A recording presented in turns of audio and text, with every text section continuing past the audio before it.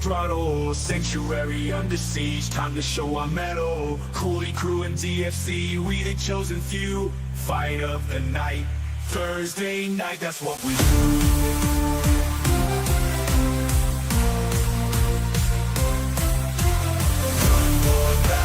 Sanctuary under siege, Coolie crew and DFC, we bring the heat, fight of the night, we ain't backing down. Together we rise, conquer the crown. Sanctuary under siege, Coolie crew and DFC, we bring the heat, fight of the night, we ain't backing down. Together we rise, conquer the crown. Plan in sight, assemble your might, we ready to fight, Diablo's domain. We bring the pain, it's a good fight. No fear, no retreat, we stand tall and strong in this war zone. We belong, we go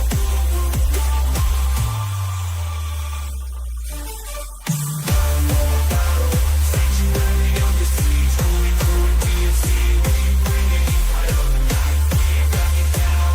Together we rise, conquer the crown.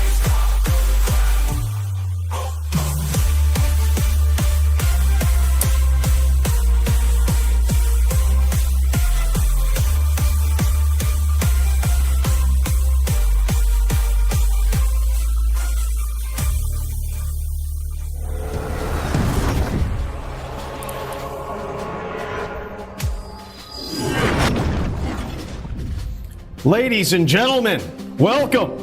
It's Thursday night. It's time for some digital violence. How is everybody doing? What's up, Toeshank? He says, first, what else is new? Man, this guy going for some epic shit tonight. Can't wait, man. This one's gonna be wild. It's quite the card. It's quite the card, man. Should dive right in and check it out. I know we've got some people dueling from all across the planet. From all overseas, out there in Europe. I see you, Daer. It's gonna be nuts. What's up, Primo, Justin, Pope John Pone, aka the Philiac. What's up, Nightfall, Drew G, Odin, Misfit, Max. What? Y'all are here early, man. Well, as old as I'm getting, I say we get up those stairs. We check out this card, man. I think it's going to be a pretty nasty one. Let's give her a good old look.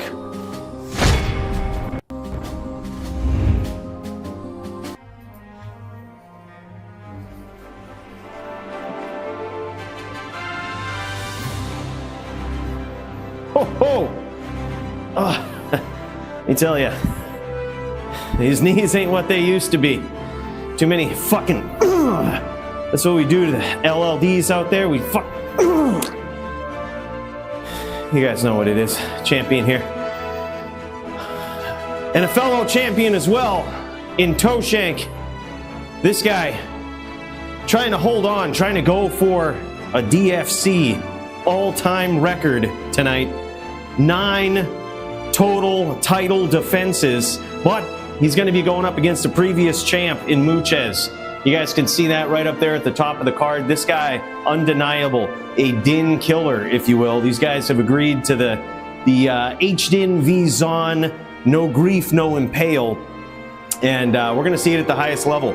In case you didn't know, we've got Maddie also on the card. And this guy figured out the hard way how difficult it is to take down a legend, a previous champ like Muchez. He's on a little bit of a mission of his own. Not necessarily to have the most title defenses, but to cleanse the DFC of all the Zans. A noble mission from a noble man. And this guy is starting things off right. Taking out Bankai in recent history. He went up against Muchez. It looked like lag to me. But Muchez took it. Now Muchez trying to do it at the highest level. And tonight, Maddie also trying to prove his dominance against Daer, the European phenom, on his Zon as well. We're going to see how that one goes. But man, this card, this is just the half of it, man. So much loaded right up at the top of this. Jin Shin trying to hold on to his Melee title versus the Melee legend Kramer. That one gonna be another epic one. Can't wait to see it. Last time, but just about any time we see Kramer inside the digital octagon, it's always straight up axe-based violence. And we're gonna see if Jinshin has what it takes to survive that sort of beating. So far, pretty dominant champion in the melee division. Then, of course, but Bankai himself going up against Nightfall. Nightfall's going to surprise him here today. I think he's chosen for his any class that he could pick against such a savage Zan player in Bankai. I think he's picked the Necro, a wise choice. One might say that the Necro has an advantage, but if and only if you play it well. It's going to be limited to that 30% block. We're going to see what these guys do. We're going to see how that duel goes. Should be epic either way. Botaurus having the option of going on Sin or Barb versus LPC, Sork Phenom himself. Should be a fun one either way. No matter what he picks. Botaurus, an obvious legend on the Sin. You guys have seen him before, but he also is capable of playing the Barbarian. Wonder what he'll choose. I wonder what he'll choose. You know what? I hope he chooses the Barb. And I'm sure you guys do as well. It's always fun watching a Barb just chase down them casters, chase down, basically anything. When a Zan lags and a Barb just fucking smashes, that is fun too, man. Even though it might not be the most honorable win, you love seeing those Barbs come out on top, especially against those female characters, all right? So we're going to see what he chooses. Either way, it should be pretty exciting. That guy, no flaws in his game. This guy's always just straight to the point, getting right down and dirty. And that's how this whole card's going to be, man. Clint versus Hasha, either on Sin or Necro versus Hasha on the Barb. Absolutely insane.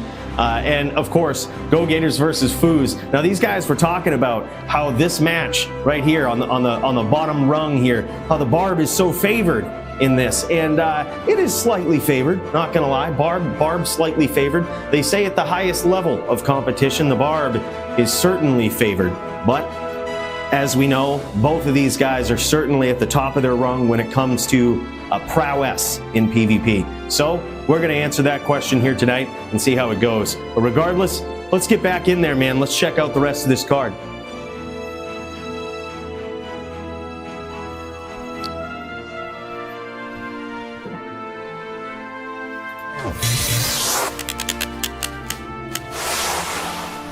I think some people might be right rearing and ready to go. At least there's a lot of, oh man, holy shit, I see Toeshank and Muchez in there already. Look, we were gonna check this out, but holy, these guys, you know what? Let's check out a few more, because I think these guys are just getting fired up, just getting in game, and I think it's gonna be epic. Let's do this. Let's get in and see how much more we can hype up before the digital duels go down.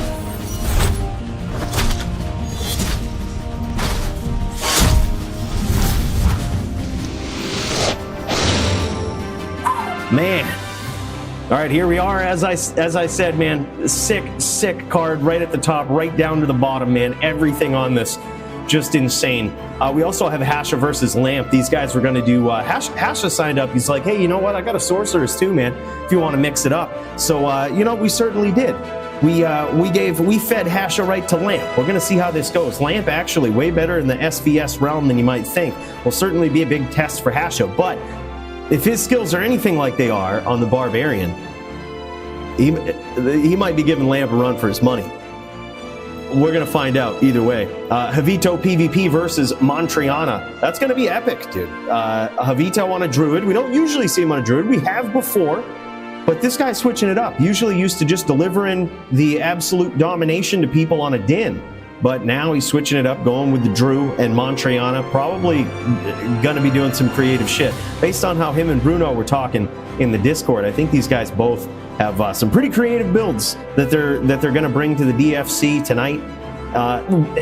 Even if I'm not sure if it's going to be in this match or if it'll just be versus each other. But regardless, going to be pretty nasty. By the way, XB Dog, my guy. Thank you so much for 22 months, man. Coming up on 2 years. That's so wild, brother. Big cheers to you, man. Really appreciate that. And back by popular demand, and by that I mean I thought it was cool, so I figured we bring it back. Death matches are back on the card. Sudden death matches. All right, this is something where one player basically has a disadvantage in the duel. It's a match we would never make otherwise and have a regular FT4. But in death matches, one player only has, they have a dilapidated amount of wins that they have to get to win the entire match. Right now, in DFC history, that number is settled on at 2. However, I think in the future, depending on how these go, it could get reduced down to 1. It feels bad for somebody, but it's, trust me, a pretty hard matchup regardless. That 1 win is just as hard as 4 in most cases. So that one, the first one on the rip there is Jinshin versus Polytheist and HLD. Jinshin's going to need 4 wins. Polytheist on a Shaman Druid versus a Zan. On a Druid versus a Zan. Most Zan players say that the Druid is free, and I quote, free. Well, Polytheist is going to be trying to shut that down. He's going to be trying to show how unfree the Druid just might be. He's going to need just 2 wins to win the entire match. And then Riz versus Foe Wheel. A little bit of a weird Akina 3180 name right there. Don't worry about it. We recently figured out, or at least I did, that's Foe Wheel. So that should actually be pretty epic. Din v Sin matchup. Again, going to put Riz to the test with those Sin skills that he keeps getting far better at, man. It's going to be wild. Serenity versus Squigs. Big challenge for Squigs. It's going to be, I think, his biggest challenge to date, man. And Serenity, this guy is a Necro killer, right? I believe he's only lost to 1 Necro in recent history in the DFC, and we're going to see if Squigs is on that level. Stay tuned, buckle your softy belts, because that one's going to get pretty magically violent. Sawdust versus Bruno, and for the second death match on the card, we have Punch versus Sogi. Sogi, the Tricky Din with the signature hammer moves on his VT. Going up against Punch, Season 2 DFC champion. This man's done it before, but can he do it at the highest level in a game that he might not necessarily have a good advantage in on this Barbarian? He has taken down some VTs in the past.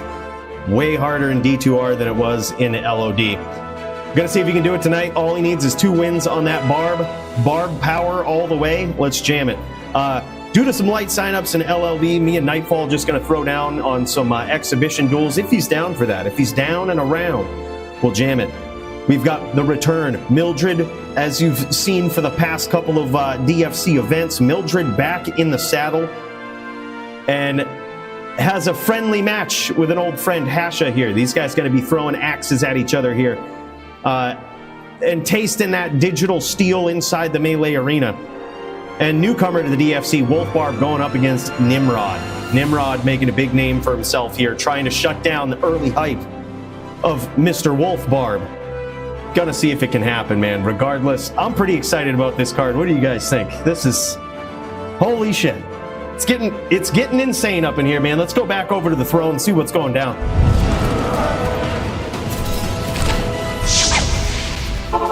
Oh shit, look at this. Mooches, Toeshank, live. All right, we're popping it up. I'm getting it going. Oh, you can see it in the back. Here we go. This is the title bout champ v champ right off the rip, dude. It's time to get it. I mean, we couldn't have scripted it better.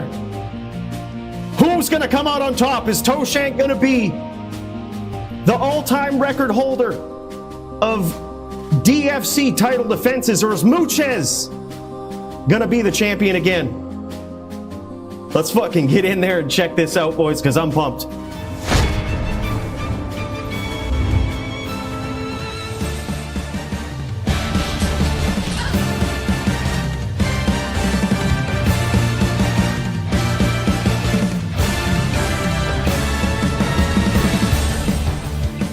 In this corner, we've got Mr. Mooches.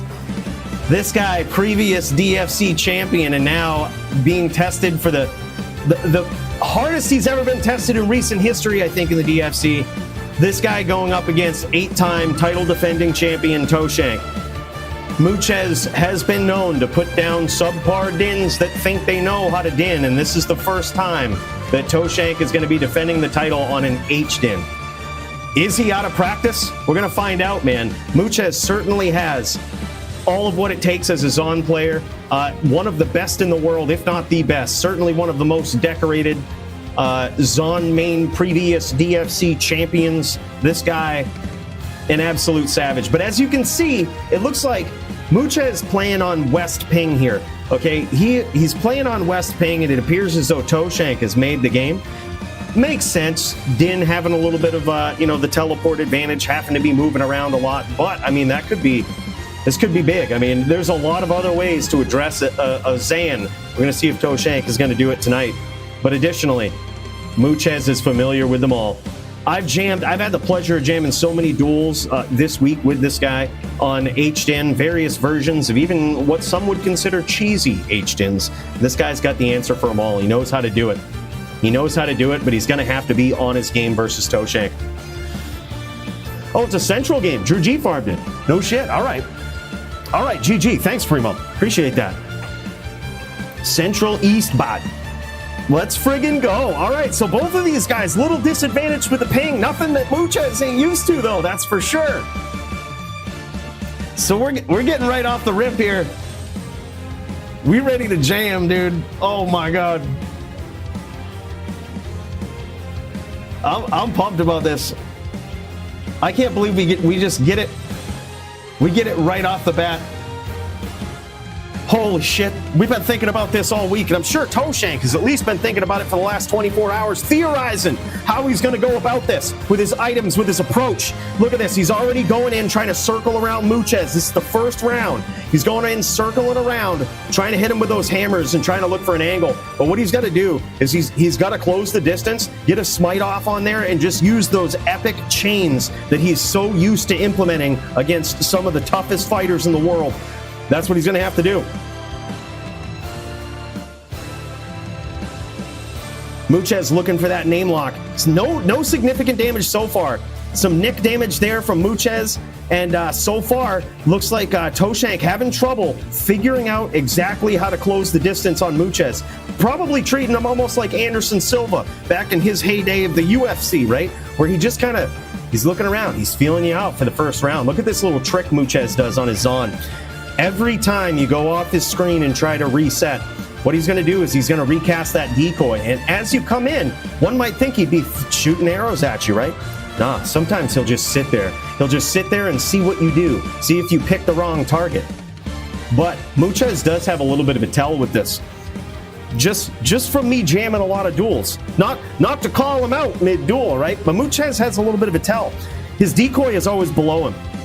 Muchez is always on top of that decoy. And now Toeshank is figuring it out right away. But so far, Muchez hasn't taken any damage. He's done a great job of just walking in between these hammers like he's dancing in the rain, man. Not even phased by it. Sometimes Zons just start to go crazy, go out of their mind when they see a ton of hammers on the field. But Muchez always remaining patient. Big hammer from Toeshank. Surprise stomp from off screen and just nailed it. And so far, Muchez just working him down. Just working him down slowly but surely. Hasn't landed any big hits. No big jab hits at close range. Toeshank has been careful to be extremely quick, even in at close range. He's looking for the stomp, looking to close the distance, looking to flood the screen with hammers and make Muchez move. And that's a good strategy because Muchez isn't able to get off any big hits with those jabs, which those hurt way more than you might think, man. Like, he's using Lightning Bolt to connect on Toeshank, or any din that closes the distance. He uses Lightning Bolt. There's perks to that, and there's a little bit of a drawback, right? The perks is that, or the drawback is that it's 75% your damage on your jabs, right? You take a little bit of a hit. But the perks are that it ignores defense, right? So it can be blocked. That Lightning Bolt can be blocked, but it's going to go right through the defense of the din. So it can do some big damage. There's knockback on this build. Boom, big smite finish from Toeshank in round one. Close duel, and one might assume that without that big hammer, Muchez got caught a little flat-footed in the first round. Without that big hammer, that might have been a different round. Is it always hit? It cannot be blocked? Lightning bolt can't be blocked?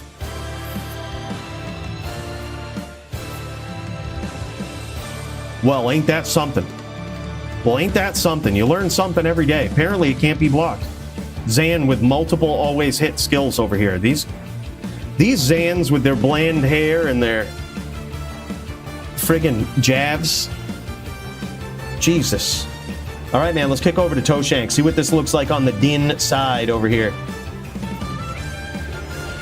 So far, 1-0 in favor of the current reigning, defending, dominant, Din-wielding champion, Toeshank.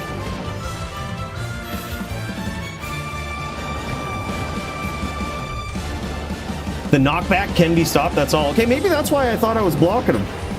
Because I was like, I know he's got knockback, and I've been hit with a few of those and haven't been knocked back. Okay, so knockback can be stopped. Beautiful stomp there from Toeshank. And yeah, he's picking up on it, man. Gets a little smite in there, and now he's going to try to three-piece him.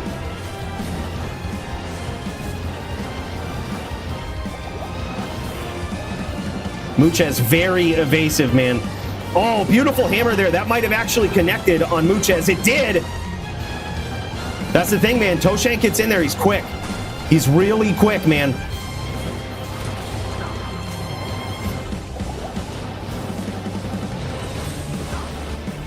That time he falls for the decoy. Goes in for the smite, and now it's the three-piece. Muchez wisely CT tellies out of there. And now Muchez. Oh, man, this could be bad. Muchez very, very low, and a smite finish. Big ham from a big undercut from Toeshank there is what did most of that damage. And that's what I think Muchez is going to have to watch out for. That first round was certainly a feel-out process for Toeshank. You saw him bouncing around. You saw him picking his angles, just kind of circling. He was trying to figure out Muchez's timing, and he does it very, very quickly. He says, I like how you stand in your decoy and southwalk. I've never seen anyone do that before. Muchez, man. Toeshank giving him compliments right here. I'm telling you, this guy is on point. Jess is absolutely insane on the Din, man.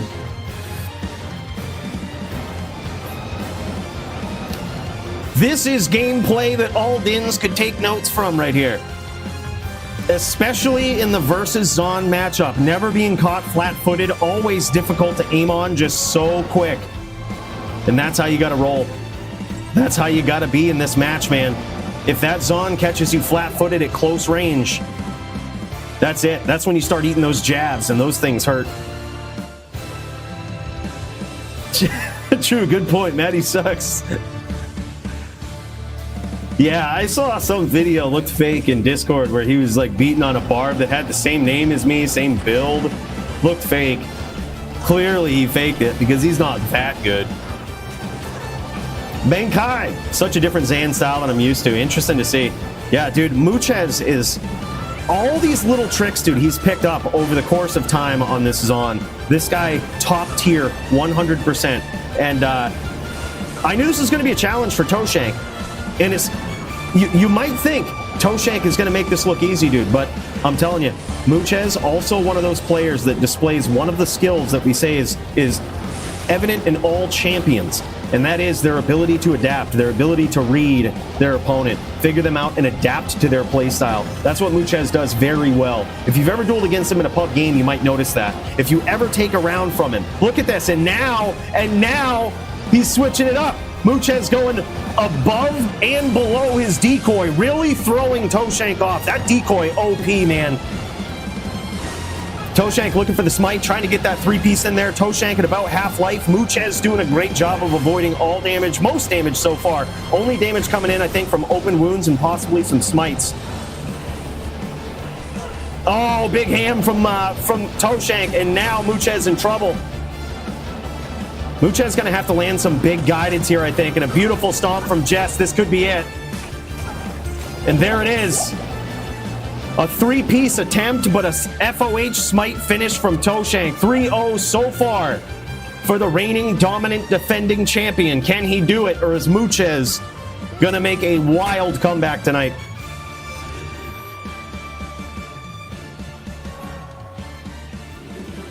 Yeah, I think he definitely has open wounds proc somewhere. I'm going to guess from Gores, possibly his belt. It's possible he has it on his belt. There's a variety of things that you could do in this matchup that would give you a little bit of open wounds that in certain circumstances can go a long way. But it looks like Toeshank he's loaded up. He's got the COA. The only place I can reasonably imagine that he's stacked up open wounds might be his belt. Beautiful hit early on, and now Mooch's in a lot of trouble with a very large hill to climb. And a 3-piece just enacting it early here. Mooch's in trouble. This could be it. He's tapping out. He says, GG's. That's it, man.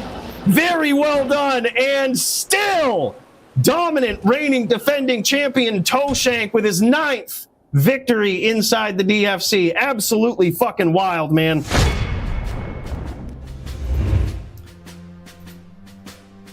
And there you have it. Right off the rip. These guys didn't waste any time. All right, so fun fact. We got to come clean about it, okay? We got to come clean about it. Let's see if we can pop into the Discord, talk to Toeshank, man, if he's around. But before we do, actually, you know what? We'll break the news to him personally. He might have already known, but we're going to see. We'll pop in. Yo, Toeshank, you there? He's muted. Let me message him. Oh, word. All right, hold up.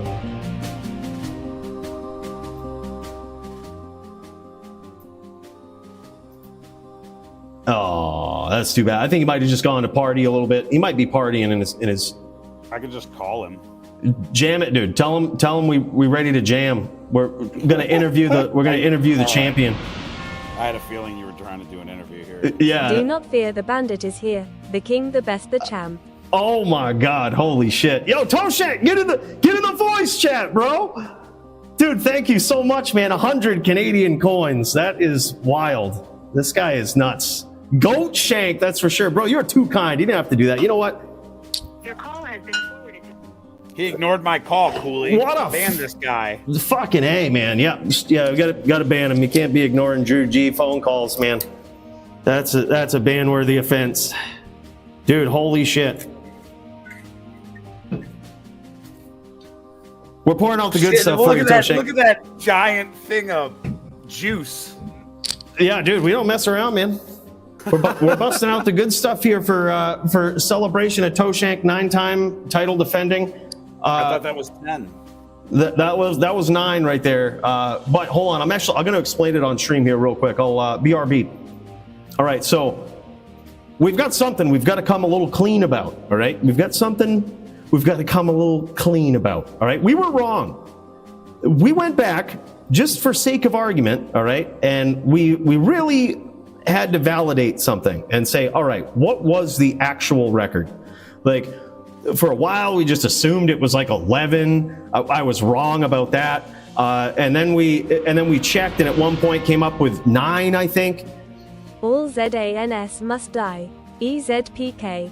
There it is, my dude. Empower with the 50 spot. What? Holy shit! You and Toeshank. Oh, y'all just paid the light bill for the month, man. I really appreciate that. Thank you guys so much. Huge cheers for that. We're tipping this one back to you, my dude. Holy shit! All Zans must die. Toeshank off to a good start for that for sure. All right, look. Before we're gonna go back to tipping a cheers back to these guys for real, but we figured something out. All right. Elite, after some harsh scrutiny on the DFC records, had defended the DFC title in a very dominant fashion. Different era, that's for sure. Very dominant fashion. We used to say this guy, what was it, 11 times, 9 times, then recently 8 times. After some very harsh scrutiny going through, we figured out it was 7 times after acquiring the title. So it was acquire title, 7 times defending was the longest record. So that means 2 things. Gogators had also tied that record in recent history. So a long overdue big cheers to Gogators for tying the all-time record. Something that I think went unseen and uncelebrated. That guy was way better than I think everybody knows how good Gogators is now, but I feel bad that we didn't celebrate it because we were just incorrect, all right? But the real number was 7 defenses from Elite.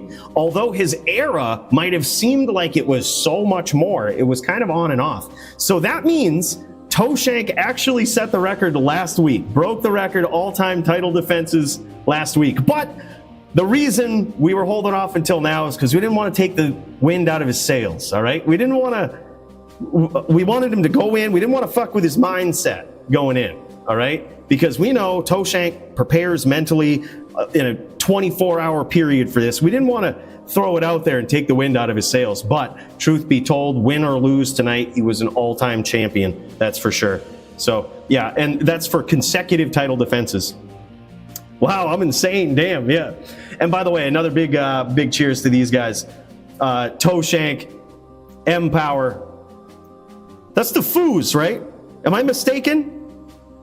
The different names always F with me, but bro, I can't thank you guys enough. That's huge.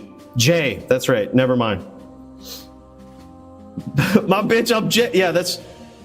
Look, names. You have any idea how many names we have? Look, there used to be the Arena GL names, the YouTube names, the Discord names, and like. I feel bad when I get them wrong. I really do.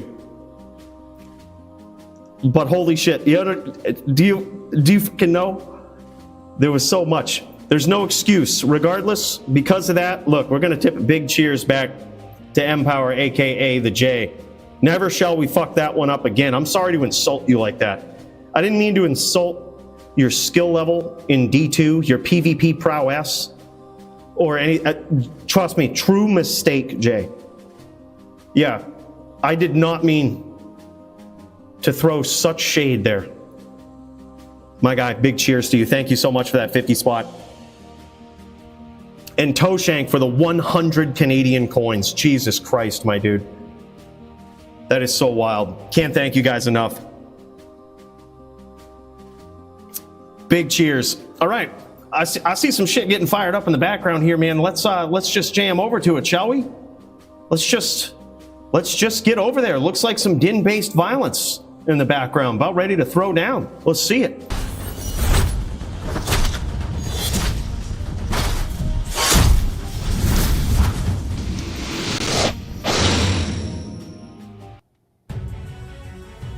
Man, oh man, here we go. We've got Maddie. Maddie ready to throw down on his din against smiley face Daer here. You see that name? You see the name right there? It's like foreign symbols, but the way the Daer sets that up is he always tries to draw something with these symbols. It looks like a dual smiley face here. Let's see if he's smiling after this duel with Maddie. Maddie on a hammered in, so we get to see it yet again here today. We're going to see if Daer can avenge these Zans, or if Maddie is going to chalk up another win for the Paladins. What I gotta say is most respectful about both of these guys. I gotta say this, is it doesn't appear as though I didn't see much of the gear from Toeshank, but just based on what I know about the Paladin and how that has to stack out, is that it doesn't look like these guys really used too much cheese, right? Like there's a lot of things that you could do that could piss off a Zan player, right? For example, you could slap on 25 slow, and while it's doable, there's some Zans that feel some type of way about that. There's also a lot of open wounds that you could implement. Some Zans feel some type of way about that. But regardless, doesn't look like either one of these guys are doing that. They are just prioritizing getting in there and delivering the violence on the din with some very precise stomps. It looks like Daer going in there on a walk-on. I haven't seen him teleport away yet. It looks like he might be on a walk-on. Beautiful stomp there from Maddie. Now, here's the difference in the telly and the walk boa here versus an H-tin. One of the things that Maddie will have working in his favor in this duel right here, as he tries to cleanse the DFC of the Zans on his H-tin, one thing that he'll have working in his favor is that it will be a lot easier to flood this map with hammers. As Daer tries to walk down, he very well just the map could be overcome. His screen could be overcome very easily with hammers, and that's what Maddie's going to be trying to do. Now Maddie trying to get that 3-piece. Daer trying to walk out of it. Oh, beautiful stomp there from Maddie. Daer landing some big shots. Oh, and here we go. And here we go. There it is. Maddie gets there in round 1. Big damage though from Daer. Now you see, that's the drawback to being on a walk zone, is that you can't really telly away and reset if your opponent is really good at cutting those angles, making it so you have no real place to go, which is kind of what happened in that round right there. You had Daer starting up at the top of the map. Maddie just putting on so much pressure that Daer is just continually forced to walk down. And eventually you find yourself next to a wall in a corner at the end of the arena, and if you haven't delivered any big significant damage till that point, that's going to be a huge deal. That's going to be big. But that was actually very close for Daer there. Daer got him down to about 35% health. That was big. Maddie trying to get in there with some stomps, trying to pull out the inner Toeshank, trying to do what the reigning dominant defending champion has done. Big arrow from Daer, taking 900 life right off the rip out of Maddie there, right through the oak and everything. Zan spanking tonight, it seems. Oh, beautiful cut there from Maddie. Dodge, avoid, evade for the win for that Zon, keeping her alive, keeping that damage out of her hair. Another beautiful stomp there. Hard to tell if that one got dodged, but Maddie is just, you can tell that that's his game plan. Let's get in there and check it out from Daer's perspective here. See how he's looking on this Zan. Oh yeah, big hammer. That he didn't dodge that one, man. He definitely didn't dodge that one. Maddie's so quick. This is one of the tricks that Maddie has been priding himself on in recent history, and he has certainly sharpened his skills and is getting, just, I would say textbook good at it, but it's just so much better than most people are capable of. And that is the CT stomps. You see that? There's 2 things that he does. He'll go off screen. He'll go off screen and teleport right back in. Just surprisingly close. Oh my God. And look at that. Backs Daer into a corner. Close duel between those 2 there. So these CT casts that he has to close the distance and actually stomp his opponent from off screen are wild, man. Like, just with impeccable aim through his character screen that he brings up. And the reason, in case you don't know what the CT casting is, whenever you bring up any sort of UI screen, right, whether it's your skill tree, your character tab, or whatever, what it does, you'll notice it shift your character to one side of the screen or the other. And it might seem a little awkward, like, oh, okay, that's all right. That happens. Well, it also gives you more space to cast on that side. So in PvP, if you want to chase somebody down with a teleport, you want to be able to cast your spells a little further than you naturally can if you don't have that open. That's certainly what you can do. And the very good PvP players like Maddie have mastered stomping players through a CT cast. It's harder to do because you can't see through that UI. Right? You don't exactly know where you're going. It's hard to precisely aim where your stomp is going to be, but with practice, you can feel it. You can know exactly where you're going. You can gauge the distance of your opponent, where they're at, and get some really quick closing distance shots. And that's what Maddie is so good at. Additionally, Maddie has another trick, and I'm sure we'll see him do it here. He acts like he's running away, right? And then CT's right back in. He just acts like he's running away. CT's right back in. Big hits from Daer, now trying to turn the table. Easily untouched in the 3rd round. Now 2-1, still in favor of Maddie, but Daer trying to make a big comeback.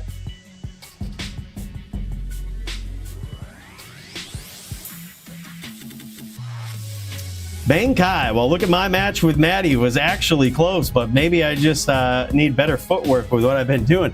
Dude, the footwork on the Zan, I gotta say, man, the best Zons like yourself, Bankai, make it seem miserable for Din players and for everyone else. When you master that footwork, and you don't give yourself enough credit, man, I think you're pretty good at that. But, there's some really good Zon players in the DFC. Muchez, and Muchez. Those guys are fucking insane. Look at their footwork, watch how they do it, and you can you can see all right? What an absolute pro looks like with that footwork. It's all about reading the timing and reading, you know how when you're on a druid, right? And you can see, you can feel when your opponent's going to teleport away, right? Dio was clutch with this. You can almost feel it. You can see the paladin aura go off their feet. You know, it's a feeling you get through experience. Well, the Zon player has that same, a good Zon player with footwork has that same response to when a Din is coming into Stomp, any character's coming into Stomp, that's when they do that self walk, just like this, right? It's like a feeling. Daezer's got this down too. And in all seriousness, Bankai, I think you do too as well. Like you can tell the amount of time you guys have put on the Zon in particular, because it's a tough class to master. And now look at this. You see that feeling that I'm talking about? Right as Maddie's coming up, ready to stomp, you can see it right there. Daezer just knows. He begins to south walk right before and just walking right in the perfect direction as well. Like he's doing such a good job at like thwarting Maddie's attempts to close the distance and stomp, which is one of the biggest things he can do here. One of the most devastating things. Beautiful stomp there. I'm not even sure how that landed. Yeah, Daezer says, oh my god, yeah, he's feeling it too. That hammer didn't look like it was gonna land.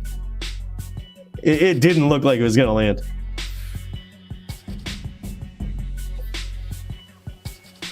Jin Shin, top Zan in my opinion. He's really good. Jin Shin, I think when it comes to being just like probably one of the most decorated Zans in recent DFC history, I think he takes the cake. And the cool thing about Jin Shin too is he's like dipped his toes into the melee arena as well, and is really learning so many different things about that many Zon players don't venture out to learn. Right? It's like practicing Taekwondo as a mixed martial artist. Right? Sure, there might be small lessons you will learn in there, but you may or may not apply that in a very large sense to your overall game plan. But regardless, you're going to learn something about momentum, angles, and kicks that not any other discipline can teach you. And I think that's really cool that Jin Shin has done that, because now he's learning more about this AR. You'll see Jin Shin, the type of Zon player that will legitimately, I shit you not, this guy will cast fucking inner sight while dueling a barbarian in HLD. That is something that you know this guy got from his duels in melee. Noticing how powerful that is and how much more he connects, that's a lesson that he's taken with him into HLD. It's insane, man. So good to see. And I think that's something that, like I said, not a lot of Zan players do. And Jin Shin is right on top of that, man. Like, I think he's bringing some big lessons like that from multiple different disciplines into HLD. And it's wild to see.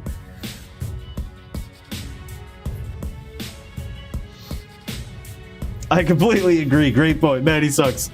LOL. Listen to this. If only you guys could see the mod chats between Maddie and Joby. Holy shit! And now we've got a duel, boys. It's now 3-2.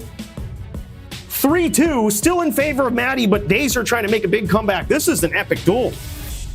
Daezer relying on big GA damage, no bolts. Good observation, man. That's when you get a Din, and you know we noticed this in the Muchez versus Toeshank duel. When you get a Din that doesn't really stay flat-footed, they're not overly committing to trying to get that smite. They're just kind of taking it opportunistically. They're not really walking much. They're not walking, running at close range, which those are the times where you're going to use that lightning bolt, where you're going to try to hit with those jabs, right? That's a big deal. That's a big opportunity, big window for a Zan. If they're not doing that a lot, they're always going to have their block, they're always going to have their pets, and you're going to have a very limited time to swap to Javelin and to try to hit them. So what we saw Muchez do in the last fight and what we're seeing Daezer do now is rely more heavily on these short range, what I call up arrows. And it's when the Din is chasing you, right? When the Din is chasing you, it's at close range. You've kind of walked down the map as much as you can.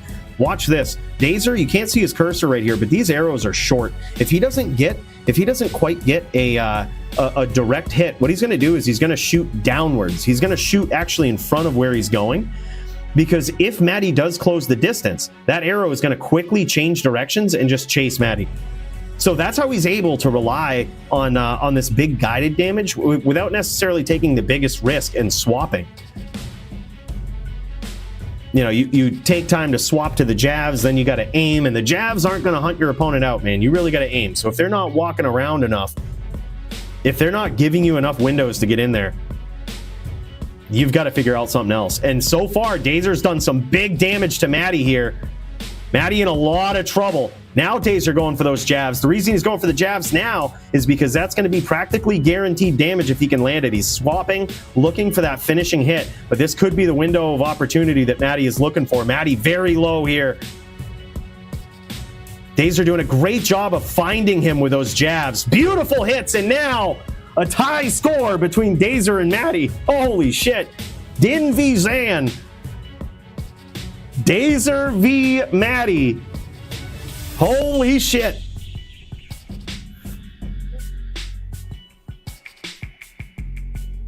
Yeah, this is getting pretty wild, man. This is this is a close one.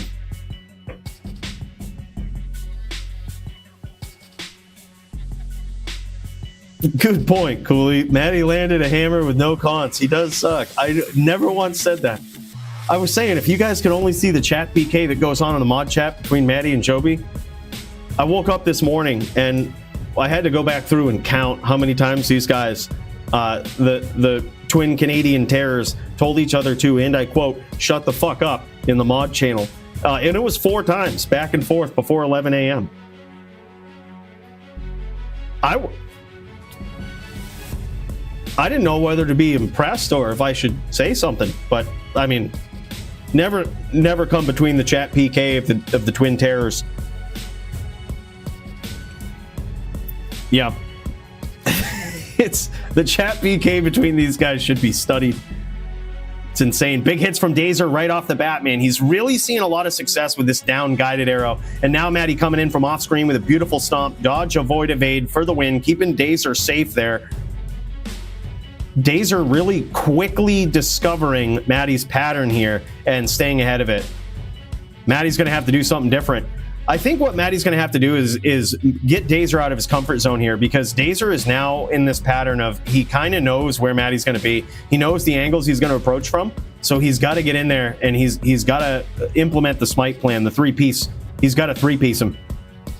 That'll get Daser thinking differently. Like, oh shit, I can't just walk because now I can't have my bow out. Also, a lot of Dins, you don't see them charge in for the smite. I don't see that a lot. I do that a lot. It could be because I'm not one of the best Dins, or it could be a genius strategy. Only time will tell. But you charge in, get a little bit of hits there from if you have a Hodo Scourge or whatnot. Big potential rolls for charge damage there, but not big, but I mean significant. On top of closing the distance to get that smite to implement that 3-piece combo. But Maddie just going in with the stomps, man. He don't give a fuck. This is very close. He better start giving a fuck, man. He's very low. He's very low. He's going to have to land him. I do believe he has landed a couple of hammers, but it does appear as though that concentration wasn't up, which is really too bad. Huge comeback for Daser and a big statement for the Zan players across the land and across the seas. Holy shit. Very big comeback and a statement for these Zans. Daser shutting down Maddie's dreams of cleansing the DFC of Zans. But that can only mean one thing. Maddie develops a grudge for these Zans, changes his strategy and blows them out of the water. You never know what's going to happen.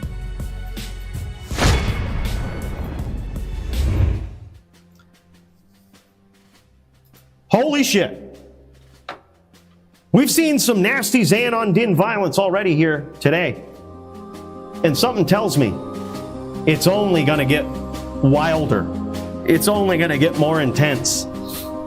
More violentia, as they say. I think that's the Irish way of pronouncing digital violence. We're gonna fire this up, man. I got my LLDs. If we have any downtime, we've got some exhibitions between me and my boy Nightfall over here.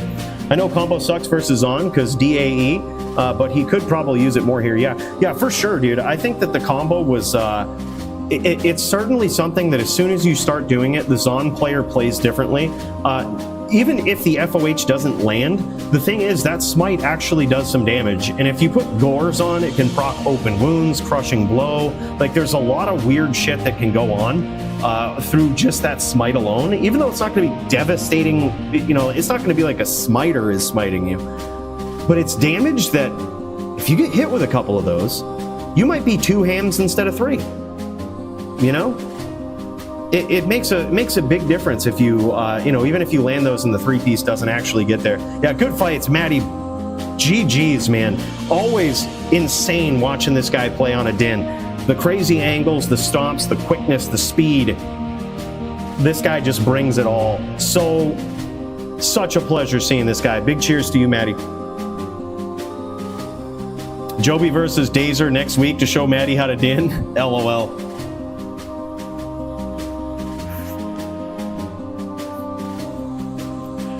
Look, don't listen to anything Joby has said. These are not, he says, Joby's saying I agree in the chat. Like, this is something I've said, Maddie. Like, this is something I've gone ahead and said. He knows you're going to scroll back in the chat and you're going to look. I had no piece of this Twin Terror chat PK, all right? I had no piece of it. I agree, man. He said never once. Oh my God! All right, boys, we've got Nimrod up in here. Let's get over and check it out.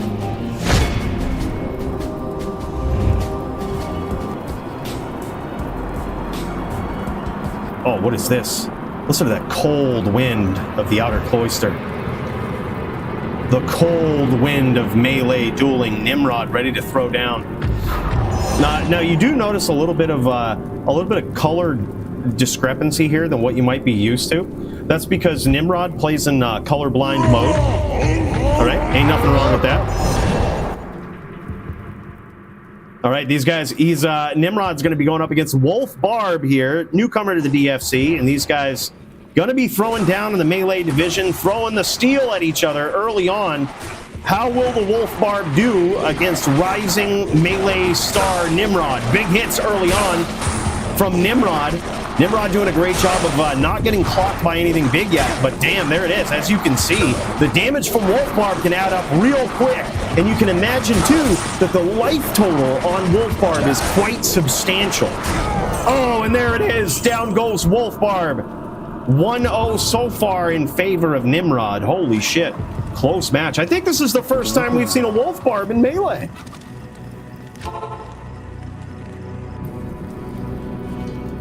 Wolf Barb is playing from Japan? Holy shit. Big cheers to this guy. That's pretty wild, man. Big cheers to Wolf Barb. Happy to see him on such a creative build here. You never see this. And you're, oh my God, look at this. Huge hits from Wolf Barb right out the gate. Now Nimrod's in trouble. Now that's the RNG that I'm sure Wolf Barb was looking for.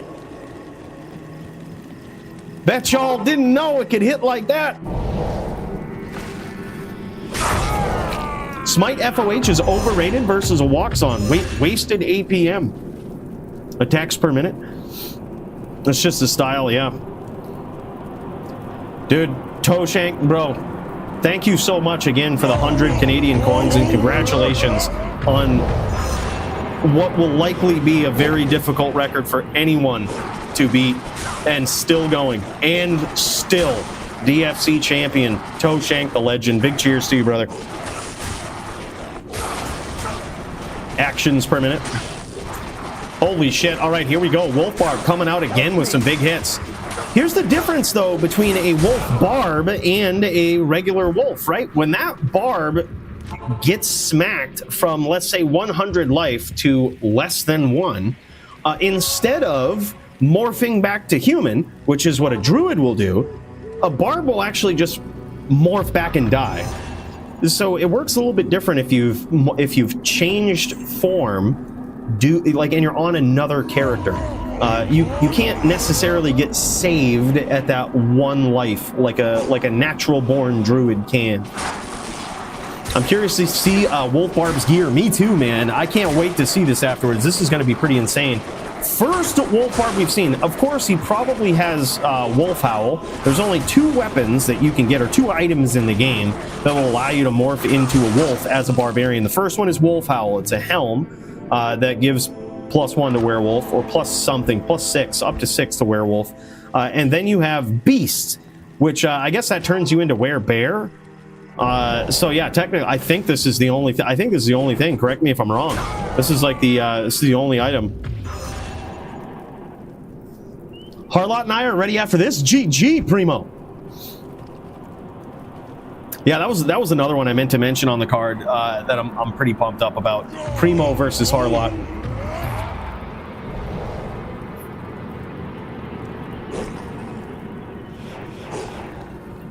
Yeah, I believe Jin Shin plays from West Coast. I believe. Big hits from both players early on, man. It is so impressive to see a Wolf Barb like this, man. We always love seeing ridiculous builds in the DFC, and when they do this well, it is very impressive. This duel right here between decorated melee player Nimrod, who this guy, mind you, came into the DFC with some very budget items and has slowly been building his way up, collecting more things. Even with those budget items, this guy was just looked unstoppable. He really knows how to build his character, really knows what to do, and has racked up quite a number of wins so far in the melee division. And for Wolf Barb to be coming in on such a rogue build like this, and having such close rounds, a such close match with Nimrod, that's huge. That's huge. And this guy playing from Japan, big cheers to that, man. That's huge. Close round between these two. Tied up at 3-3 between Wolf Barb and absolute savage Nimrod. Nimrod the Din. Yeah, that's a good thing about Melee, dude. It doesn't require the ping at all. You could easily switch servers. Like, the most beautiful thing about Melee dueling is you're not really confined to a North American game if you're from North America. You could easily swap to Asia, swap to Europe, see what's happening for games. And the good thing is on those servers, it's a different time of day. So let's say you're on at like 2 a.m. and you're like, oh shit, there's no Melee duelers on East. Well, you can just go to Asia where it's like 2 p.m. and, you know, see what's going on there. And ping is not necessarily a big thing. It's click and hold and roll the digital dice. That's it. Really cool. Opens up a lot of opportunities for dueling during all hours of the day, but also all different forms of competition. And in case you don't know, people in Korea, Japan, all in the Asian countries are far more into PvP than you might think, and Melee is big over there, man. Not sure if you follow FBI2 on YouTube, but this guy is constantly posting some all different types of Melee videos, gear showcases, all of this. It's all in Korean, but it's really cool to see like how much interest it has over there. It's pretty wild. Yeah, it's huge. Yeah, Melee has the biggest fan base, I think. Oh, I think for sure. Yeah, 400k views on YouTube. Yeah, it's wild, dude. It's absolutely wild. Yeah, it's really cool, Graham. This Wolf Barb, and his character name, Wolf Barb, this guy knew what he was doing from the start. It's so impressive to see the damage too, because this 3800 right here is not, holy man, back and forth. That 3800 life is not low for a Din. Like that's a pretty high life total. It isn't like, you know, just because we saw Nimrod come in here on a budget that he ain't building this thing right, man, because he certainly is. That's a pretty reasonable life total for a Din in Melee.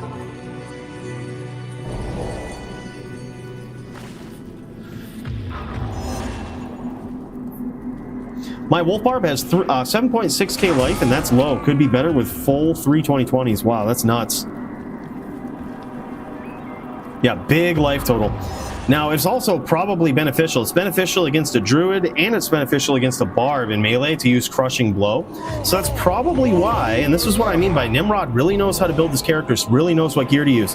You see him using a horned helm here, a winged helm. I would guess it's probably an upped G face for that Crushing Blow. When you're dueling against a player with a big life total, Crushing Blow can go a long way, dude. And he's really hoping that does some big damage early on. It's going to cost him in the long run later on, but early on it's going to be the difference of sometimes thousands of damage when that Crushing Blow goes off. It's an 08 Vault, trust. Yeah, right? Yeah, we could only wish on D2R. Yeah, you can go 9 to 10k. That's nuts, dude. I'm telling you, bro, 10-10. All right, here we go.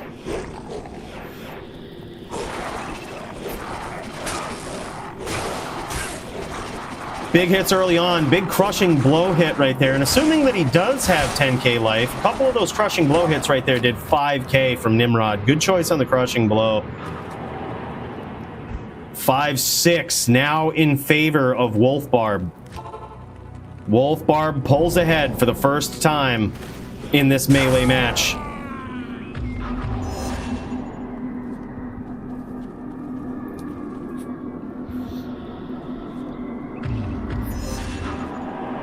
Time to die. Wow, yeah, I'm very curious to see this, man. This gear, this is huge. Yeah, definitely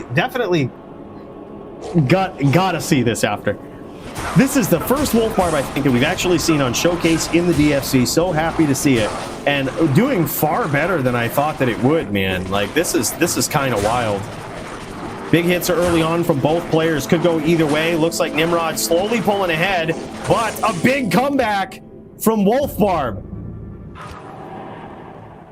Huge 5-7, significant lead at this point for Wolf Barb, especially when you figure that all of these duels have been neck and neck. I'm talking not just in the score, but every single round has been so close.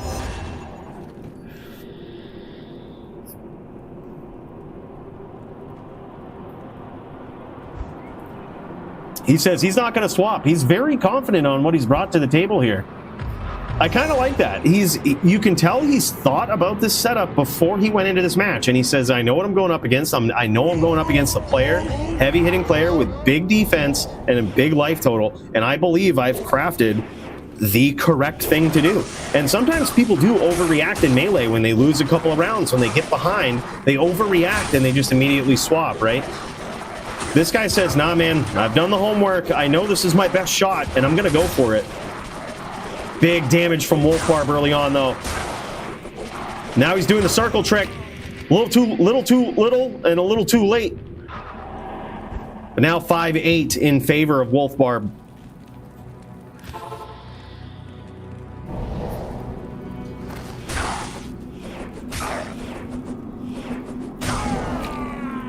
Damn, son. I'm going to guess this is an armor right here with, it's probably a rare armor that Nimrod has with defense, E-rep, 2 sockets. If he's got, I'm going to assume he has EDC. I'm going to assume he's got EDC. And if he does, he's probably got SS. And with a 40-15 in there, should give him enough for the attack speed breakpoints that he needs. Holy close round between those two again. 94 life is what he was down to, Nimrod, in that final blow. Now 6-8, still in favor of Wolf Barb. Both need Fool's weapons, high defense strength. That's actually true. Well, then again, I mean, if you're not going to have the Fools, you do kind of need to make up the damage in the late game here, right? Like in the late part of the round. I wouldn't be surprised, because the EDC, it does have, you know, minus target defense, but that's additive. It's additive, which is really weird. So if the Barb has a huge defense boost, it's not going to make too much of a difference. Oh my God, big hits there from Wolf Barb. Another very close round. 5 or 6-9 in favor of the Wolf Barb. Certainly an uphill climb for Nimrod, but this guy confident in his strategy here. He's going to try it. He's going to roll with it. And props to that, man. Props to that. He knows. He's done his research. He's saying, this is the best shot I have. Watched a lot of your videos over the years. Carolina, Sky McLean. Hey, big cheers, man. Hope you're enjoying them. And thank you, Sound. Yeah, the strategy comes in the gear choice, essentially. In knowing what you're up against, knowing what your build has to look like, and then just rolling the digital dice. Want to make a shout out to my buddies Rock, Nihilus, and You too, Nim. Hell of a guy. All the way from over in Japan. Big cheers. He says, thank you all for you guys for your help. Yeah, that's where the strategy comes in. Other than that, I mean, once you get out onto the battlefield, it's just click and hold. But you got to kind of understand what your opponent might be doing and just build your build to give yourself the best dice roll chance to beat them. And it all comes in the choice. Big hits early on from Wolf Barb. This could be bad. Both players at about half life. Nam trying to pray to the digital gods, but will it be enough? Down he goes with a solid 6-10 victory from the Wolf Barb. Let's check out this gear. That was savage, man. First Wolf Barb in the DFC that we've seen, and a dominant victory from this guy. Pretty insane. Let's check him out. Let's check this epic gear out. Wow, man. So crazy.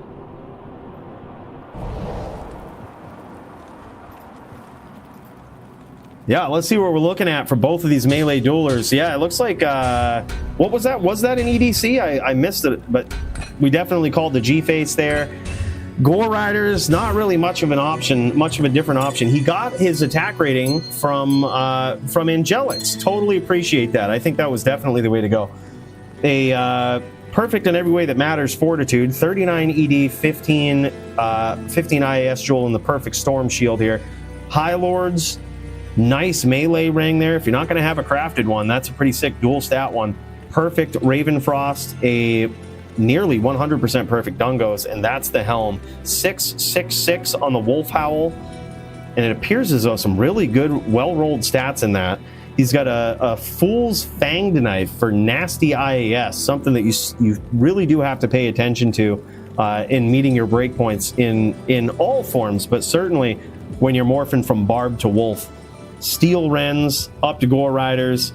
Yeah, very good choice from both of these guys. EDC, I think, was a fine choice, especially if you're getting your AR from the rings. I think this was a very good call from Nimrod. I like how he set this up. Beautiful gloves from him, too. Yeah. Insane, man. Somebody get this boy a 20 stat Din Torch, will you? We got to get this boy a 20 stat. Dude, there's no shot. Yeah, that's not a 100% perfect Wolf Howl, but holy shit, it's one of the best ones I've ever seen. The stats can also roll up to 15 each, I believe, on that. But last I knew, a 100% perfect Wolf Howl didn't exist, but I believe 150% enhanced defense is perfect. It looks like he's put a 29 ED, 5 strength, at least 5 strength, 8 dex to jewel in it, along with 26 defense. Beautiful jewel for melee into a very nicely rolled Wolf Howl. I'm going to assume that those stats were either 15 or close to it. You can tell they probably were. But hard telling between the stats on the jewel and the helm, what they each rolled. But that is an incredible helm right there. Really cool to see. Yeah, yeah. I mean, if we assume that was a 9-9 jewel, it was 11 and 14, right? Or 11 and 15. 11 and 14, 11, 15. Still very nicely rolled, but insane gear, man. That was wild. Good duel between these two. Great items. Melee phenoms for sure. So good to see this match. Wild. All right, man. Let's get over there. I heard Primo was ready to throw down. It's time for more of that digital violence. Let's check it out.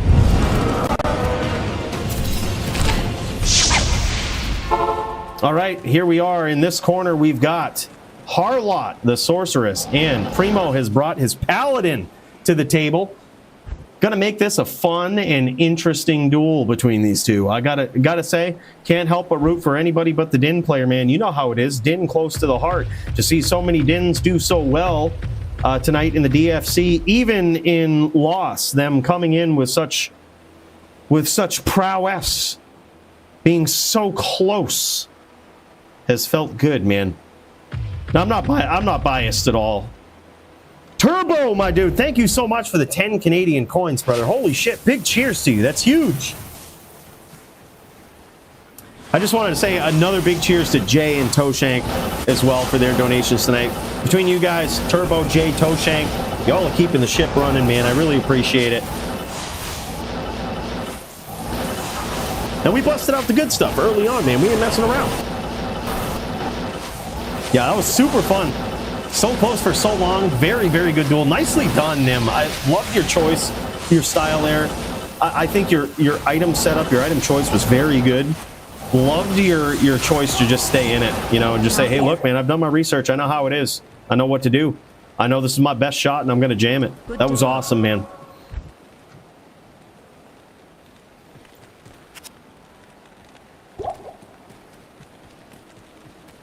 I think what they did was I think they had talked about this in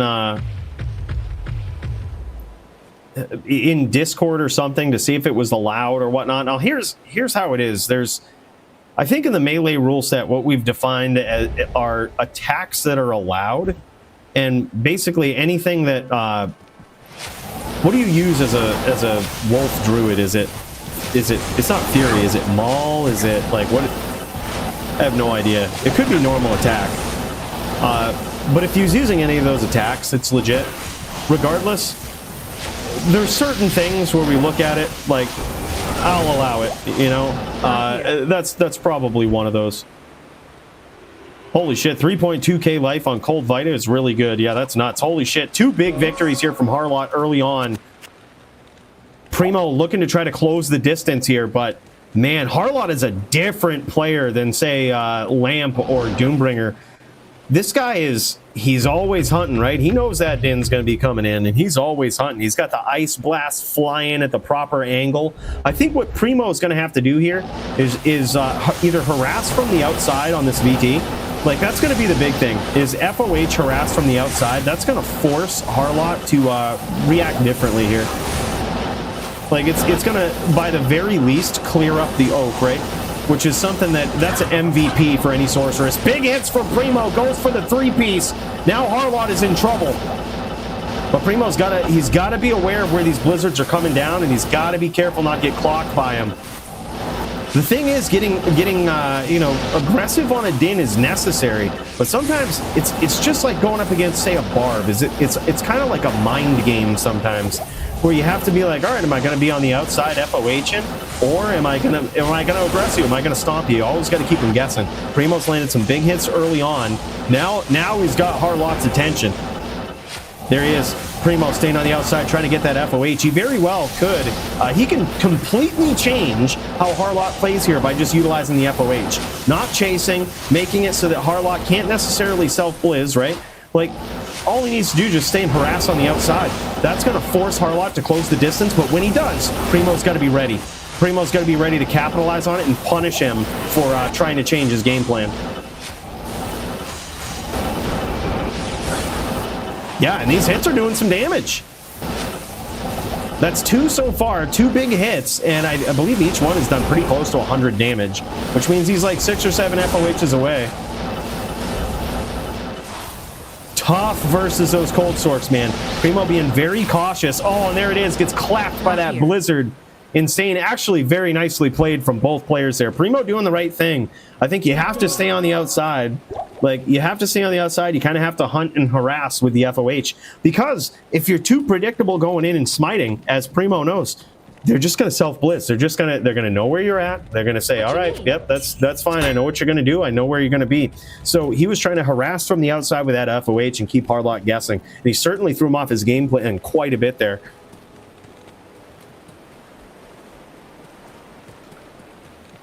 6 more fossil and Harlot will die. Yeah.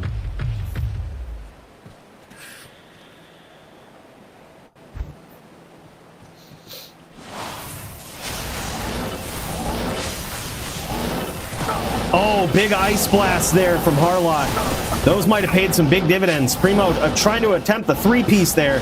Just missed it. And now Harlot treating this like it's a matador. He's the matador here trying to thwart the bull. Primo coming in, closing the distance. Oh, big hits from Primo. Close round. And he pulls it off. Holy shit. There it was, man. That was crazy. Big hits from Primo. This guy, right from the brink of defeat, catching some early ice blasts. Very well-timed, well-aimed ice blast shots there from Harlot. Primo takes him on the chin with a grin, gets in with the din, and just slams it. Primo closing the distance again. Harlot now guessing where Primo's going to be, but guesses pretty well with those ice blasts.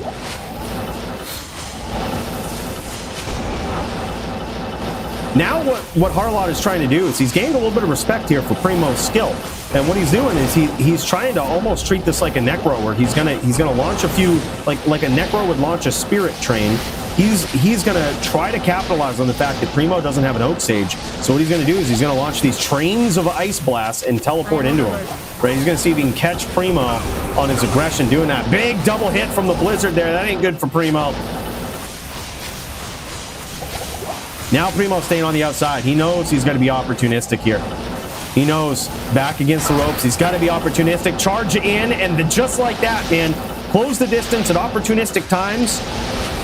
Make Harlot pay for it. Beautifully placed Frozen Orb there. He might be trying to finish with Frozen Orb. Primo could get there with FOH. He's going to have to be patient and accurate. Even CT casting on a Cold Sword can really go a long way. Just getting in some quick CT casts, blowing up that Oak Sage, getting some residual damage in on the life total. Oh, and there it is, man. Just cuts him down with that Blizzard. Close duel there. Well done. Dude, Primo, an absolute legend, man. This guy is a savage. And Harlot takes him down. I think Harlot was a little surprised. Harlot's used to playing that Matador. He's used to playing that Matador, just capitalizing on that aggression. But Primo played a very nice mind game with him there and said, all right, I see what you're trying to do. I see what you're doing here. 4-1, savage duel. Very close rounds there between these guys. Thank you for duel. What a hell of a guy. Good sportsmanship between these two. Couldn't ask for anything better, man. True representation. Oh, these guys are showing gear here, too. This is awesome. Thanks for the heads up on that, Primo. Yeah, look at this. There's a... this guy has completely sundered out his sorceress. Harlot has completely sundered it out, dude. He's got a helm, 322 socket helm with 2 facets in it, 4 faceted lifer armor, and didn't catch the shield. I would be surprised if it was anything but spirit. It's hard to reach the cast break points without it, I think. But you could do it, I guess, with a 220 and the right wand, and possibly a ring. But, you know, either way, pretty savage. He might have just gone full Sunder setup. Look at these 45 lifers from Primo. This guy's stepping it up, man. Holy shit. Primo Din looking prime. Primo Din. Yeah, and he does. He has that full Sunder setup, man. Look at this. Primo with those cold GCs. Nice amulet and everything. Beautiful setup. Exactly 450 cold res. Tough duel, man. Big cheers to these guys. That was wild. Let's check out the big hit, the big kill from Primo. It's always impressive on the Din, you know? It's just what it is.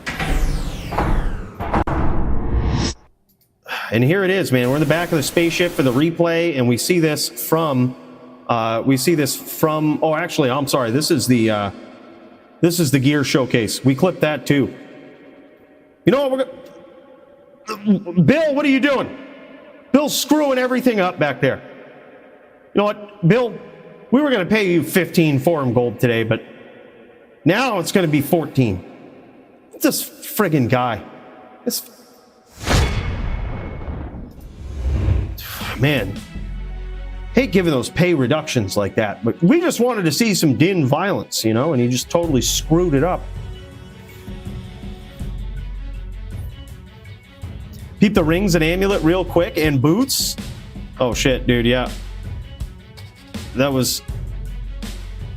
He flashed over it pretty quick, but we saw some godlies up in there. Saw some godlies. It's impossible for the replay to slow it down here, but let me see. Let me see if we can get creative and do something. Let's see if we can do this right. Actually, let's go. You know what? I think we can. I think we might be able to make this work. You know what? If Bill ain't gonna do it, we're going back in here. You know, we've got this. We've got this. We can take a look. We can certainly do this. All right, Bill. So, all right, let's see what we can do. What is this? What is this noise? This isn't right.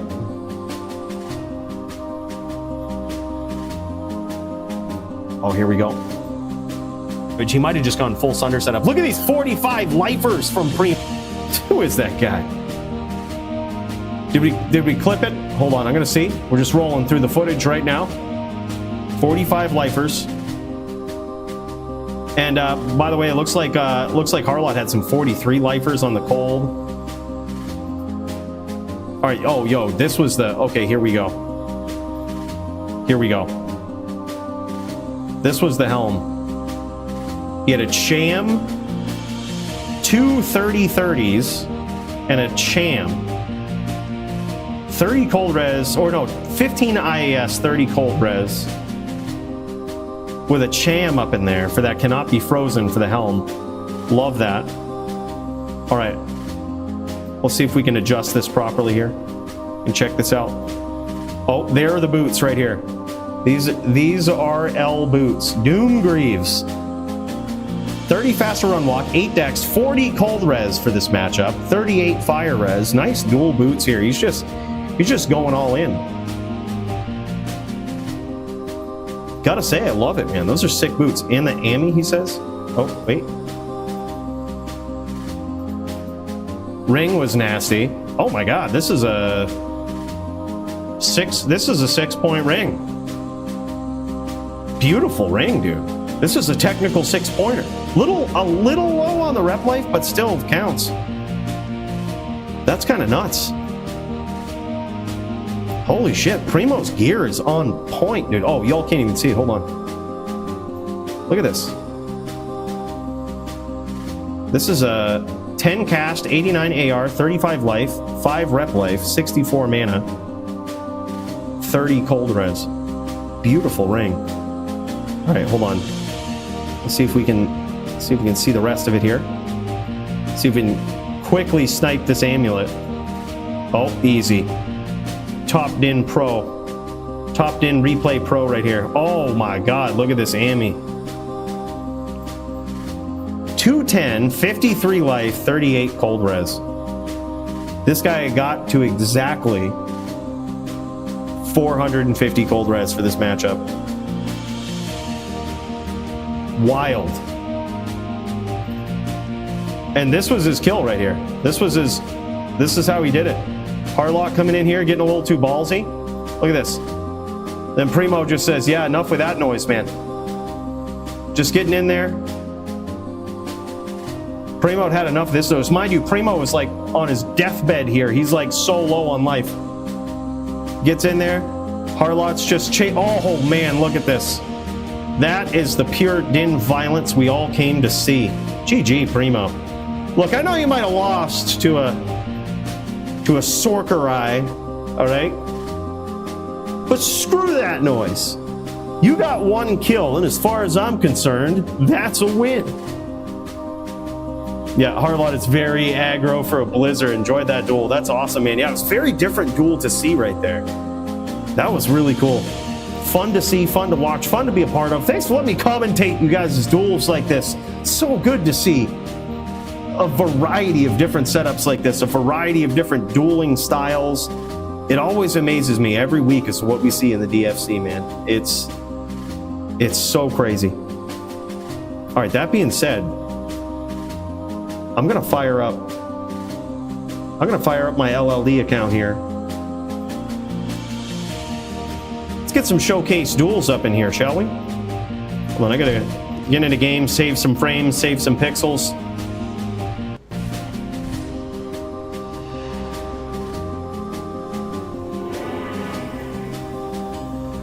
LOD, you say? LLD, my friend.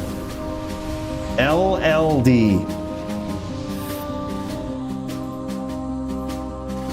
All right, let's get down in there. Let's check her out.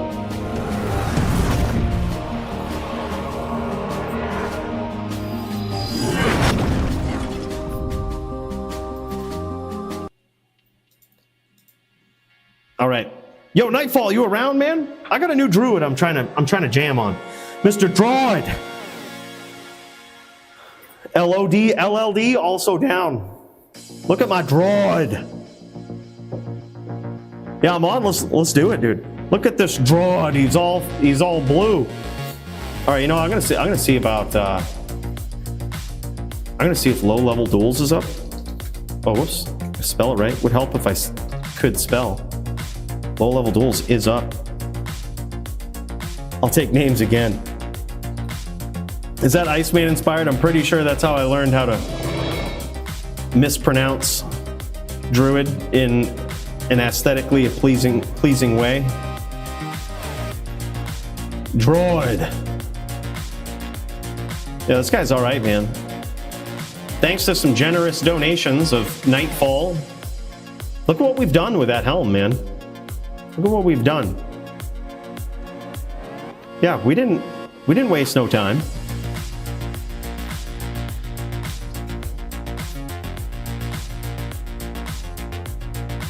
Easy, this light fell, right? Yeah, our amulet could use some work, not gonna lie. Right, could use some work, but it's not bad. I would love it if it had mana, but I guess come to find out, you really don't need much mana on a droid. Perfect Mage Fist, because of course, matching blue SOJs, a 10/24 mana belt, Sanders for the faster run walk. I impulsively put Dex in this. I don't see a lot of druids do this. There's probably a reason for it. I don't really ever play on a druid, but we're gonna find out if that's a good idea, if it's a bad idea. There's pots in here only because I was pub PKing. We had to get the practice in somehow, so I don't want to hear no judgment. Nightfall and Nightfeld. I think that's him on CS. I think we have to unkey. We have to unkey this. Go unsummon. All right. I don't know if I actually want too many pets because I don't want them to be able to hit me from afar. I think I'm just gonna go with the crows. All right, go CS. Let's jam it.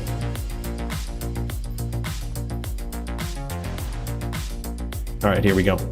Oh wow, he's coming in on that bow.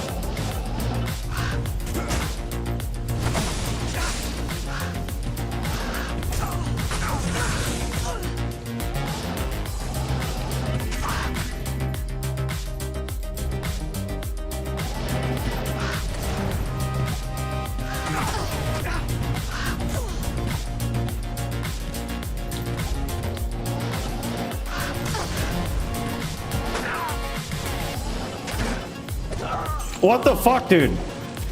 Cast is so bad on a druid. Cast is so bad on a droid.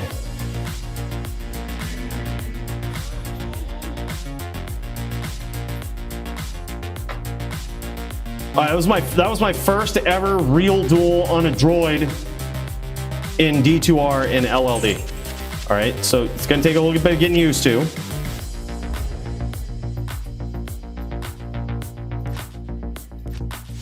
But I think we've got it. I think we've got this.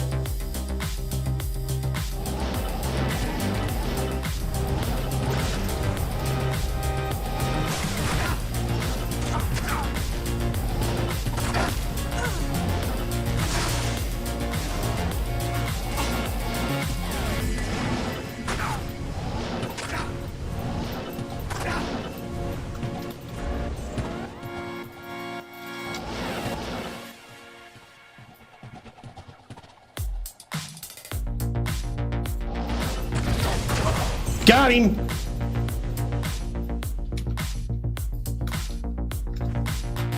Sometimes you got to cheese it a little bit. All right.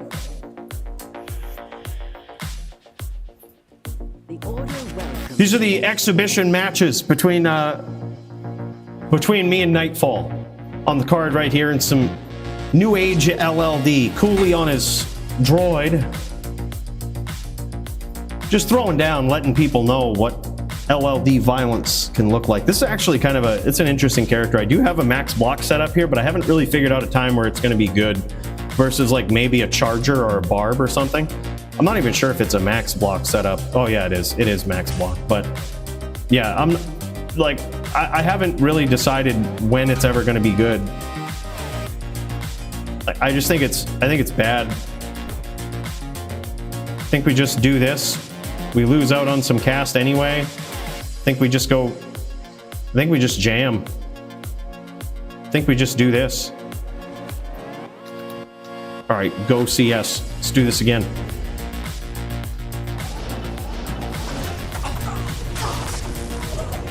All right, that's how to do it. Just get in there violently.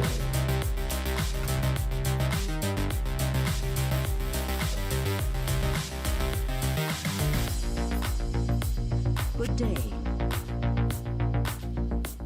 No sense in messing around. No sense in wasting time. In search of DAE to work, right?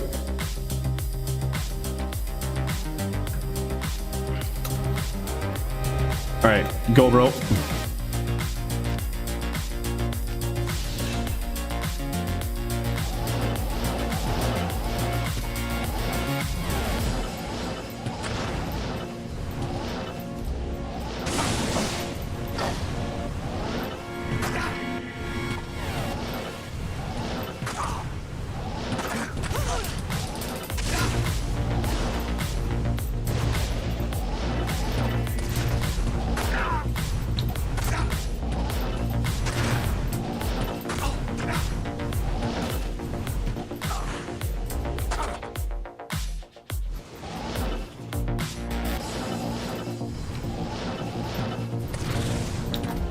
Oh, GG.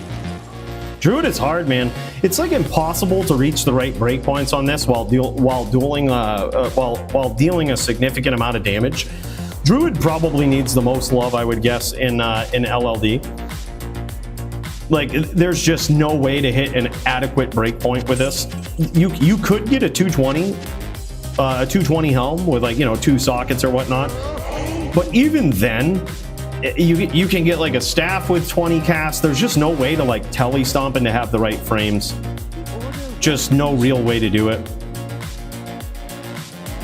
Yeah, as I was building this droid, I'm like, this character sucks. I can tell it's really bad.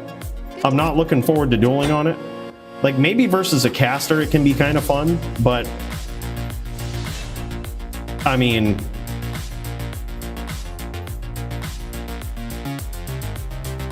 you really put the hog down on that little famine.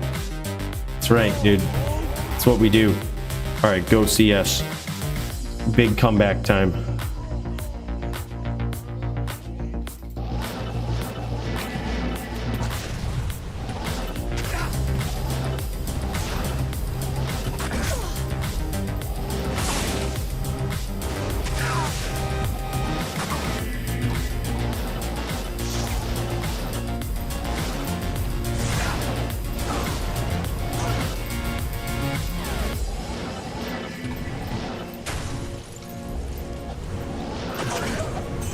Oh!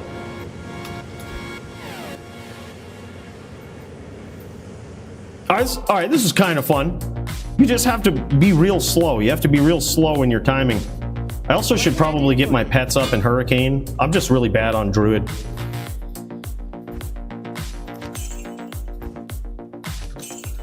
Really bad on this droid.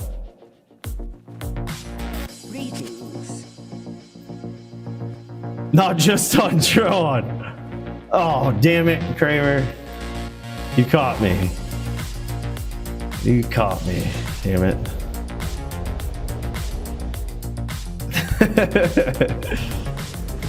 All right, go, bro.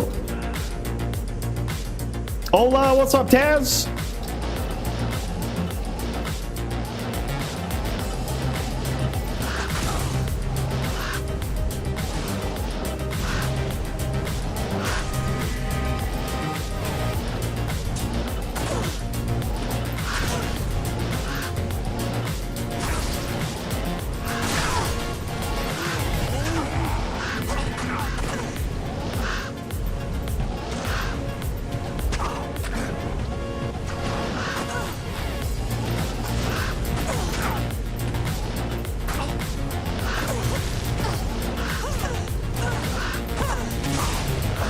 Oh my god, we got it. We got him with the drawn.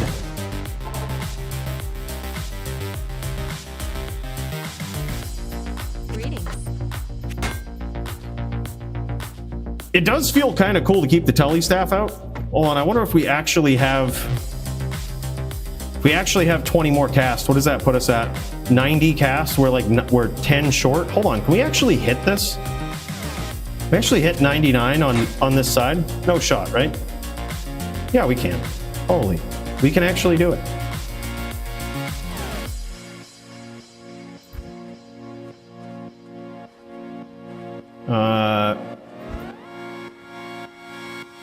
Well, there's a couple of ways to do it, but I'm going to do it like this. I clearly didn't ever plan on swapping out my rings. Holy shit, we can do it. All right, we can hit 99 cast on this. All right. I'm feeling good now.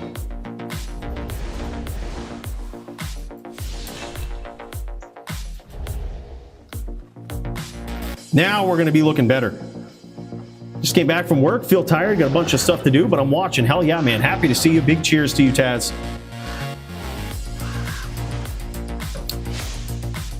Go Nem. All right, here we go.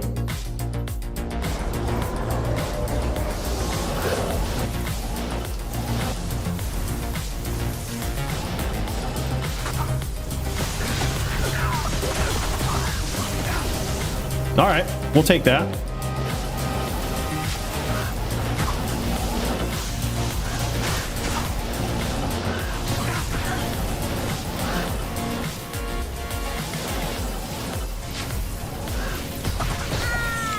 All right. Droid getting in now.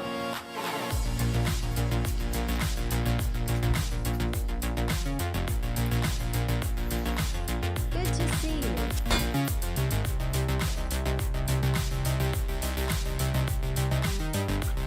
The order welcomes. We ain't got our pretty blue helm on anymore, but I mean, we've got more life.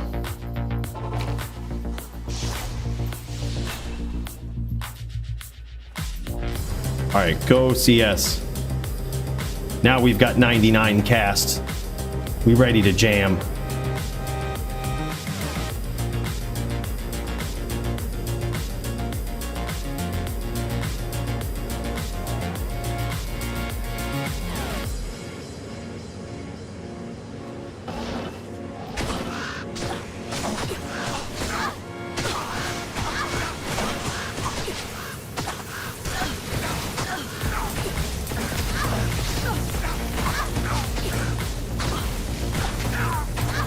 Cold damage test.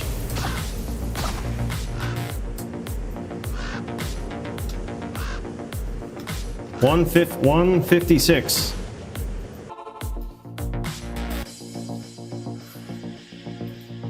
Yes. He was testing his cold damage there to see how much he was doing. We had 156 cold res. We didn't really try to stack up our cold res, but we have a decent amount. 40 from the armor. I put a jewel in this right here. That gives us 34 more. We have 35 from the helm. I think the other helm might give us something, I forgot, but yeah, either way. Cold Sword doing balls damage. Yeah, they're definitely not the same as they are in HLD. You can only put one hard point into your mastery, so all the rest of it's coming from your skills, and there's only so many skills you can get. I think the most you can actually sunder your opponent's resistance for is like 85. All right, here we go.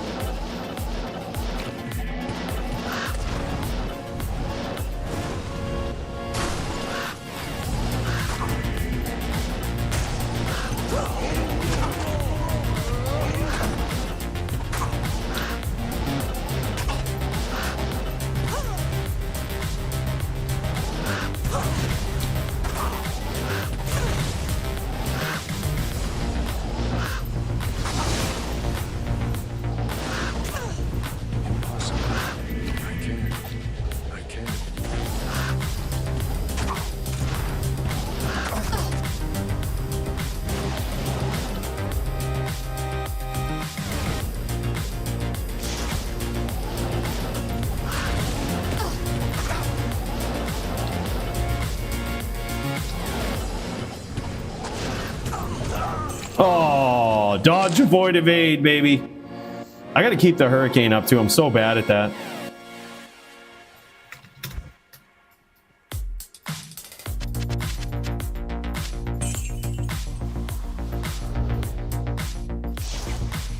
Droid is hard, man. Takes a lot of getting used to. Yes. Especially LLD. You have no real way to go max block if you're trying to chase someone down. I almost think there's more of an incentive to actually run a cube where you have multiple teleport staffs. I honestly think that's probably the better way to go. Blocks on says F you, cool. Yeah, exactly. The thing is, if I could time better, if I could get my timing down better, I think I could do all right. All right, we're just gonna hostile everybody. What's our block without? We only have 26 block without our shield. Say we just jam, slam, Alabama. Go someone.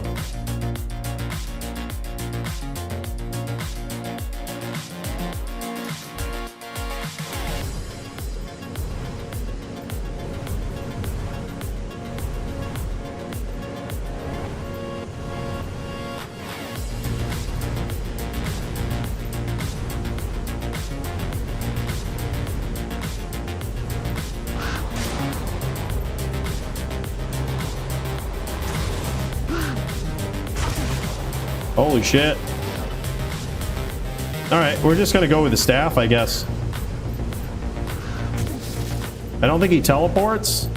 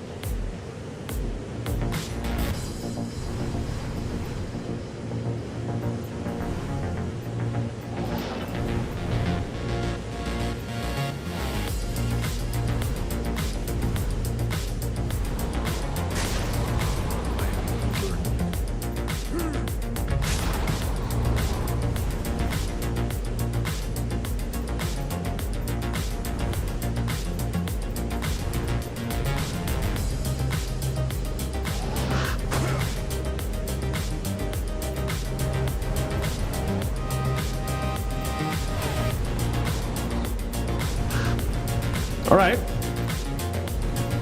No telly Barb seems good. Seems fair.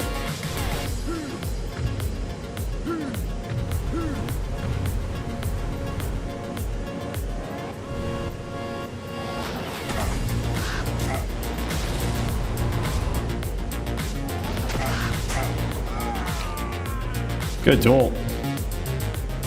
Just got to get in there and harass, you know? Yes.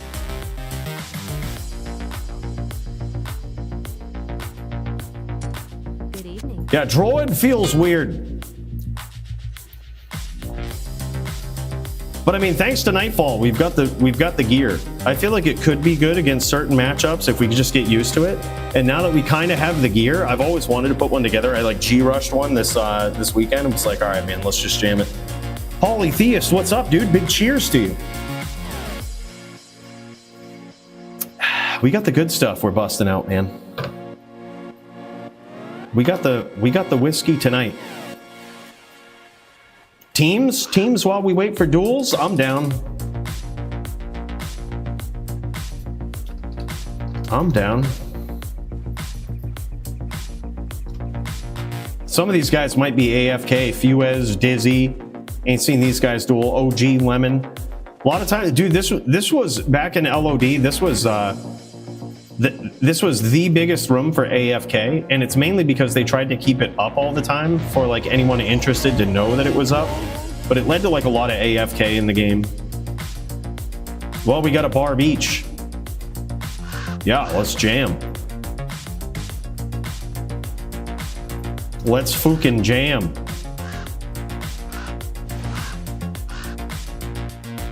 All right, I guess that means me and Rattles. No telly Barb. It's going to be an interesting one. I think what I might do is actually just see about putting a cube in here with some telly staffs. I think that might be my play. Take the Toeshank route.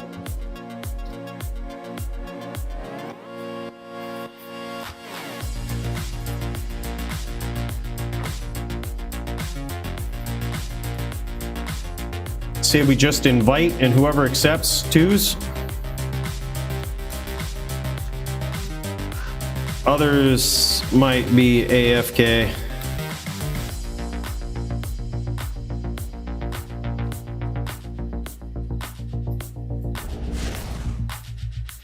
All right, give me that +1 to skills, boy.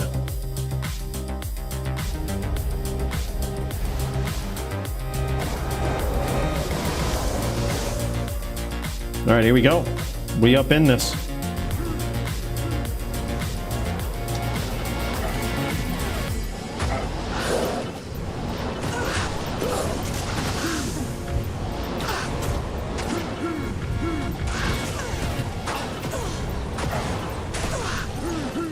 What are you doing, Rattles? That was a perfect whirl opportunity there.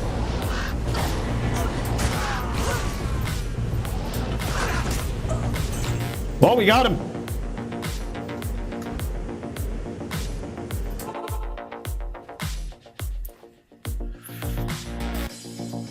Good evening.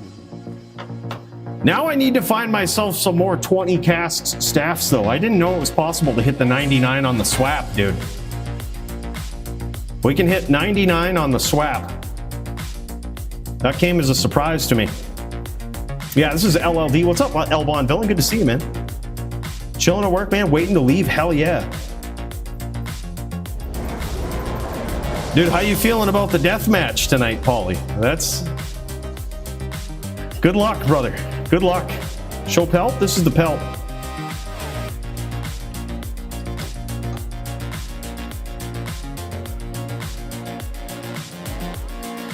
Where's he at?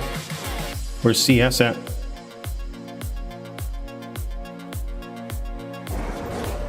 Stash? All right. Oh, shit.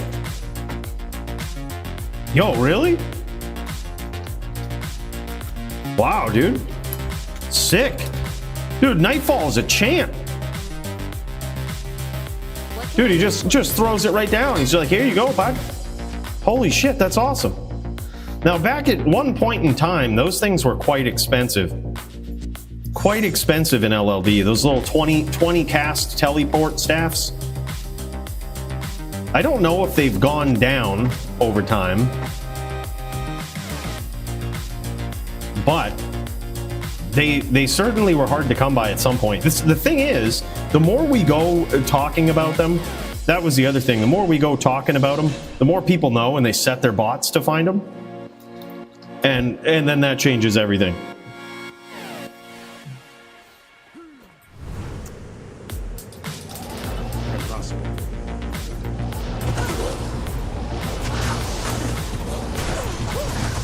What? Oh, that was a Barb. I got hit by a Barb. Okay. All right, I forgot he's got a Barb by him.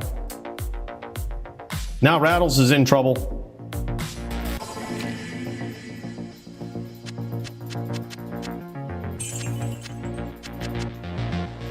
Two v2. Oh, sick. I'm down. Yeah, let's jam it.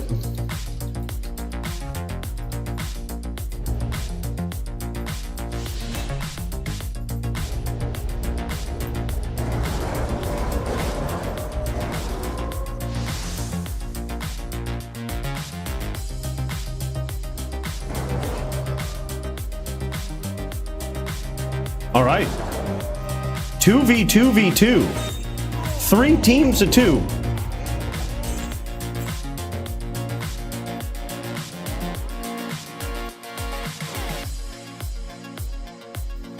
All right, here we go.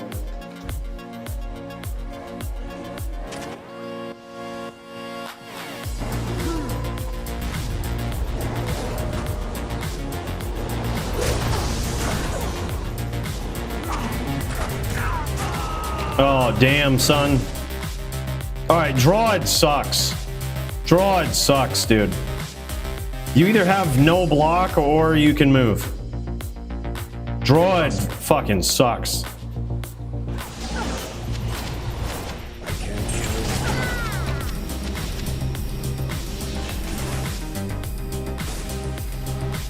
I guess we could swap to a max block setup. I guess we kind of need that when we're on the shield side. Yes.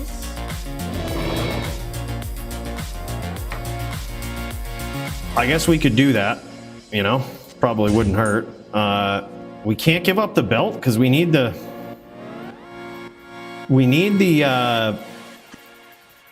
99 cast. We have 100. Greetings. We need it.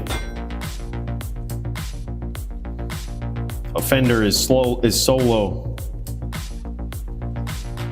All right, we'll try this again. We got this.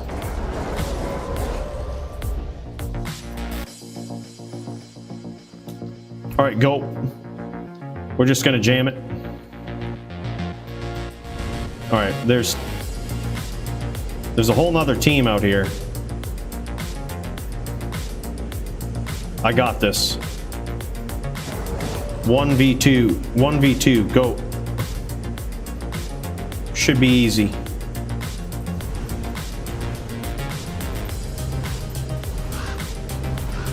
Backing them right into a corner.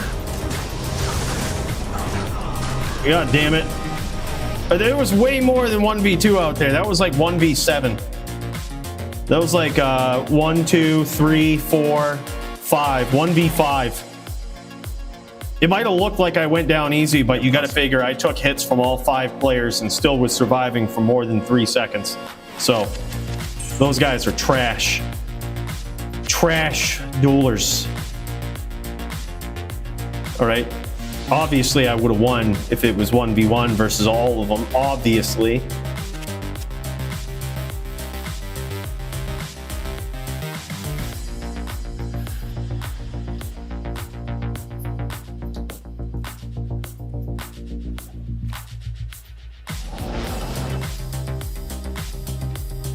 All right. Do we want to do bigger teams? All right, and by the way, if you guys are ready to duel, feel free pop into the join the stream channel while we're just doing an LLD exhibition in the meantime here. But if y'all are ready for some duels, connect with your opponent, pop in there,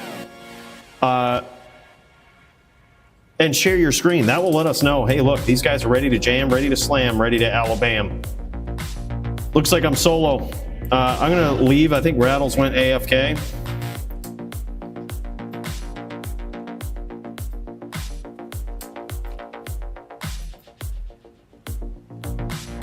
Yeah. If there was a spot we could just drop the AFKs. That's kind of a lopsided team, I think.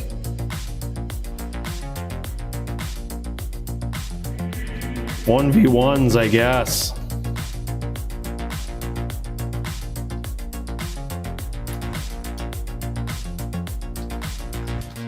A lot of AFKs. Is there level restriction on this? Hold up. Is there level restricts on this? Let's just drop the AFKs. Well, we'll essentially drop everybody, but...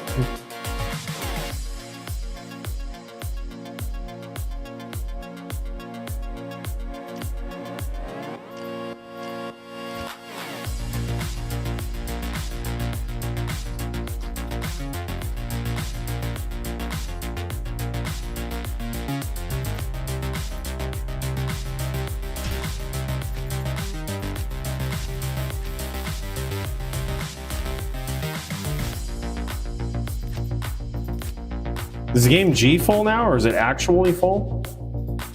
No, it's actually full. Someone, yeah, we could make next game. A lot of times people just don't follow it. My experience, we could try low duels. LLD 101, aim, yeah, that could be good. Me and Nightfall should be starting soon, pulling, etc. All right, Bankai, GG, man. Thank you for the heads up. Yeah, I'm gonna keep this. Now that I know we can actually hit the proper breakpoint on swap, I'm gonna actually aim to get myself a good LLD ring for this. I might have one somewhere. It's just chilling. Chilling on another character, looking for some action.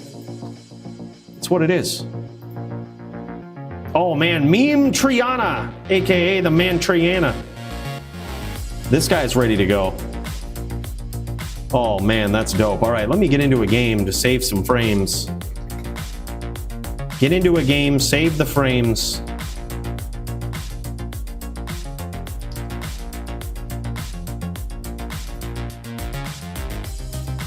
All right, we're gonna do that over here too.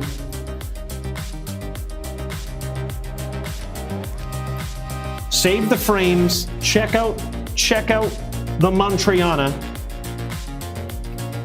Yeah, a lot of people don't know this, but if you set your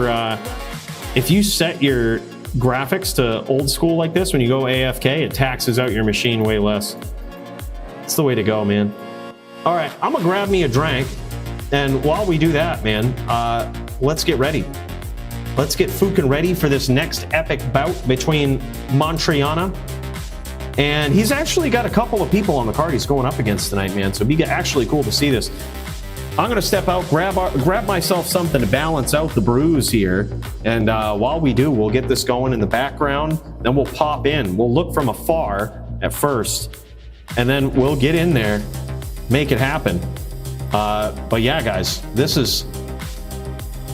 was the LLD exhibition matches. I wish it would have been cooler on the droid, but I need some practice, clearly. All right, let's go back to town while we wait.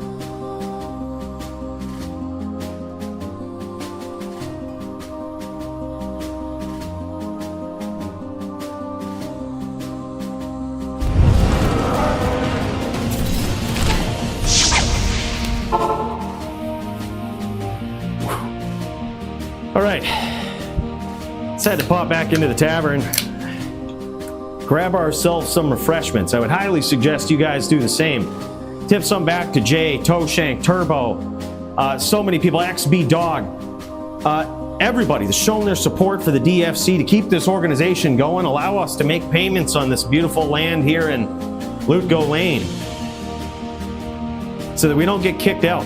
Jaren gets pissed if you don't pay your taxes, and well, thanks to generous DFC support like that, we're able to do it. So that being said, we have some refreshments inside. Feel free to pop in, grab yourself some, and you better be getting ready because you never know what Montriana is going to be bringing to the table. This guy always creative, always different. Certainly something is out there with this guy's Barb builds. And we're going to see exactly what it is tonight, man. Something tells me we're all in for a surprise. Let's come on all inside. Let's get ready for this.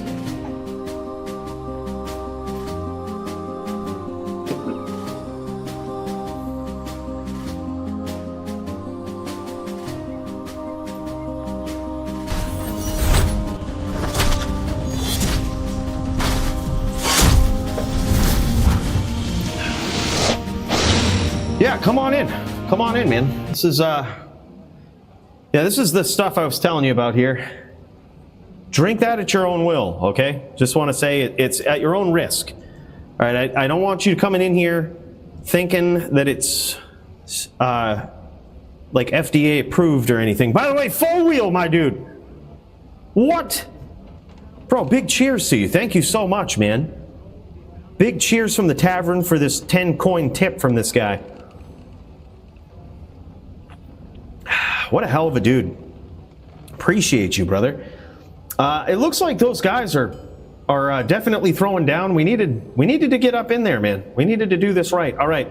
Looks like we're gonna have to address something. Let's get down there. Oh man, we're losing frames with all these copies of Diablo 2 open and all of this crazy shit. All right, here we go. Looks like Montriana is in widescreen mode here, but that's all right. That's all right. It's you know, I'll allow it. I'll allow it. Is he on the walk necro here? Let me check the let me check what's going on.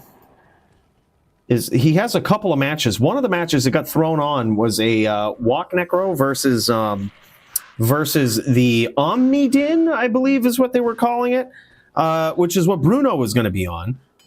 And hard to tell exactly what duel this is going on here, but I believe since he's on the necro, he must be on a walk necro he has a bow and arrow. Yeah, this is definitely that duel. All right, here we go. Thanatos. No, he might just be jamming in a pub right now. Exponent. That name looks familiar. Yeah. So he's in a pub right now, just jamming. Oh yeah, you can definitely tell just massive. Yeah, it's just East duels, just massive BM. Well, shit. Well, shit. I say we get up in there. We might have to do some BMing of our own. Well, holy shit. That looks pretty fun. Let's get in there and deliver the violence, shall we?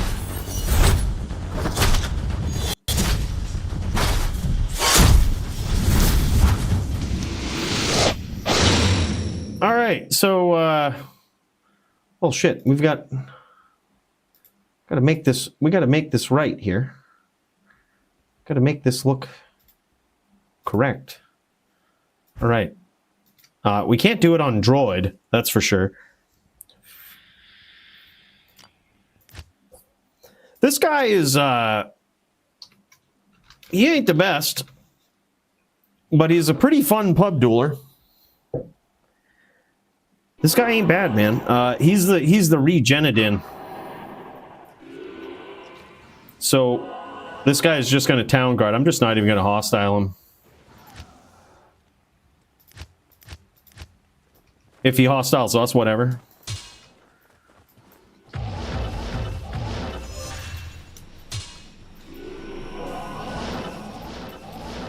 Do we have... Oh, yeah, we have this. All right, so this guy right here is a very interesting build. This is the Toxic Den. I think we made a video on this guy way back. But we've kind of stepped it up a little bit. We've got some pretty serious 451s in the inventory. All matching, you know, of course, the Trangs for the added damage. Pretty decent DR here, too, along with, do we hit the, hold on, do we hit the, no, we hit 75 FCR on this particular setup. I think versus Necro, it's possible to hit 125. But, yeah, this is what we do. We just get up in here, and we just regen some life, you know? If we get hit, we get hit, we get hit.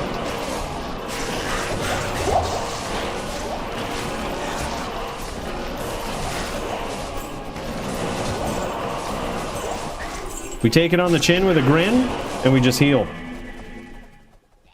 We can heal back probably about, oh, I want to say somewhere around 120 life a second, something like that. Close to it anyway, 100 life maybe.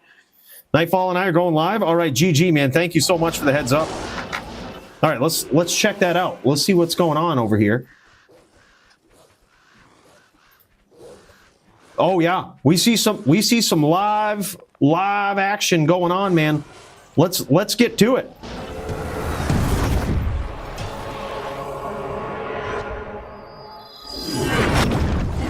All right, I mean, here we are inside the Discord with Nightfall, Bankai. These guys going on it. Bankai, let's pop into his point of view. See what's going on. This guy's on a necro. Am I looking at the right thing? Wait. Hold up. See, this is what I mean. I can't actually tell the names. No, okay, there's Bankai. All right. Let's pop into Nightfall. All right, here we go. Losing a little bit of frames. That could be my fault. Let me see. Looks like we're okay. We're okay for now. All right, here we go. Here we go. All right, the next epic duel on the card. Speaking of exhibition match, Nightfall goes from exhibition match to absolute savage that he's dueling up against now in Arwen, aka the Bankai. This guy, one of the most savage Zon players in the DFC, decorated and certainly practiced in multiple matchups. Probably this one, most certainly. They say a tough matchup for the Amazon, but it really all depends on how consistently the Necro is playing. He says, "Oh my God, I'm so laggy." Is this a essential game or something? Wonder what these guys had to do to make this work.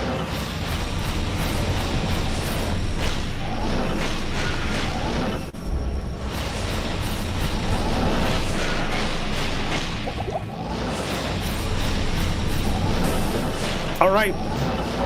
So far, we got some big oh my God, you can see some big lag there from Bankai. You could see that for sure. It was very obvious. You could see him trying to teleport away, but he just couldn't get away. Yeah, that was, we always say looked like lag, but that was actually what lag looks like. Like, you kind of know what move he's trying to do. You can tell by the way the direction he's facing, the attempts he's trying to make, like what is actually going on. And it looks like he was trying to run away there, but albeit unsuccessfully.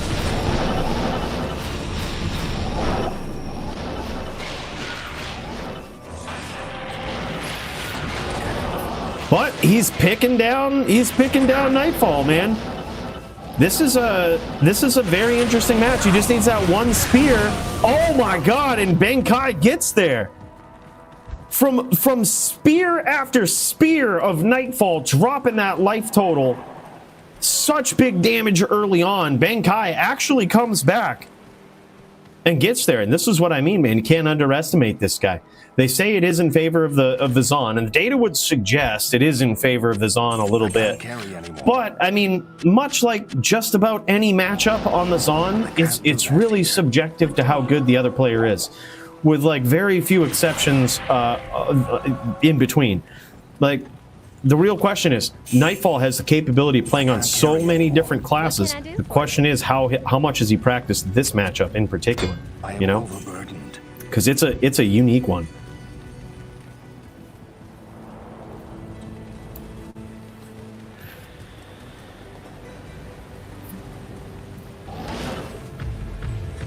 Yeah, and I mean, even one could argue that even versus a VT, one could argue that the Zon could pull that off, depending on how experienced and quick the VT is. We saw this in Muchez versus Javito, right? All it takes is catching the VT off guard with a strategy they're not used to. And truth be told, this happened to me when I was dueling CJ back in the day. He was just on the Teleboa plan, and he was forcing me to grab those locks and be extremely consistent with them, and I just wasn't on that level, man. Granted, I was on an HDN, but I had grief. Like, we were getting it in, man. We were really getting it in. We were coming for blood, and I wasn't. You know, he was just too quick. He beat me, man. And you know, that was me trying to be a smiter, but one could make the argument that with a bit of consistency in that matchup, the Zon could still do it. The main point here is the Zon theoretically can get it done versus any class. Sure, it has some bad matchups here and there, but it far often makes matchups miserable for other classes, far more often than it ever really runs into pure shutout trouble. Wrong, Muchez says. I can't carry anymore. Muchez, you missed what I said at the beginning. It depends on the skill level and the balance of the matchup, but they can theoretically get it done versus just about anything. Like, you know, you get a bad enough smiter that just isn't good at getting the locks, it's possible. The Zon has an out, right? And I was comparing it to me versus CJ back in the day when I tried to cheese and go grief and catch his telly bow, and I couldn't. He forced me to be really good on the locks. At a time in my life, I must admit, when I was not as good as I am now, I've become 5% better since then, which was many years ago at this point. 5% better based on my conservative calculations, and I think I could do it now. But the point is, I thought I was good back then, you know? And that's what it comes down to, is just like, how good is the actual Dane in that matchup? It's still not a good, it's not a good matchup for the Zan. It's heavily in favor of the Smiter. But that's the point, is like, this is technically in favor of the Necro, but Bankai is familiar with how dangerous this matchup is.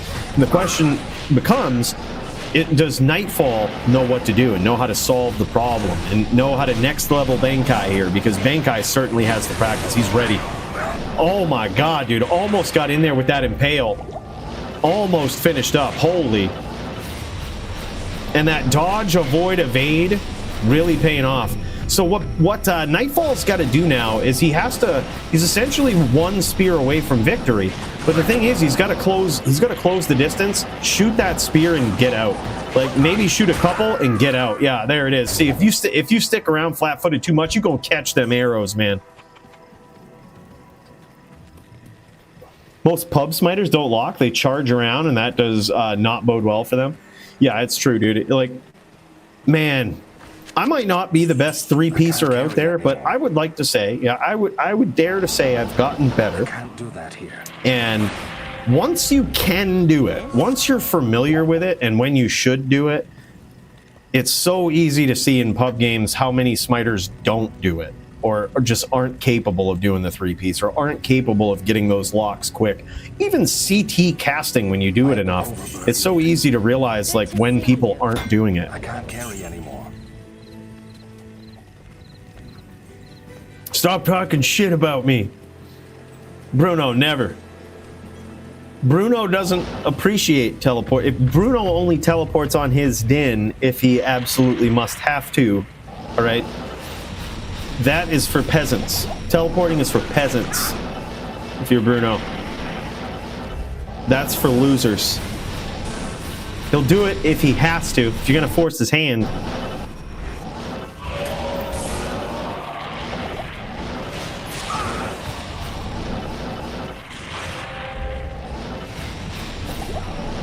Yep, I have. Yeah, go for it, man.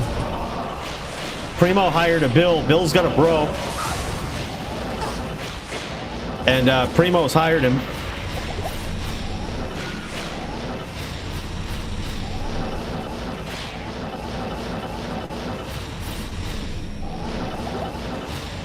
Yeah, now you see, in this particular duel, you'll notice that the Zon, Bankai, has chosen to go Telly Boa. And there's a reason for that. Because if you're a walk boa, what the necromancer can do is teleport in, launch a couple of bone spirits, maybe, you know, 2, 3, 4 bone spirits on your screen. They're probably going to eat some multi-shot, right? But they don't take much damage from it. They just get out, and then they rinse and repeat. And before you know it, there's so many of those bone spirits chasing you around. It's hard to get away. It's hard to reset. It's hard to kind of plant your feet and actually shoot arrows. But if you're on the Telly Boa plan, it allows you to reset as a Zan, right? And that forces the Necro to basically do what Necros do best, and that is, at the highest level, use the chuck them spears, right? I like how Nightfall is going in. He's kind of leading a little bit with the bone spirits when he has a general idea of where Bankai is going to be. Then he gets in, and you basically do the opposite. Instead of launching the bone spirits at close range, you look for a couple of angles, telly spear, telly spear, telly spear, and then get out, right? The Zon will likely reset. You'll also have to reset. But you'll see yourself running into the same pattern just with the Zon teleporting. but it certainly relies on the Necro keeping up more pressure than he otherwise would have to against a Walk Zone.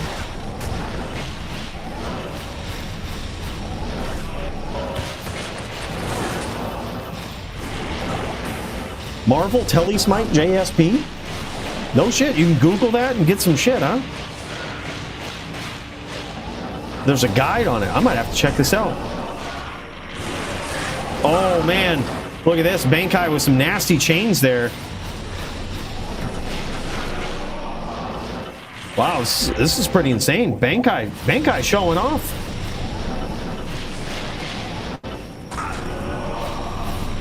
Getting clipped with that multi-shot from off screen there. That's pretty dangerous. He does have 451, which is going to make it so that it negates the rep life a little bit, but the Necro would prefer that the duel doesn't go on for too long. You know what I mean? Whether it be open wounds that he catches, poison, he just wants to get in there, launch that spear, get out. Hell yeah, Serenity. Thank you for the heads up, man. Yeah, this is tough, man. I knew Nightfall would be in for a surprise here. I knew. He hasn't, I don't think he's underestimated Bankai. I think he knows how good Bankai is. I think he's right now developing, trying to implement a strategy that stays in front of Bankai. He says, I just have the worst RNG in the world. Yeah, dude, I also see the dodge avoid evades. There's been a couple of rounds where Nightfall has actually landed some beautiful spears. A couple of times I was ready to jump for joy and be like, he got there, he nailed it. But every single spear, dodge, avoid, evade, it's like, holy shit. Yeah, it is definitely frustrating playing against Zon when you have to work so hard to get those shots in there, to get those clean hits in there, and they just get dodged, avoided, evaded. Man, it is demoralizing. He's taking some nice shots with that spear though. What you got to do is once you notice that one of those spears is going in and hitting, reset. That's it. Because as you can see, Bankai is really good at grabbing that name lock and actually following up with some nasty chains. He's done a great job so far. Great hit there from Nightfall. That's exactly what he needs to do. Regardless of whether that spear hits, if it's good, if it's going down the pipe, you let it fly and you get out of there, right? Because then if you kick around too long, look at that, man. Even just kicking around a reasonable amount of time sometimes you can really get punished for it. That time he got out of there clean. That was a great engagement.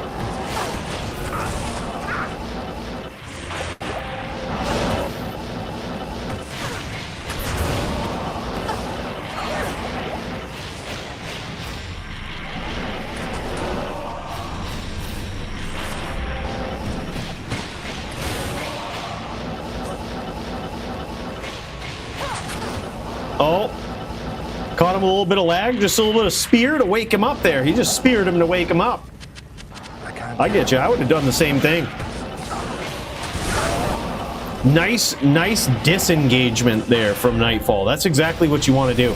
He lands a spear, realizes that one's good. Whether or not it gets dodged, avoid, evaded, if you do that enough and you avoid the damage coming in, it's going to be a good night for you.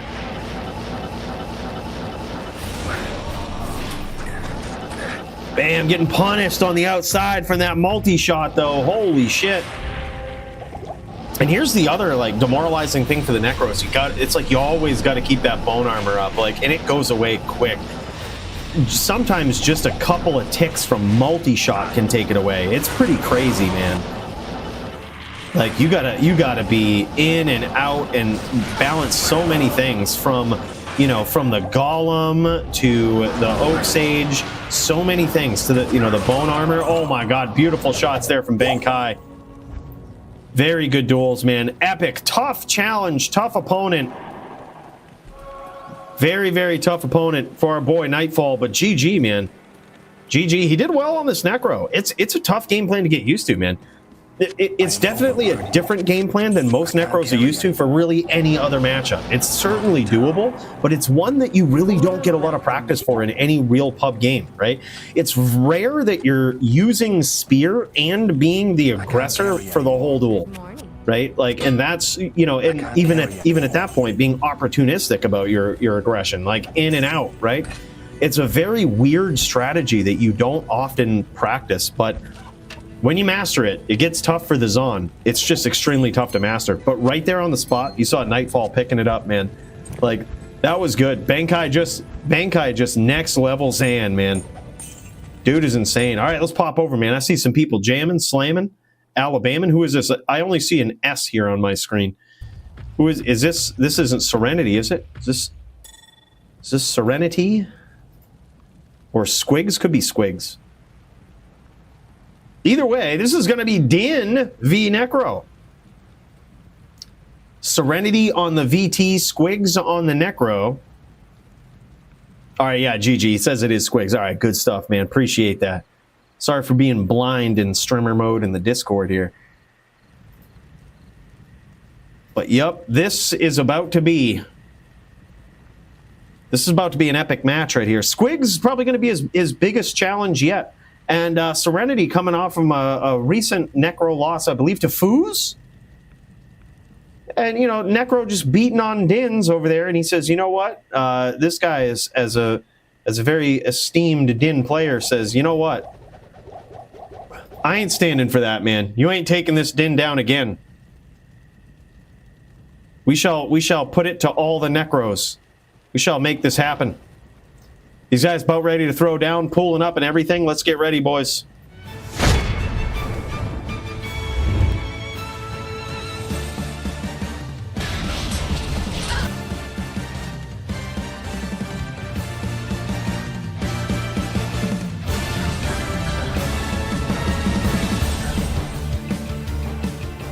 In this corner, we've got rising DFC star Squigs, now taking on the top of the top, man.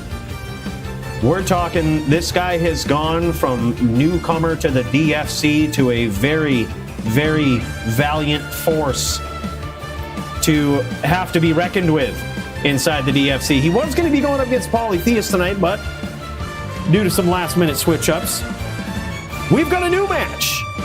Either one, there would have been no easy fight for this guy tonight. And this is certainly going to be no exception. Serenity is very, very comfortable with this matchup. And as you might know, if you're a fan of Serenity, watching this guy, one of the things he's so good at is closing the distance and grabbing name locks extremely quickly. We're talking, you don't have time to react before this guy has closed the distance and actually name lock smited you, and you know what's coming after that. This guy is no stranger to the three-piece, gives it to all those casters and forces them to CT cast out of it. That's going to be his game plan tonight. It's no surprise. We know what he's up to. The real question is, will Squigs be able to thwart that? I honestly think this will be a very interesting match because Squigs' style, as we've seen, he's very opportunistic and very cautious. And I think that's how you have to be versus Serenity, right? But you also, much like you do in any Din fight, those spears are going to win duels, right? That's how it goes. So he's going to need to set himself up with the Bone Spirits, but he's got to be ready. He's got to be ready to cut Serenity off and to cut him down with those spears. Can he do it quick enough?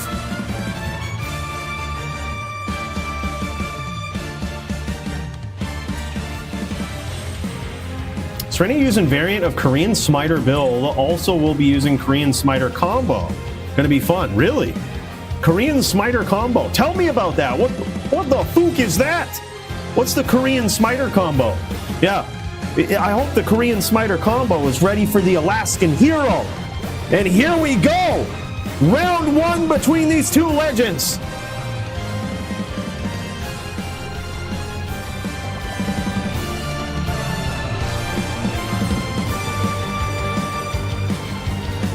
Oh man, okay. I think I might have caught a little bit of a glimpse of it right there.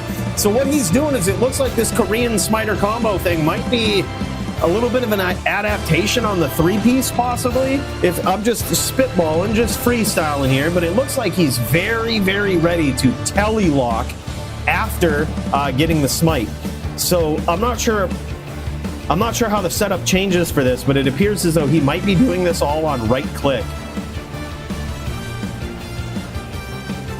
Or at least have the ability to do it on right and left click. Just in the little bit that I've observed here. Hard telling what this combo is, but we're about to find out. So far, Squigs is actually doing pretty well because we've seen Necros be felled even faster than this. And right now, he's trying to answer this. He's trying to almost gauge where his opponent is at and gauge his style by kind of going to his bread and butter, assessing the oh man, look at those beautiful locks from Serenity. Assessing the aggression style of his opponent. What he's doing is he's setting up these bone spirit trains and he's saying, okay, I want to see how you approach me here. I want to see what these chains feel like. I want to know what I'm up against. That's what the Alaskan hero Squigs is doing. There it is. He lands a nice bone spirit. Beautiful chain again from Serenity. Yeah, that is certainly different than what we're used to seeing. And it looks like it's a different way for him to chain. Like a different, it feels different. Just seeing it happen on behalf of Serenity here from Squigs' standpoint.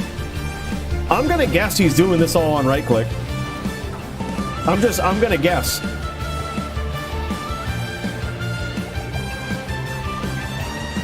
I'll share after my match. Yeah, all right, GG. I would guess that it isn't all on right click. He just has Smite also set to right click. So, you have it on left and you have it on right. So it gives you the ability to get a quick Smite in there and keep a telly lock. That's what it almost seems like to me. But now Squig's going to have to bow here, and Serenity going to put that pressure on him.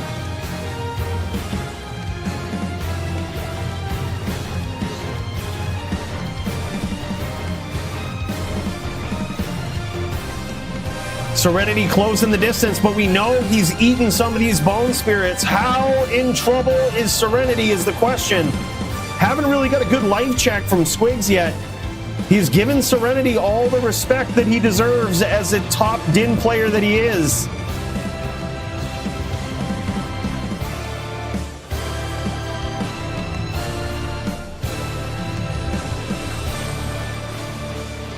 Oh, there it is, man. We get a nice little life check there, and it looks like so far Squigs is up. He's up with 2 beautiful spears from a name lock. Didn't get scared from that one, and puts down one of the top Dins in the first round there. I wonder if we're going to see Serenity stick with this Korean chain approach here, this Korean combo approach. As with any time when you switch your strategy like this, right? It's like going from left click chain locking to right click chain locking. It takes your brain a little while to get used to it. That being the case, the chains themselves from Serenity look amazing, right? They look great.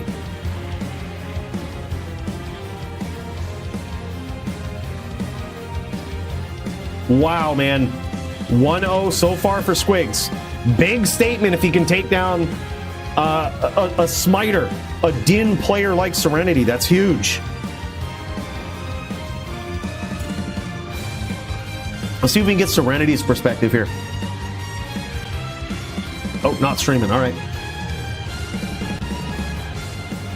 All right, here we go.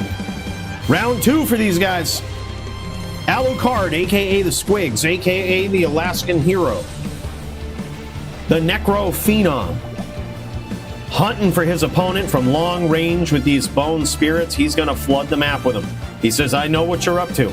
I'm going to force you. I'm going to force you to get in there. Get these shots, pick them right. You got to make them count, because mine are certainly going to hurt.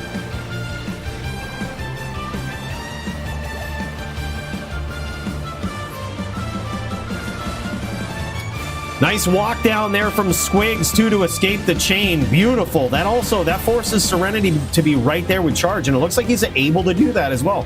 He was just charging in there. So it makes me, I don't know, man, makes me wonder what this is all about here.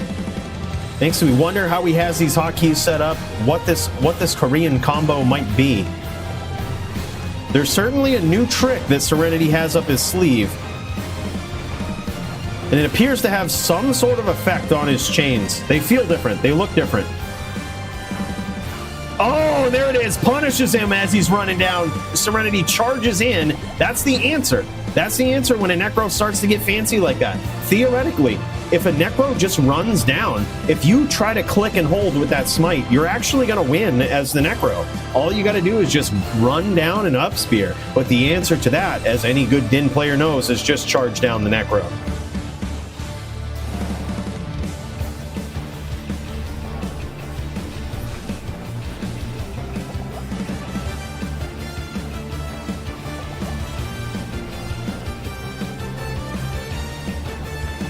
I want one with a large Coke, right? Exactly.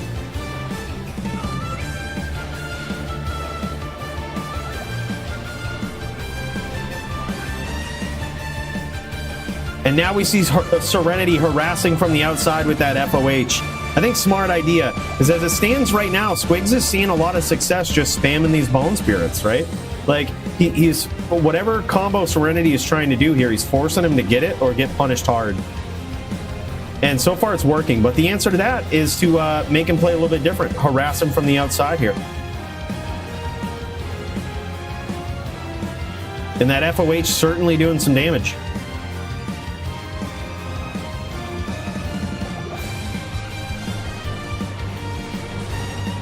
Oh, that might have been some big damage there from Squigs.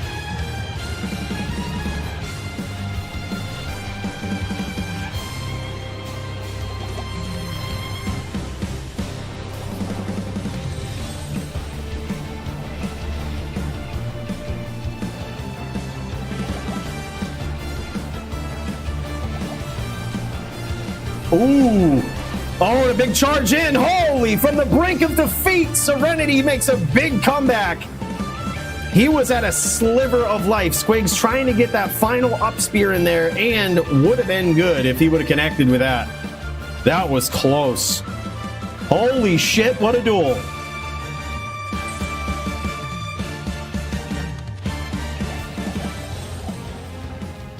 What a duel between these two, man. Absolutely incredible so far. It is now 1-1 in favor of no one.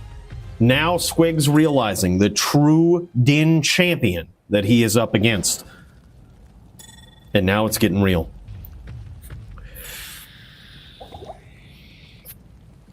Oh, he sure has, man. He sure has. Interesting story with Squigs too, man. This was a guy, Primo, I believe, met Squigs in a pub game. And this guy was just jamming, real good-mannered dude. And you guys know how the pubs can be. I mean, it's easy if you're starting up in PvP to get confused about how PvP actually is. There's a lot of fucking retards out there. There's actually somebody named Gay Retard in pub duels, and we just saw him in there just BMing people and NKing them. Like, can you just imagine if that was your first step into PvP and that's what you see in every pub game you join? You got the fucking John Wick in there. You've got, you know, teams of players talking shit and all of this. Like, it's so easy, more easy than ever in D2R to step into a pub game and think that maybe that's what PvP is. There's like 2 people that give it a horrible name because they no-life it. They sit there, they load up multiple instances, and every single pub game these days just seems like complete trash, right? Primo steps in, finds this guy doing some good-mannered duels, invites him to the DFC, and man, you can see the difference.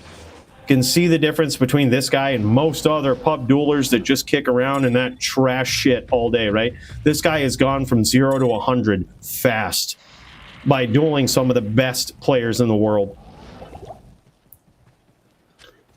Yeah, exactly. Exactly. There's somebody else that does it too, aside from him.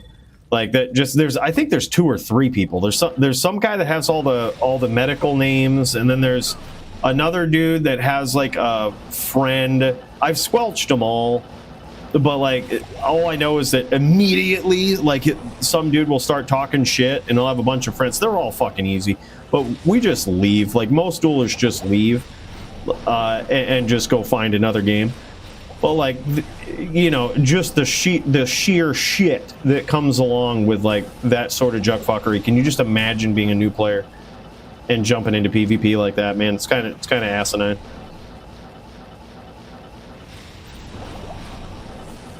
Oh yeah, it's like even worse in D2R though. even worse. I didn't think it was possible, but in LOD, man, like you would have some people in there. There was like Debo, who was actually a BM smiter. That guy was respectable. All right, I'm not sure if he was modding or whatever, but at least he was on a smiter.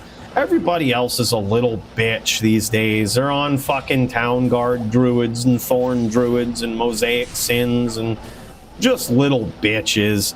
This guy was on a fucking smiter back in LOD. Debo the smiter. That was respectable. At least when you died, you felt like you got owned. Against these guys, it's all just jump you when you're NKU. It's like there's absolutely no skill in the BM anymore, which is like that you have to be skillful to talk shit, I think. And that's the thing that most of it is missing. And these wannabes make up for it by just talking more shit. You know what I mean? It's just like but there's no skill to back it up, so they try to make up for it in shit talking. So it's just like even more toxic. And now just imagine if you think that those are good players. Like, oh, how am I gonna beat a Mosaic Sin? How am I gonna beat a Druid with Thorns? Well, shit. And there it is. By the way, big win there from Alucard, aka the Squigs. It's now tied up, man. 2-2 between these guys. Yeah, some dude with 4 AFK tunes all buffing him, and all he does is jump you out of gate and spams juves. Yeah, exactly. Then people are like, wow, Barbs are really good. Barbs are insane. I can't beat this guy.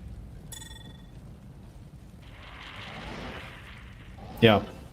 You rarely see people BMing with a Zan. There is some guy that tries to BM with a Zan, but he is so bad. What's his name? Diablo Nick? He is so bad. Like, I think he never says any. Oh, I guess I haven't squelched. Maybe he says shit, but like, all we see is him just step out of town and shoot arrows. I think he's like some full dex Zan that is stuck in 1.09 and thinks that's good, and like, just gets slapped by like level 1 FOH is so bad. And just imagine again if that's your first time being like, you'd be like, wow, Zon's hit hard, man. Wow, Zon is good. I'm just going to build a Boa Zan. Oh, nice catch there from Serenity. Now 3-2 in favor of the King Din.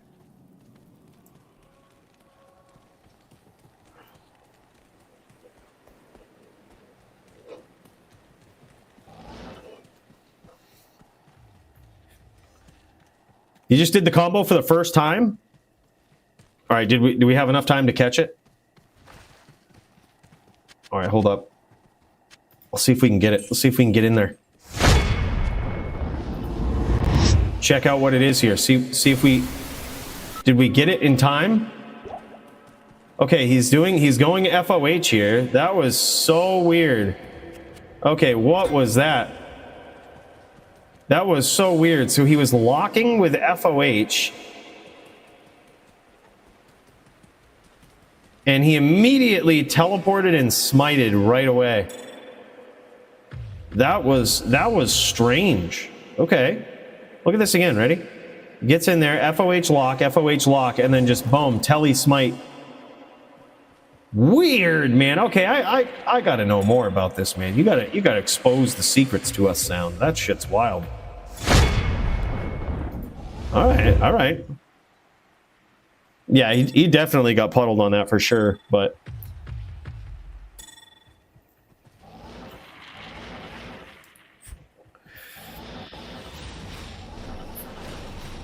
all right, 3-2 in favor of Serenity, and it appears as though Squigs is, Squigs is really trying to rely on this Bone Spirit, man.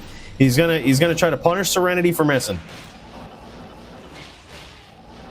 He's gonna punish him for missing. Serenity harassing with FOH from the outside, and apparently that is a big key piece of the Korean combo, the Korean 3-piece with a Coke.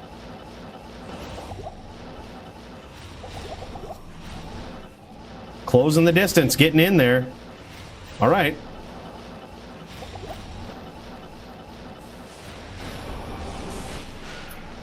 Ooh, big spirits there coming down on Serenity. Hard to tell if any of those connected. But he certainly just teleported into a nasty train of them.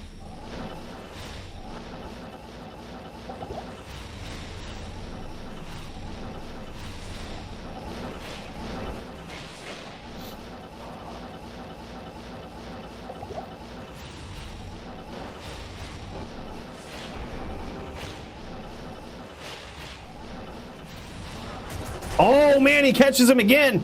It looks like he was, usually what we would have seen there from Serenity was an immediate FOH, which makes me think that in whatever way he's done this, he must have changed his FOH hotkey, because I was almost expecting it right there, right? I was almost expecting it, like this FOH is coming. This FOH is right behind that smite right there.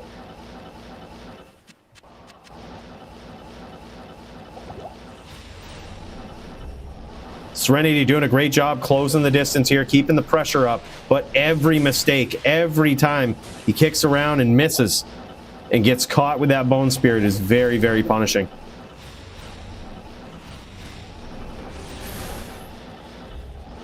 Nukes neck in one instance. Interesting. Oh man, he walks right up with that smite. Looks like he just misclicked with that name grab there. Might have gone for either the golem or the oak. But either way, that's what he's trying to do. He's trying to nuke him in one exchange. All right. All right. Well, he's gonna have to pull it off, man. Because right now, Squigs is seeing some success, just launching these bone spirits from the outside, keeping that cursor right tight to his character. Oh, now his battle order's running out. Serenity might punish him for it. We're going to see.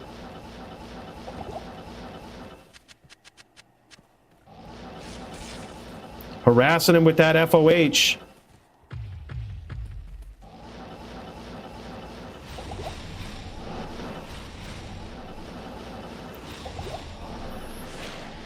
He's running 75 FCR, so he can't keep up with the Necro. FOH charge smite combo. That's interesting. FOH charge smite. I think it's smite FOH charge.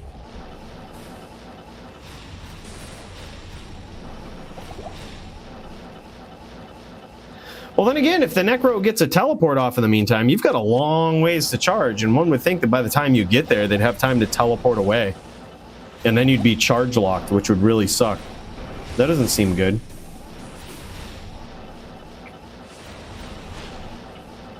Oh man, it looks like Squigs has got some big damage in here too.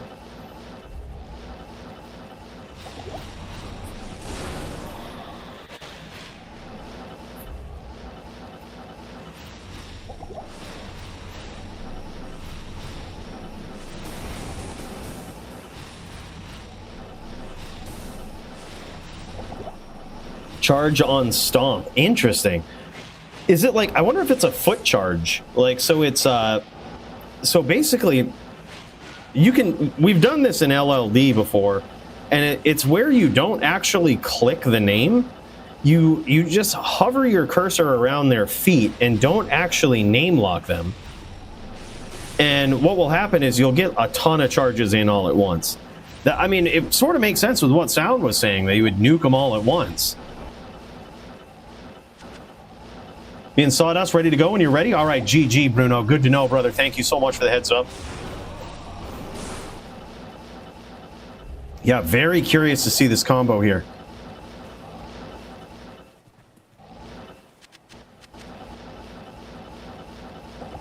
Both these players fighting for mana here.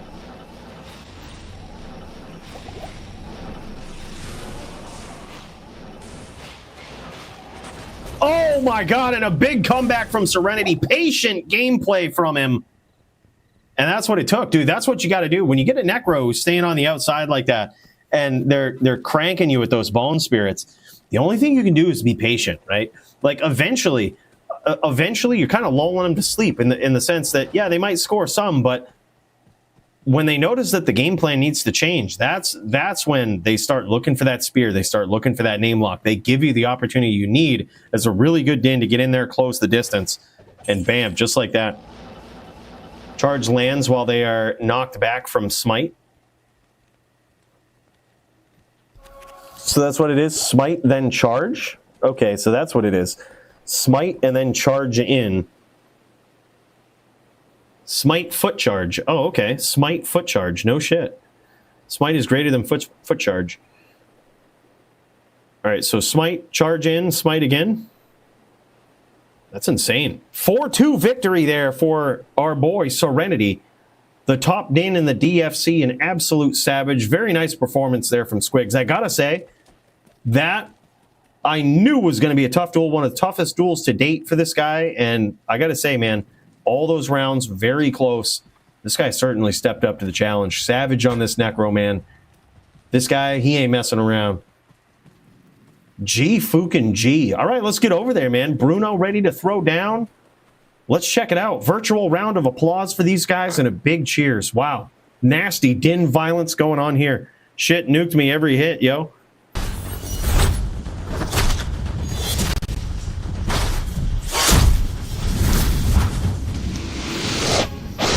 All right, in this corner, we've got Bruno on... I don't think this is the Omni Den. I think that's going to be a match for later, right? Bruno is going up against... he's got himself a savage matchup here tonight. It's going to be a big test. Because, in case you didn't know, the competition in the DFC is pretty wild, all right? Sawdust... This guy is yet again another Necro player that we've seen go from 0 to hero. This guy now becoming a real threat in the DFC, and Bruno is going to see. Bruno is going to see. But as we know, it's like the signature move of Sawdust. He plays so well, right? So well. But you know his signature move every once in a while. Every once in a while. It's almost like he does it. Like in Punch-Out, you can have... It's like going up against Soda Popinski, right? The dude just plays perfectly, but every once in a while, he'll just bust out the soda pop and give you that one free hit. And you better take it. Because if you don't, the rest of them are going to hurt. Every once in a while, he'll tell you in and just make a bad stomp or something. And that's literally it. Sometimes you got to wait for it. Because other than that, he's going to be evasive. He's going to be quick. He's going to be damaging. But there could be one opportunity. What's up, Gertie?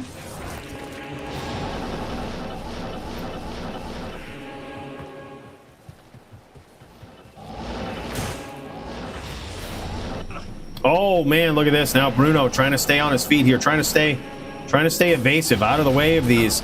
Looks like he might be on Telly Zeal, which this should be very interesting versus a... oh, and he's also got a Golem, dude. He's got a Golem and an Oak Sage. Bruno has a lot of pets here. Now, you would figure that whereas he has a lot of pets, it's probably in his best interest to basically teleport everywhere. The more that he runs around, the more he exposes himself to IBS, or Invisible Bone Spirits, coming from across the map, right? When you have so many pets like that, I think that's a great idea with the Blood Golem and everything. More pets to eat up the Bone Spirits, but also dangerous in the sense if you're running around.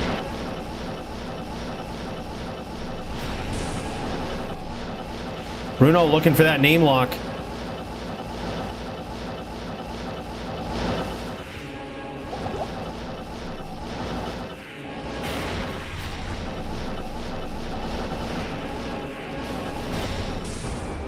Yeah, he's even looking to get the FOH combo going here. He's got the smite on the left click, right? He's going to get in there. He's going to click on the name with smite, and then he's going to try to get in FOH stun and possibly get in there in Zeal. It's hard to tell. I do see Zeal on one of his hotkeys.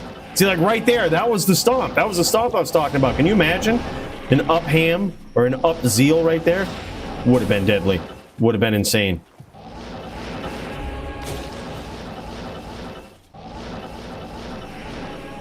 Bruno hoping to close this distance here, hoping to get some sort of Telly Zeal going on. His opponent's so quick, though. Or possibly even a smite. He might be trying to lead with smite here. Risky, especially if you're trying to set up a big combo. And there it is. Beautifully done from Sawdust. Just taking his time, working around, hitting with that Bone Spirit, while Bruno looks for the name lock. Definitely a tough combo to set up. Now, we didn't quite get to see exactly what the big payoff, what the payload is with Bruno there. But it looks like he's setting up a pretty vicious combo that in and of itself might be pretty devastating to a Necro if he can land it. But I think that's going to be the big challenge, is can he actually get it? It looks like he might be trying to set up A teleport in, smite for the swirls, FOH, telestomp, maybe zeal, possibly hammer with the cons. He might have a lot of things. Yeah, he's even got hammers on the hotkeys here. This guy is like this might actually be an Omnidin. This might be an Aladin right here. 100 ping on smite rip. Yeah. Yeah, this should be Din server easy.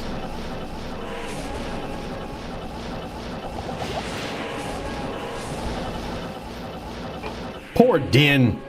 125 ping. Yeah. Yeah, good observation, Muchez. I didn't even see that. You get in there and you deliver the smacks to this Necro, Bruno.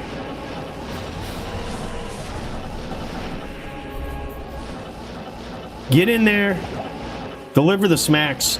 I almost think that, especially if he's trying to set up Zeal or Hammers, it's hard to tell exactly which one it is. He's approaching the Necro like a smiter, which puts him at a disadvantage.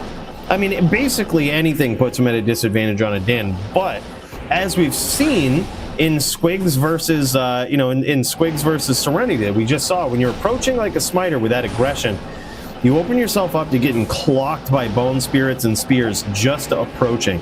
But if you have something you can cover ground with, be it FOH, be it hammers, or if you just have a big payoff, it's almost, in my opinion, I would just get in there with the big payoff. Like, I would just tele-stomp Zeal. Like, worst case scenario, you tag the pets and leech life back, blow up his pets, he has to recast them. Like, worst case scenario, I guess you miss. Yeah, there it is. He connected. Teleport in, Zeal connected that time. That was what it was. I think the combo is great and could lead to some big hits, but I think it's almost too fancy for a Necro. He's got to be able to keep that Oak Sage up. Yeah, I was gonna say, there you go. You could be chasing your tail, running from that Bone Spirit. Connected that time. Looks like he did a sliver of damage. Barely got through the bone armor.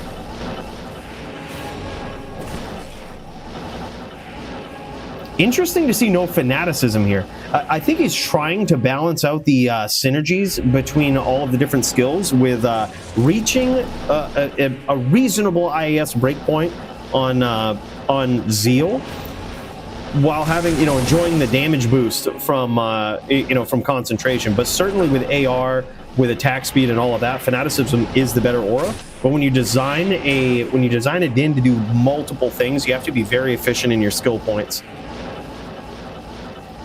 He goes cons for ED and hammer damage, yeah. Yeah, you've got to be efficient with it. Bruno's got to re-up on that battle orders before that costs him, dude. Getting clocked by a spear or spirit now could be pretty deadly. Oh yeah, plus uninterruptible attack during Zeal. Well, theoretically, if you get Zeal off, isn't it uninterruptible as long as it's going? Like, as long as you start it.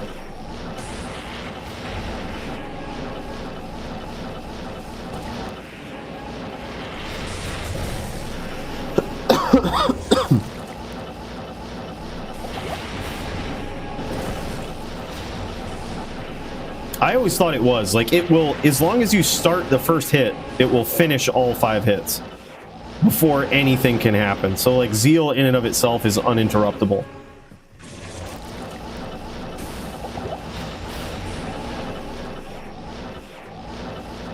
Yeah, I like these tele-stomp Zeals here, especially whereas it looks like Sawdust, every once in a while, he has the propensity to kind of run out from these exchanges, which is really good. It's certainly a good strategy. But can you just imagine, oh my god, there it is, he clocked him again.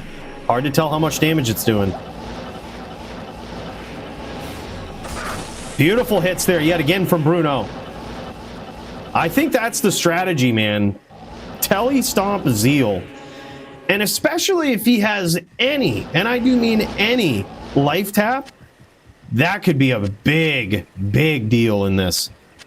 Can you just imagine with all the pets that a Necro has, from the Oak Sage to the Golem?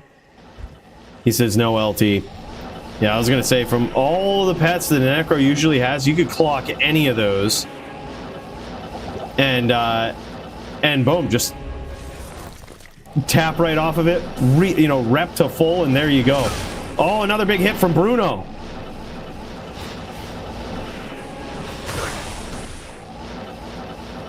These don't appear to be doing a ton of damage, because I think the biggest thing so far is getting in through the bone armor. Big, huge, invisible bone spirit train there, blowing up Bruno from afar as he comes in. Damn, son. Yeah, that's the challenge. That's the challenge going up against the Necro. Is, dude, that magic damage is pretty unforgiving. And the thing is, Bruno actually got in there and scored some pretty good hits. A lot of times just like landing those smites, or I'm sorry, landing those zeals. I think that's certainly the strategy. The thing that it's coming down to now, and this is the case with any time you try to make a Din do too many things, is that you end up costing a lot with your main attack. He is using Death here too. Death is good for crushing blow. But it appears as though Sawdust is using DR, so that's actually going to negate some of that. If he has 50% DR, let's say, he will actually he will negate 50% of that crushing blow. Instead of taking 10% away, it'll take 5%.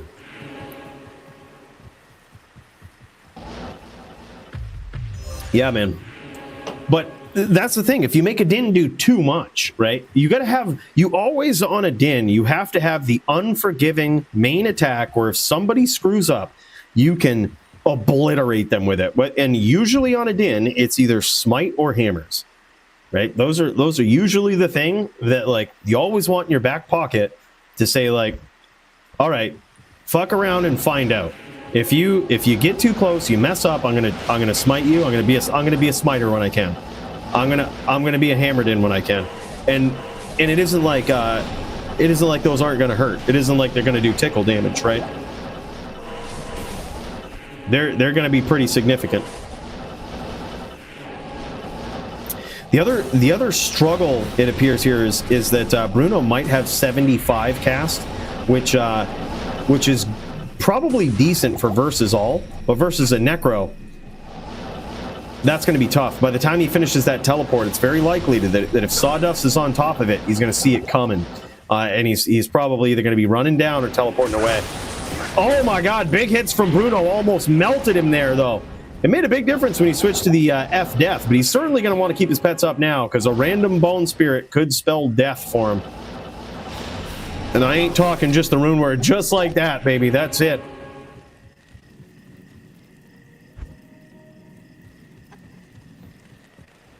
Sawdust surprised about his own IBS. Lamp says, I taught him how to telly. The short tellies. Look, apparently that will get you right to the top of the ranks, man. You did good, Lamp. I can't carry anymore. I can't carry anymore. Yeah, that was actually really good. I was rooting for him that time. I was like, man, get it. Get up in there. Land those hits. That was actually really good. He almost nuked him with that one zeal.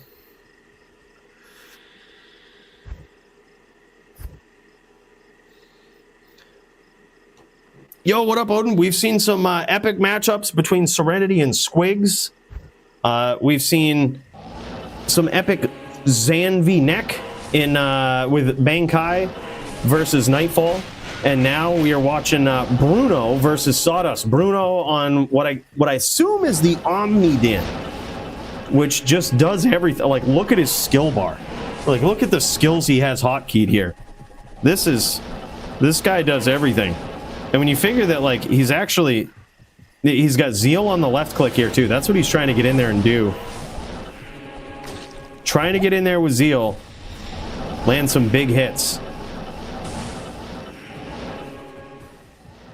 Got to be careful walking down. Oh my god. Sawdust playing Matador here. Waiting for him to come in. Says, all right, guy. Bruno going for that Zeal. He knows that if he lands it, it can be pretty devastating. Oh man, he deals some big damage there, but also takes some bone spirits. That was rough. That's the other risk, I think, on Zeal versus Necro, is that Zeal does kind of keep you in place for a little bit.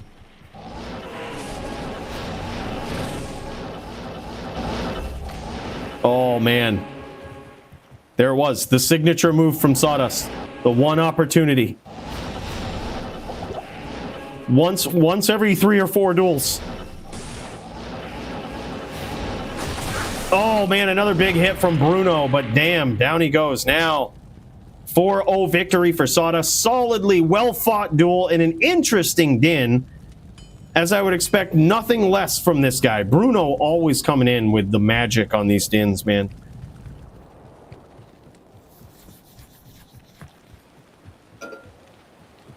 Yeah, I would agree. Like, I think having hammers there is a good threat. But the thing is, it's hard. I think it's hard to do it when you know when you're going up against the Necro on 75 cast, because then every hammer is like a chore, right? It's you almost have to make every hammer count, or really commit to a big hammer field to make that work. He says a bit wide on the build, hard to keep to everything, yeah, to like every trick, yeah. It's tough. I feel like especially versus a Necro, it's definitely one of those matchups where you have to be punishing with something. And this din, you could see he could melt him with the Zeal. Like, but damn, you got so many pets to get through, and like, you have to close the distance. It's not like an auto hit like Smite is. So it was tough to get in there, but actually very well done from Bruno.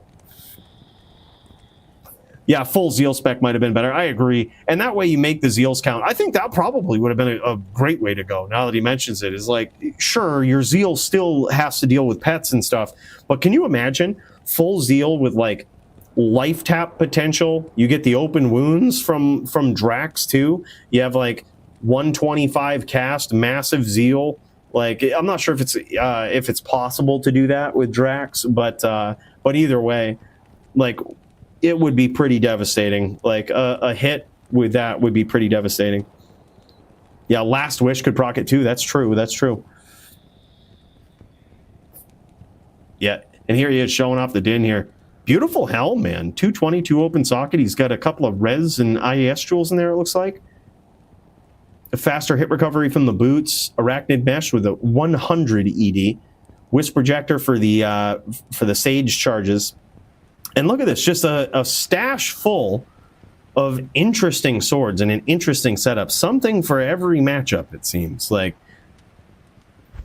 a glimpse inside the mind of Bruno. The Bruno brain on full display here, thinking of all of these various different setups and creative strategies to take down classes. It's insane, man. Really cool to see this kind of thing. Big cheers to Bruno. Big cheers to Sawdust. Good duel between these guys. Absolutely epic. Always a pleasure to watch this dude. Last week I got my new mouse on Wednesday. I got my ass tore up. Yeah, no shit. I'll be making the Omni Din live when I go against Montreana. Can't wait to see it, man. It's gonna be dope. Epic.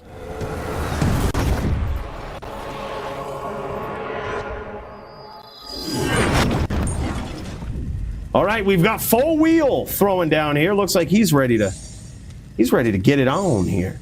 We've got, I believe, Full Wheel versus Riz.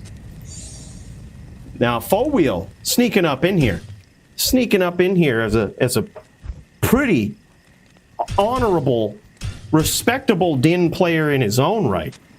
Just sneaking up in casually. Go ahead, he says, go ahead and underestimate me, please. Just, of course, I'm not Serenity level. I'm not. Don't worry about me. Little old me. Well, let's hope Riz doesn't do that. He's got to treat this din with the respect that he deserves. Drunken Noodle, a.k.a. Nino Tisk, the Full Wheel, the Akina. This guy. Many different names, but one big goal. Take down all the players. Look at this, 45 life for P-combs. Look at these dins. 20 life, 5 all res charms. This guy ain't messing around. He came prepared. Jizz for the Riz. Yep. Dude, Riz, his reputation precedes him, man. most aggressive Sin player in all of Diablo 2 history. This guy is on not only a different level, but potentially a different planet with his aggression on a Sin. And as of recent history, in the last few months, this guy has really made a commitment to go to a hybrid Sin. He used to be king of the Ghost. The Ghost Sin, big difference between Ghost and like a Trapper or a regular hybrid, is the Ghost is trying to do basically all of her damage from Whirlwind. That's the main attack. She's trying to get in there, deal some either venom damage, which is sort of secondary to the big physical damage from the claws. Sometimes open wounds proc as well. But basically, it's a Barb that can mind blast, and it's pretty rough.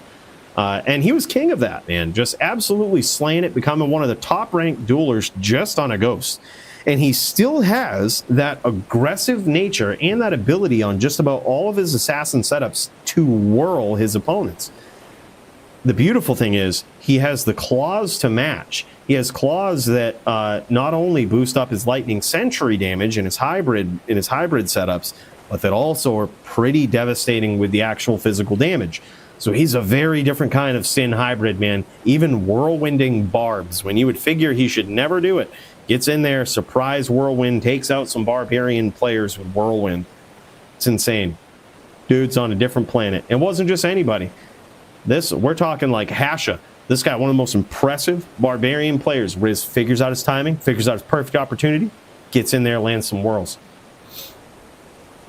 I try to run GM and point out the BM if I think is a noob. Yeah, dude, it's what you got to do, man. That's what you. I mean, honestly, in pub games, I just basically let all the BM fly. Even if someone's trying to have good duels and they're a little bit BM, this is what I say. I'm just like, well, at least they're trying. You know, they might not know. Like someone comes in with Clay Golem or something. Like whatever. You know, it is what it is. Like if they ever want to join up on the DFC, jam it, slam it, man. They'll they'll learn. They'll see what's up. But dude, I got to show you what I'm working on, man. We got a little surprise that I'm hoping to implement eventually into the Discord. All right, I'll show you what's up here. All right, this is what it will eventually look like. All right, so especially for the newer players, all right, this is what she'll be. All right, I'm working on some things. These are going to be like reference slides and shit, right? And as you can see, okay, like this will be. See, how do we slideshow this, right? Oh, here we go, right? Pop in here. You can type in a command in the Discord. This is my dream, right? For the newer players coming in, like you got some basic rules, right? Like we can go all the way to the basic rules and you just get this returned. And it's just like a quick screenshot. Like what are the basic rules of dueling? This is like as basic as we could get it. You just get like a screenshot for this, right? So it just tells you, like, if you're just getting in, instead of like reading some 20-page document about rules, you're getting into HLD, bam, it just throws this back to you, like, and it kind of explains it, right? It's like, you know, with the sword rules, you know, it says sword rules, percent sword for any element limited to 20, max res 85. And then it says, however, explains it. These numbers are standalone restrictions. If you combine these, just watch out for this, right? Kind of makes it easier for noobs to like understand it, you know? Sawdust got the groove. He's got that groove. Turbo, hey, thanks so much, man, for the 10 Canadian coin tip, bro. Big cheers to you. Really appreciate that, my dude. That's huge. Huge. Big like on that. Huge. My dude, thank you so much. But yeah, and then they could get a basic understanding, right? And there's just like 8 basic rules. They just see them, they're like, oh, okay, I get that. That's just like 8 rules. And then, you know, band skills, they might quickly look at it like, okay, Clay Golem, Iron Maiden, Holy Freeze. All right, I'm not even on a Din or a Necro. I don't have to worry about that. Life Tap, Bone Prison, whatever. Band items, Black Oak Shield, Rising Sun. I don't even know what those are. Fuck them. Like, you know what I mean? So it's immediately simple. But then they read the sword rules, explained, right? And then cold resistance. Right under here, it says cold sorks are fucking stupid, right? So they say, oh, I probably shouldn't run a cold sork because they're fucking stupid, right? Like, you know, we leave that to Lamp, right? He got, once we should put in here, if you run a cold sork, we're kicking you out of the tavern, all right? We're not letting you in the tavern. That should actually just be in the rules. I'll work on that. We'll get it in there. But hopefully something like this is like more relatable, better explained to somebody who might just be stepping into PvP, and is like kind of easy to understand. Like they always have something, they can go back, it's just one quick glance. But then as they dive down into like more specific rules, let's say they get a matchup, like then boom, like they go on Zon v Din, right? If you're the Zan, no Impale. If you're using more than 500 poison, no multi-shot. It just, again, makes it super simple so that they digest it. It's like, okay, I got my first match in the DFC. And then, boom, you just get something like this. And if you're the Paladin, no grief. We actually might implement this across the board so that we maybe could match up some Smiters of different skill levels versus Zons. No grief on Smiter or Paladin ever. No Impale on the Zon. No healing auras. Keeps it pretty simple, right? They go Zon v Sin, same thing. It's just like kind of simple with only specific rules for this matchup that really matter. You know what I mean? Just keep it clean, keep it simple, searchable, learnable, like easy stuff. All pulled from the actual rules, but that apply to the matchup that you're in. I kind of like it, you know. We'll see how it goes, but that's the dream. We're working on it in the background, man. I am overburdened. There may be some Zan shit talking here, but don't worry about it. Let me see if there is actually. If I can't carry anymore. yeah, like so right here, Zon versus Sork. I can't carry anymore. Says if you're not using energy shield, only the basic rules apply. Get out there and stomp that fucking Zan. Do whatever you have to do to ensure the Zan player dies a miserable and lonely death. See, like that's relatable. You know, like that kind of makes sense. They'd be like, all right, dude, yeah. So like they'll allow it.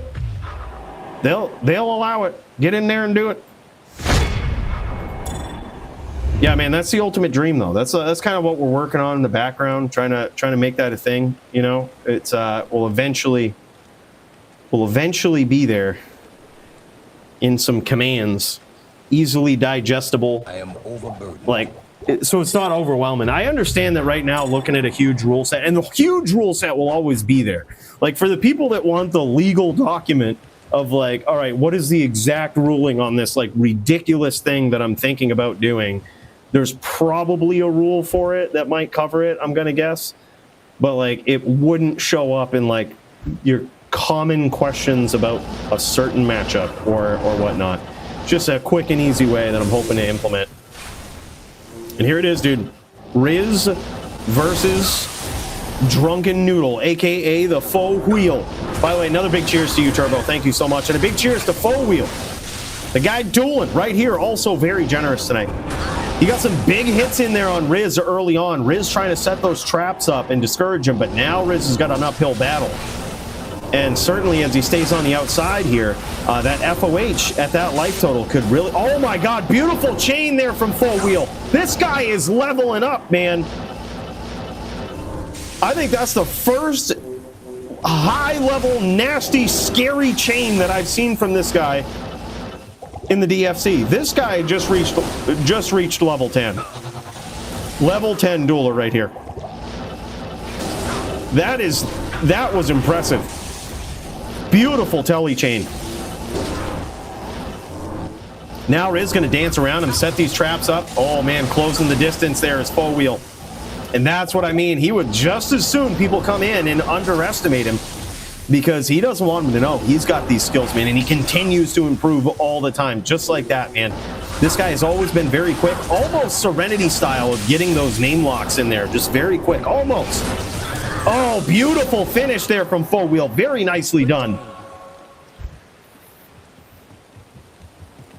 But that has always been the thing. It's like, you know, if you get him, oftentimes you can escape. You can get out of the way of those chains. You have no real fear of it. But right there, Faux Wheel was showing. Well, guess what trick we've got up the sleeve now? And there's no telling how much that right there has improved this guy's game. Yeah, that's big. That's big. That's a big win right off the rip.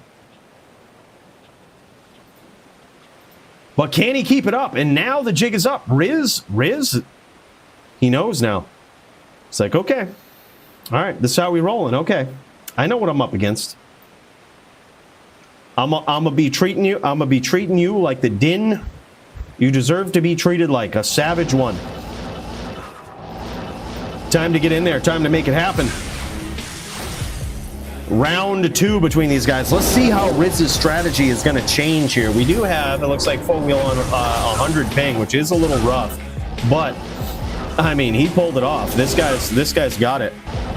Especially if you go in. Oh, he's even got some big smites in there. Riz trying to get that whirl in, but full wheel is not having it. He was right ready with that smite, and I actually think it connected. And that's how you know you're going to grab Riz's respect right there. If you are ready, and every time he goes in, you're ready with that smite. That's how you're going to grab that respect. Beautiful name locks there again. Full wheel gets there. Holy shit. Yeah, Riz is still going with that whirlwind, and he got punished twice for it right there.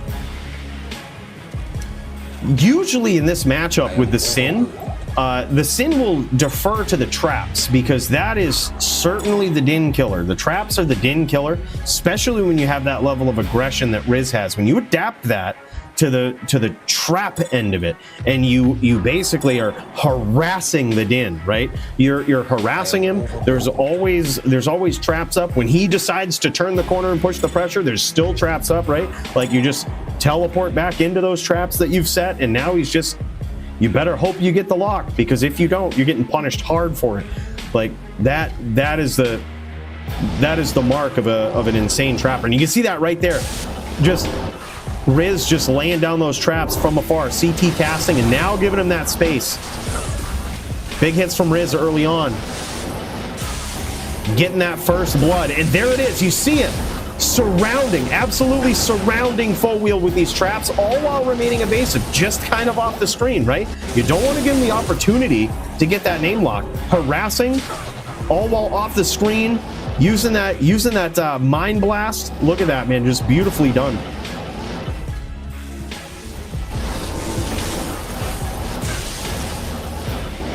Riz working his opponent down, landing a couple of trap shots here.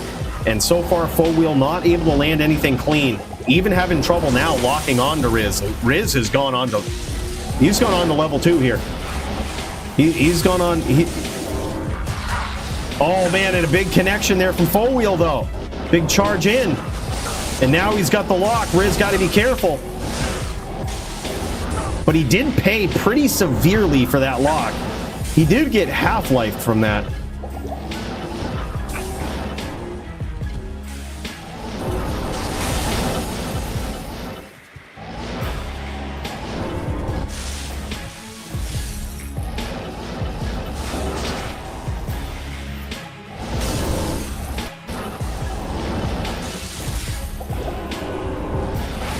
Just checking this out, it looks like on non-ladder, they might be popping it off, dude. They might be popping off the D-clone, and there it is. There it is, D-clone up. I just got a game up, dude. I just got so lucky. I think we got 2 games. Now Riz in trouble. Riz probably won. And this is going to be an uphill battle. He's keeping that Mind Blast up there, trying to keep full wheel off from that FOH, giving him enough time to rep back some life, but also presenting the threat, right? He's going to present the threat of these traps, because full wheel also very close. Very close. One real bad trap exchange from death.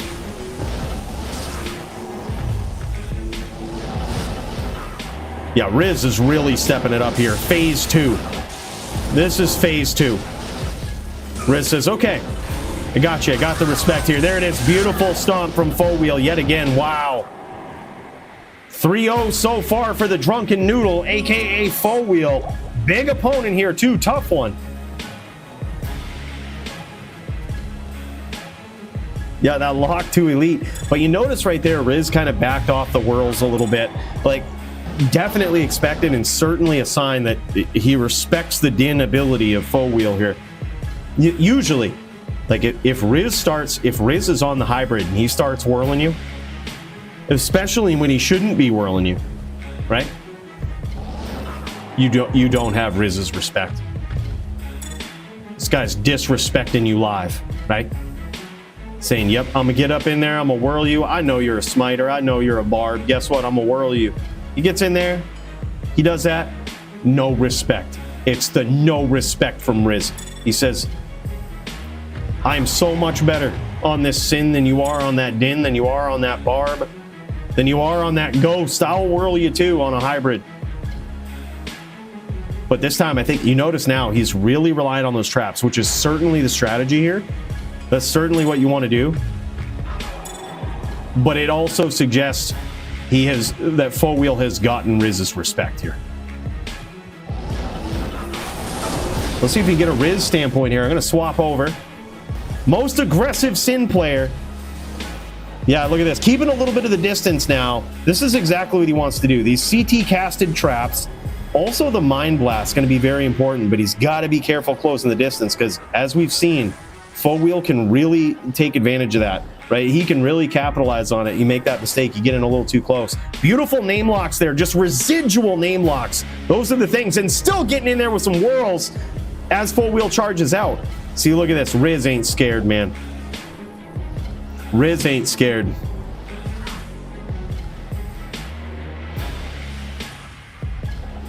Riz says, I ain't getting beat by no corner map using Din. Oh, beautiful chain there again from Foe Wheel.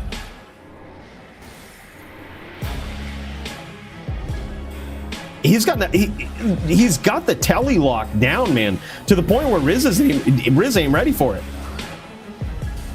Riz is like, all right, man, I ain't used to seeing Dins do this. Holy shit. And now it catches a little bit more damage. Dude, Foe Wheel's so good at closing that distance. Yeah, at this point, Riz needs to, he still pushes, dude. He's still hyper aggressive. But what he could easily do is just try to kite Foe Wheel into these traps, right? Almost play the red herring a little bit. Oh shit, I've teleported a little too far down, man. Oh, you've got yourself a name lock. As he teleports back up to the traps and runs down, right? Like,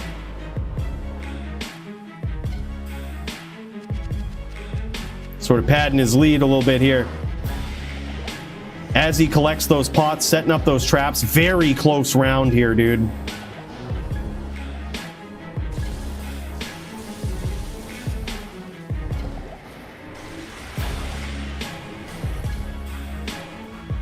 Mind Blast PK from the Riz, and now he's back online.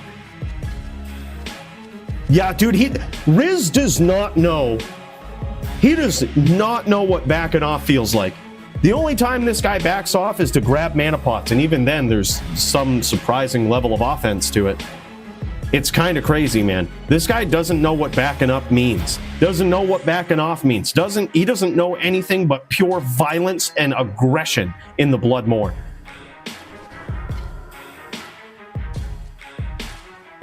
Oh, dude, you got a 1820 with 10 experience. That's a good one, Turbo. Holy shit. Was that ladder or non-ladder? That's insane, man. Congrats on that. Or actually, yeah, they popped it on non-ladder, I guess. Duh, I should know. Duh. Don't answer it, Turbo. I'm already embarrassed. Turbo, right?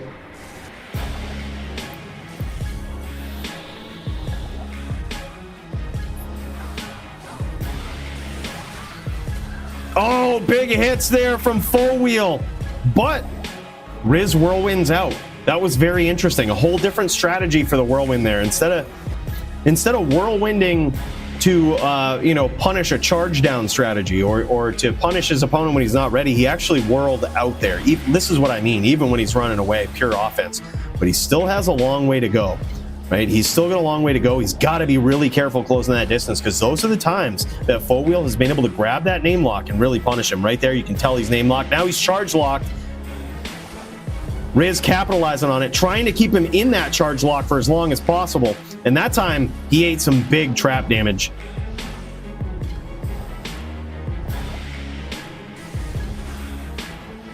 Very nice aggression here. Very nice pressure from Riz. This is exactly what he needs to do. And you see, he's going to see his opponent's low there.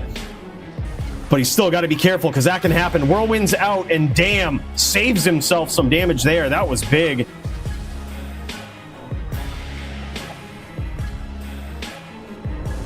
I thought that was over, man. And look at this. Even from far off the screen, Riz just hunting for that name lock, dude. It's just always in. It's always in his tools, in his toolbox to be able to do that. That was a close round. Holy shit. Now 3-2 in favor of Fourwheel. Riz trying to make a huge comeback from 3-0. He's trying to make a huge comeback. Yeah, Master Hunter. That's exactly what he is, man. This guy's insane. All right, I'm gonna see about doing something here. I'm gonna see about getting up in this game, start spinning these hams. All right, I'm gonna swap over to this real quick.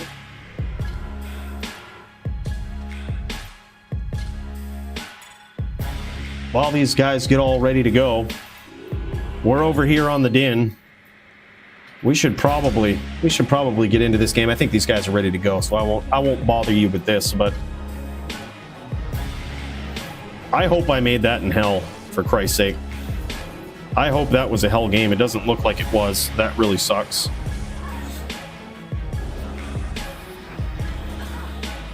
Big hits early on from Fourwheel. That wasn't a hell game, damn it.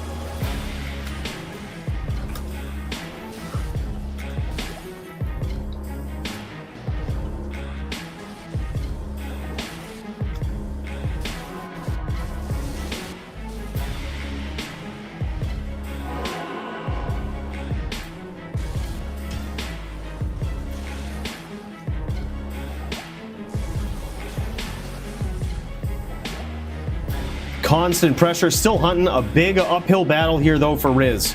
And he knows, backs against the ropes, man. He's got to do it.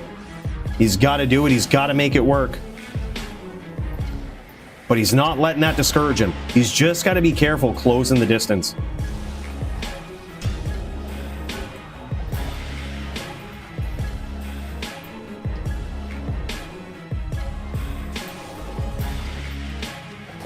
What a nail biter so far, man. I think he was certainly surprised at how absolutely nasty Fourwheel is on the smiter.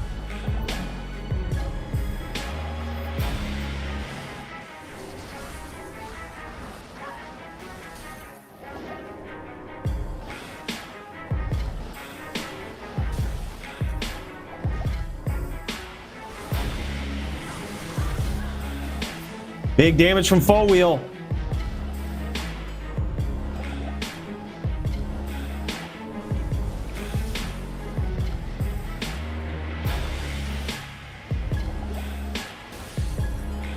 Yeah, Riz wants to be careful to not to. He doesn't want. He wants to stay out of this life total range that kind of makes him weak to FOH. Nice whirlwind out there from Riz. Yeah, like this is probably as low as he wants to go. Otherwise, if Fourwheel gets him down to like below 500 or something, right? Like just gets him below 500, suddenly the FOHs really start to matter. Because you got to figure, the Sins can't necessarily stack up their max, the dual claw Sins can't necessarily stack up their light res. And a big comeback, now 3-3. Tie game for these guys. This is nuts, man. All right, we do have our Annihilus Charm here. We're going to see what we just got. We've got a perfect one here, so it's all downhill. Yeah, this isn't even a collector's 10-10-10, just absolute shit. It's absolute trash Annihilus. We're going to go on to the next game. Just pretend, forget that ever happened. This time we're going to make a hell game, and we're going to forget that ever happened, right? We're just going to move on.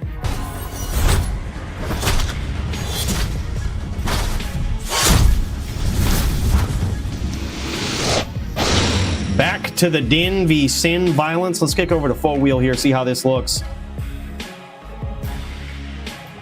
AKA the Nino Tisk, the Fourwheel, the Aquino. Beautiful name lock early on, but takes some damage for it for those traps. Nothing too huge, but still something he's got to watch out for. And this is what I mean. Look how good Look how good full wheel is, dude. Even with this corner map that he's using here, this is pretty insane. Like, we always talk about this. It really just matters what you get used to in PvP. A lot of people say, oh man, I can't do it without that center map. And you know what? I'm one of those people, right? I'm so used to it at this point. But it really all depends on what you practice on, what you get used to. And here it is, full wheel with the corner map, making it look like it's nothing, like it's how it's supposed to be. Insane. Nice lock there from Riz. Mildred and I are ready to go whenever you are. All right, GG, man. We'll pop into that after. Thank you for the heads up, brother.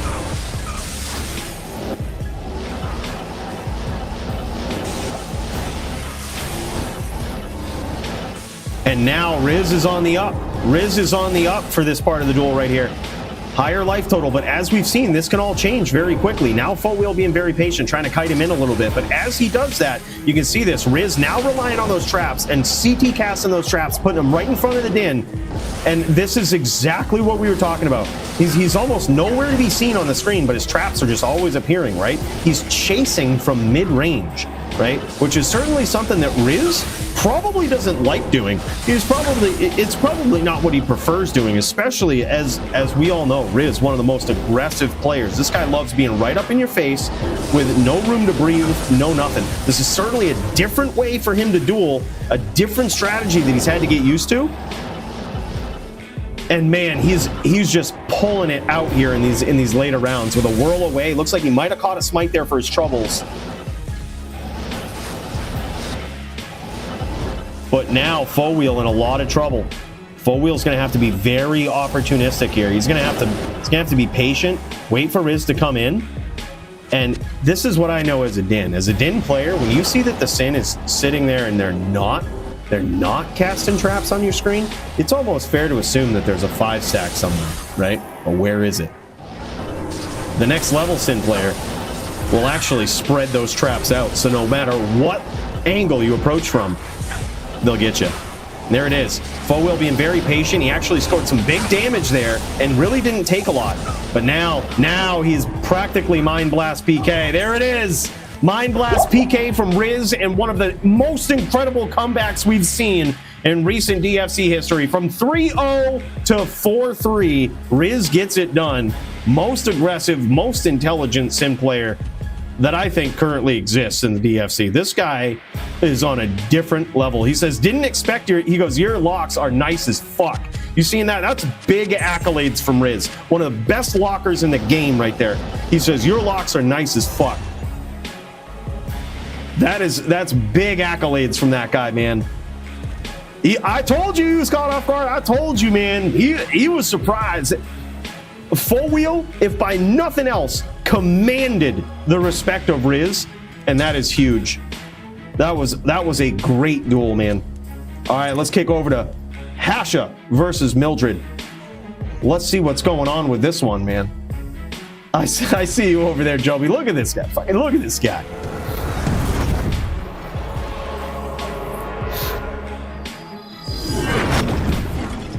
Very true. Maddie sucks, he says. Yeah, just getting in there. Yeah, that's what we were talking about. That is right on topic of what we were saying. Very germane to the conversation that was going on. Obviously, you know. Very true. Maddie sucks. Oh shit! Recorded. God damn it. All right, and here we go, man. We've got, big hits early on from both players. We've got the legendary return of Mildred, the werecat herself, coming in, laying down some big damage on Hasha. Hasha also returning some big shots. Close round in melee between these two. Botaurus and I are ready to rock. GG, thank you, LPC. That's going to be a sick duel, too. Botaurus, does this guy go with a Barb, or is he on the Sin? I think, honestly, if I was going against the LPC, I don't know if I would trust my Barb skills. Tell you the truth. Pure Trapper, baby. Hell yeah, I was going to say. I suck on a Sin. I suck on a Barb. I suck, period, all right? But I would rather be on a Sin. LPC is no joke, dude. No joke. Botaurus on a sin, though, also no joke. Speaking of no joke, look at how close these duels are, man. Back and forth between these two legends. GG, thanks for hosting. Will be better next time. Bro, Full Wheel, first of all, big cheers to you, man. You didn't have to do that for that 10 coin tip, brother. Big cheers to you. Huge. But second of all, you have nothing to apologize for, man. We were impressed right out the gate with those locks. You caught Riz off guard, dude. I think Riz showed up thinking it was going to be just another day at the office versus the din until he ran in to Full Wheel and realized, all right, this guy has leveled up. This guy is on a whole different level right now. He saw those locks. I think he was surprised, man. I think you woke Riz up early. That shit was crazy, bro. That was nasty. Big cheers to you, man. And thank you so much for that that generous donation, brother. Epic duel, dude. Big hits from Hasha early on. All right, I've been flapping my gums here. I might have lost a little bit of what the score is, but I think it's pretty close. Hasha has edged out some of these duels here. I think it might be, what, 3-1? Or 0-3, okay, yeah. Hasha's got them all, but holy shit, they've been very, very close. 3-1, okay, yeah, that's what it is. Yeah, yep, 3-1. Every single round, man. There was one round where Hasha was down to 50 life, dude. We saw the wolf Barb, right? We saw the trans wolf. But now we get to see the real wolf. We get to see Mildred Werecat in were form delivering those werewolf hands, those werewolf claws at her opponent. Just absolutely slamming here. Oh my god. Look at how close that round was yet again, dude. Down to just about 50 life. 70, about 70 or 80 before the death and open wounds kicked in, but goddamn, that was one life right there. He just got down to one life on that. This is insane. These are back and forth. Barb's number one. I think so. I think Barb's are in a good spot right now. All right, 1-4 in favor of Hasha. It looks like Hasha also has the Corpse Mourn armor, I believe, is the one that casts Iron Maiden, or the yeah, I think that's what it is. And so every once in a while you'll see that go off. Yeah, Steel Carapace, that's what it is, my bad. Steel Carapace, big defense on that, but also can cast that Iron Maiden. Now, I don't think that actually does a lot when you hit a player. But it's almost like they nerfed a lot of stuff way back in an early patch of Diablo 2, back in LOD. It made it so that certain things don't necessarily work in PvP. One of them was life leech, right? That was big in 1.09. You would see the zealot duels of just life being leached back and forth, and dare I say, it was actually pretty cool to watch. It's actually pretty cool to be a part of. But the other thing was, they made it so that certain curses didn't really work when you hit a player target, or certain things like thorns got dilapidated significantly in that patch, and so did Iron Maiden. Big hits from Mildred, and down goes Hasha. Now Mildred making a big comeback, making a swap, and it's making all the difference. I think so too, Bruno. I would totally be okay. Some people are totally opposed to this. They're like, cool, that's such a bad idea. Anybody who thinks getting rid of synergies is a bad idea should go back and play 1.07, the original version of the game. Granted, the whole game was different back then. But imagine having the skill point freedom. You would have far less need for tokens. You could make like a smiter hammer hybrid. And how vicious would Dins be then? You could make a throw barb. Actually, the barb probably suffers the most from no synergies. Look at this, Mildred Werecat getting in there with normal attack too. Love it, dude. She just like, all right, I still got a chance. I still got a chance in this round. I'm going out swinging. 2-6 in favor of Hasha. Yeah, Barb suffered the most from that, but I think the whole Barb skill tree just needs to be nuked and redone. Look at how they did it in I believe it was remodded. Remodded was insane. That was how the Barb skill tree should look.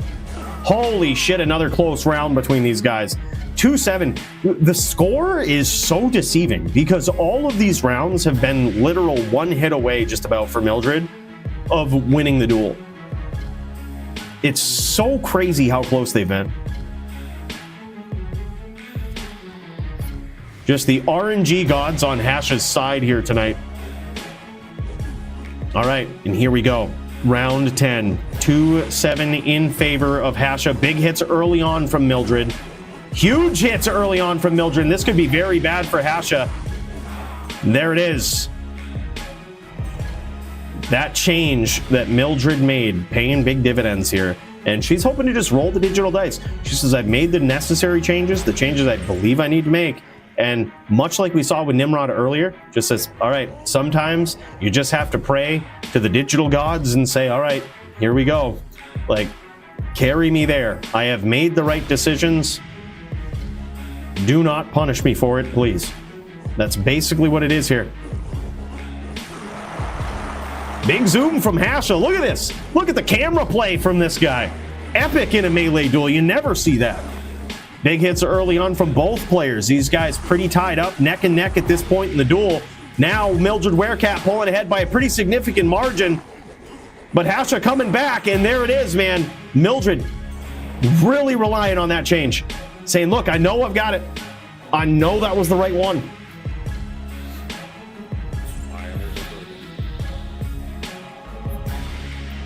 Four, 7. Will we see a big comeback from Mildred? Yeah, two titans, absolute titans of melee going at it here.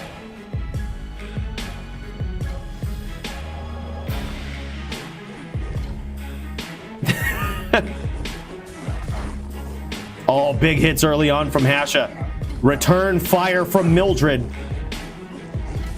The real question is, I wonder what change Mildred made. It certainly makes a big difference. Gives her that big comeback opportunity, right? Oh, man, and there it is. 2 consecutive hits. Boom, boom, back to back, straight to the dome by Hasha. Getting in there with that conce Barb, man. He ain't messing around. Now the score 4-8 in favor of Hasha.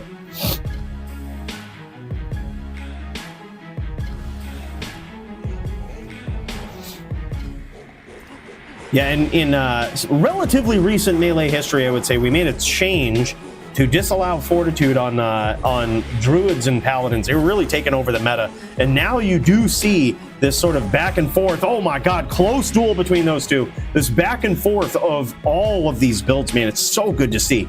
Barb, Zon, Din, Druid. I think currently the rule set is as healthy as it has ever been, man. This is pretty insane in melee. You see a very good, very diverse slew of characters in this division. Yeah, first of 50, let's jam.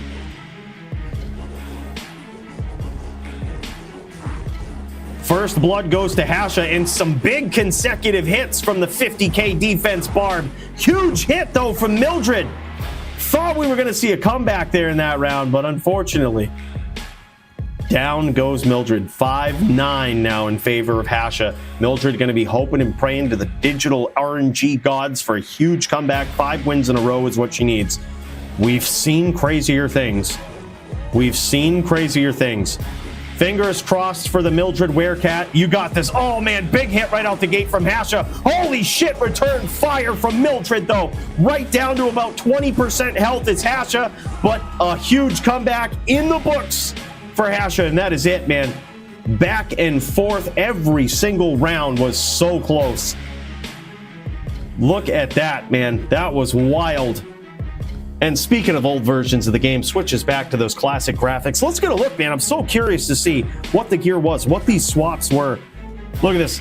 Look at this. No one just getting in there says, fuck this Barb. Get him out of here. Get him out of here. Damn, son. Great fight between these two. That was so epic.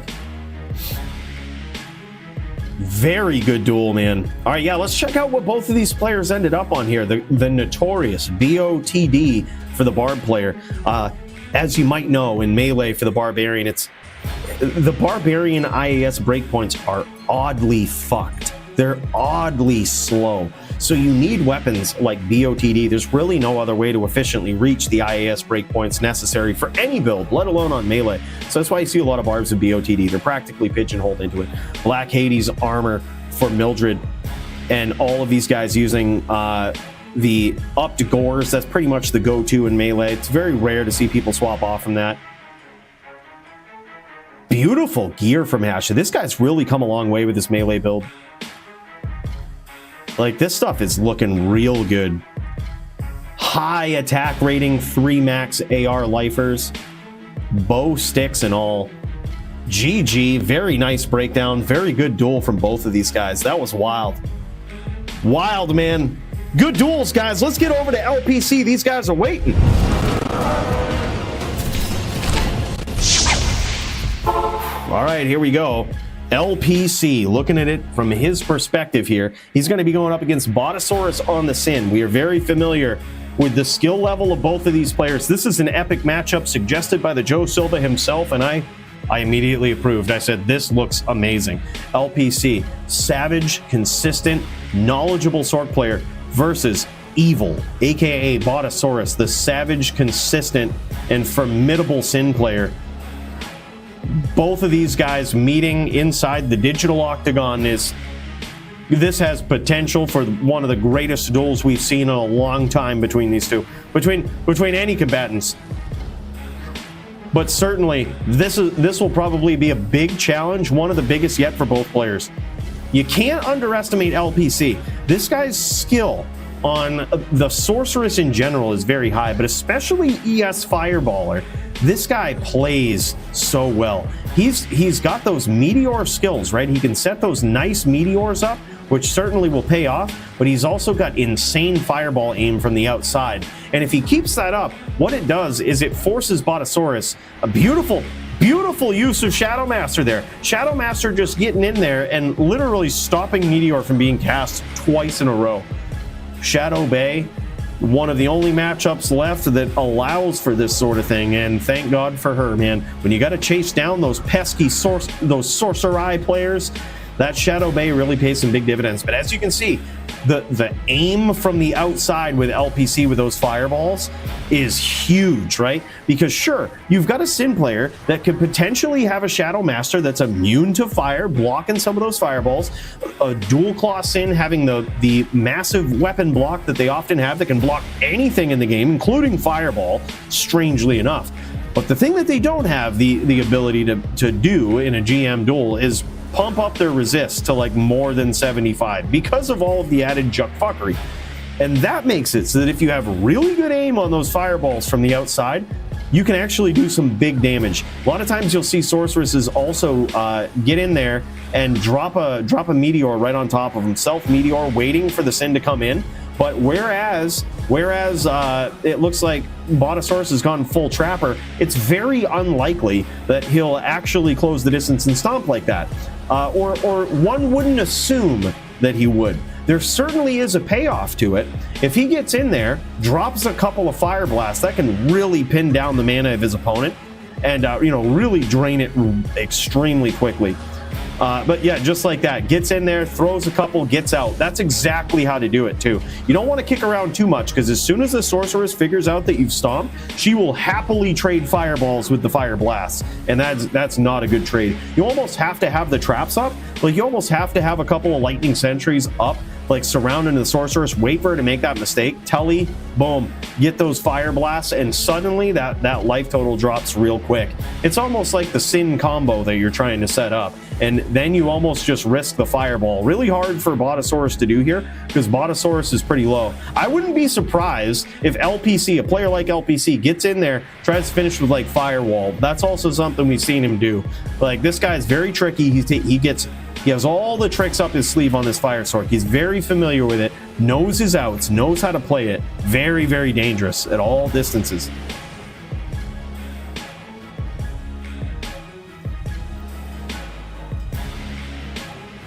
We need a Coliseum for these two gladiators. Good duel. Yeah. Oh, yeah. Just seeing that, Brian. That was epic, man. Epic melee match. Yeah, the Barb's breakpoint is so bad. It's just it needs, the Barb needs so much fucking love. Beautiful stomp there from LPC. Sneaky name lock. Botaurus says, "Damn you." Yeah, son, that was insane. That was wow. And it was such perfect timing. He just knew. He's like, I know there's no traps up there. I know where the traps are. I'm just gonna go for it. That was such good timing. All right, we're pouring out some more for you guys. Big cheers to you, Faux Wheel, Toeshank, Jay, Turbo, everybody tonight, man. Really appreciate your support. It's huge. Celebrating this Thursday DFC night with you guys every week. Highlight of my week.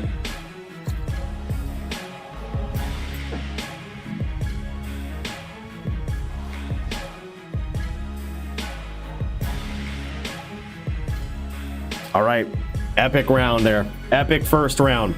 And now these fighters have had the time to kind of feel each other out and be like, okay, what do these Sork skills look like? What do these Sin skills look like?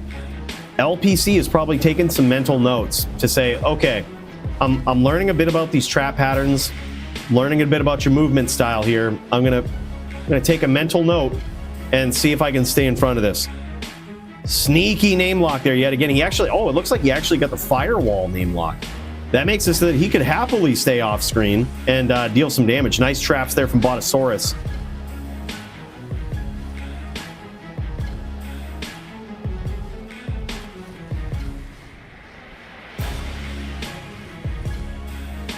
Yo, what's up, Laser? Hey, man. There ain't no late. It's, hey, whenever you get here, bro, that's when the party starts. Big cheers to you, brother. Welcome, welcome.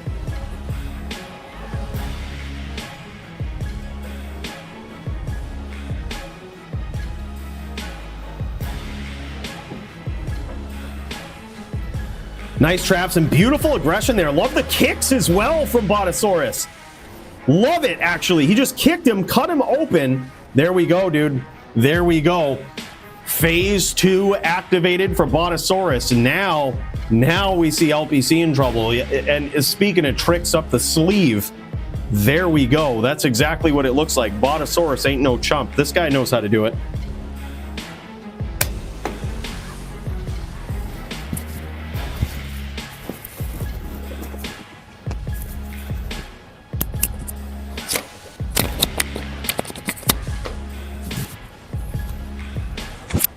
All right, we're switching these out before they die.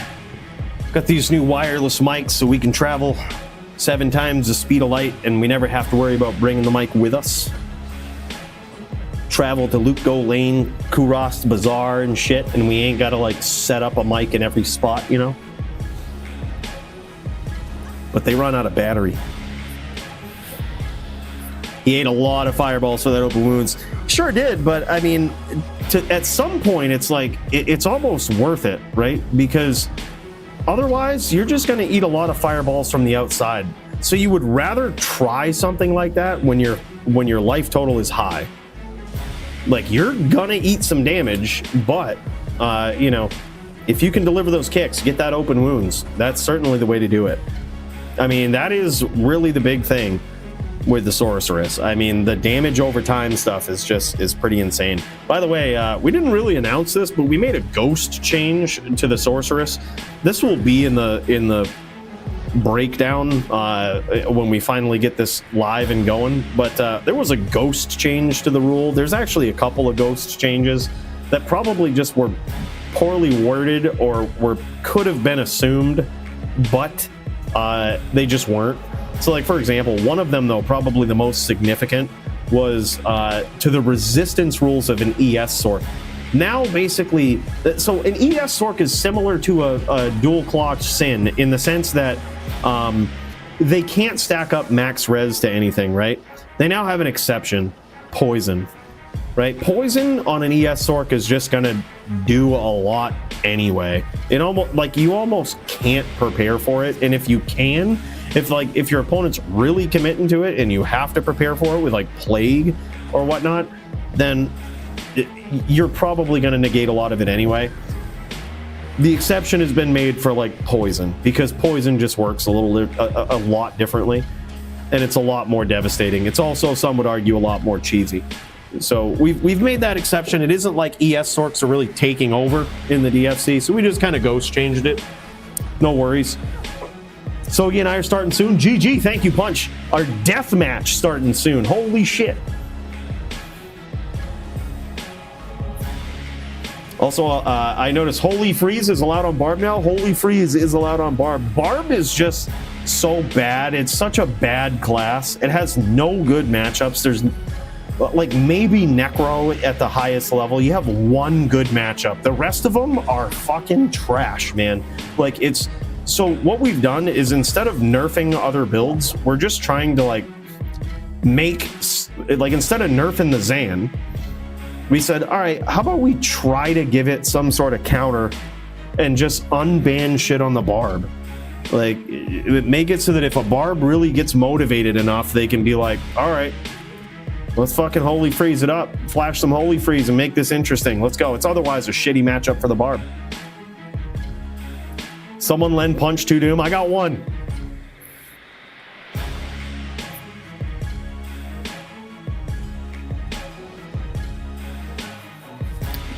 See, I disagree though, Turbo. I think there's rarely a match. Perhaps in this we'll see tonight. If Punch ends up going with Doom, we'll see how good it is in this matchup, right? But dude, if this change makes it so that Barbs have an unfair advantage versus other classes, so be it. Like, if I have to watch another Sin or Zan piece people up from off the screen, right? I'm gonna tear what I have left for hair out. We want to see the Barbs get up in there and deliver some fucking close range violence. Like, and if that means we got to give you Doom, let's make it happen. DFC has always been, Doom has never been allowed in the DFC. It's just banned straight out the gate, I think. I think maybe we tried it once early on in like LOD, but then got rid of it. But times have changed, man. Things are different now. Like, you know, the FHR rules or FHR changes are big, and it's like the Barb has no real way to lock any characters up anymore. So why not just give it some way to slow them down? And when you combine that with the fact that the Barb IAS frames are such trash, it's like, why not make everybody else's IAS frames trash too? Ban Inner Sight versus Barb may be fair.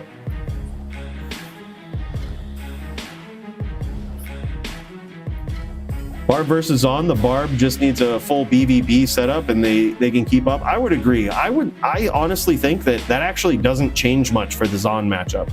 I think a Barb using Doom is probably, I wouldn't say it's a mistake. You could probably flash it on bow side versus a Zon, but you really just need, yeah, like you said, BVB setup with like maybe a little more focus on cast, maybe get your 37 cast and you're fine. Like that's certainly a way that I would duel any Zon on a Barb, and I see mixed results. Like, and that's with me on a Barb. I'm terrible on a Barb, and I can take a couple rounds from Muchez with that. I can take some rounds from Bankai with that. Like, probably won't win an FD4, but that's because I'm not as good of a Barb as they are a Zon. Yeah, Doom versus Smiter actually works. Yeah, I mean, and it's otherwise in D2R, it's otherwise practically unwinnable from what we've seen for the Barb. We had to ban Life Tap in the matchup for the Din. We had to, you know, and here's the thing. We also gave all of these classes an answer. If a Barb uses Holy Freeze on a Zon, the Zon can impale. If they use Holy Freeze on the Din can also Holy Freeze. So it's like, you still have to be opportunistic and strategic with it. The Sin can also use Shadow Master if if the Barb goes Holy Freeze. So it's like, we've given back answers should the Barb choose to go that route.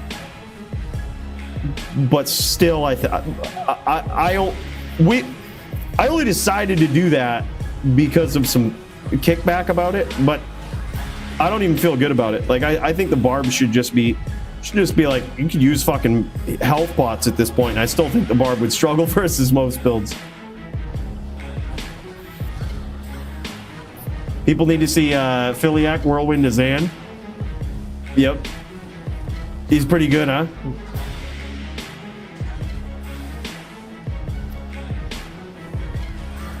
Oh my god. It's because it's a ES Sork full energy, or actually it looks like possibly a split of energy and life. You can actually have more mana than that, but it's likely a combination of charms and items, like 2017 charms. That'll boost up your life and your mana, you know, below the skillers, on top of big mana on the amulet, SOJs, possibly even mana. You have mana from Shaco too. There's a lot of ways to get that mana up. 3.4k is big. You can actually get higher than that though if you go full energy.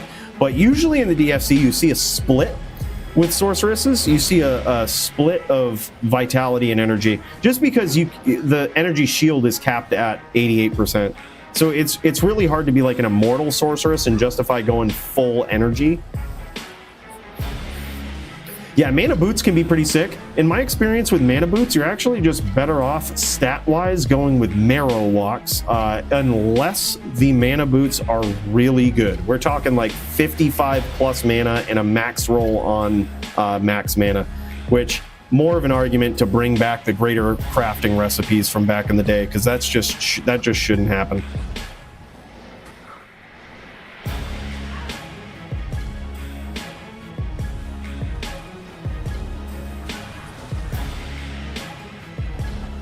Six life now is LPC, possibly even kick finish here. Kick finish is possible, I think. I'm not sure exactly how much damage kick does, but there it is. Yep, kick finish, baby. Good duel. Holy shit.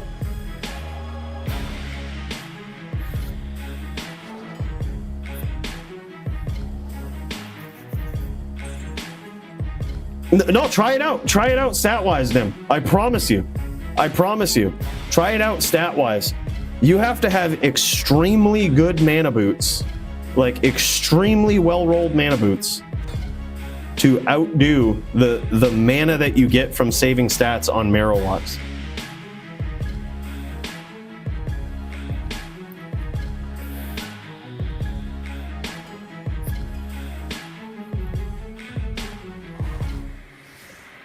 Now, I honestly think Sins are probably in the best spot they've been in a long time. Sins are balanced, I think.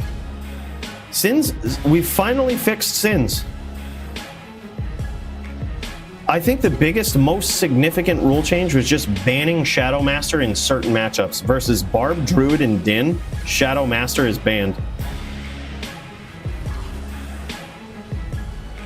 And that right there, I think was probably one of the most significant, to the point where maybe we just bring Elephant Sin back, right? Like, take off some other rules, bring the Elephant Sin back. Big hits there. That'll certainly cut LPC open. And now Botaurus has got the strategy down.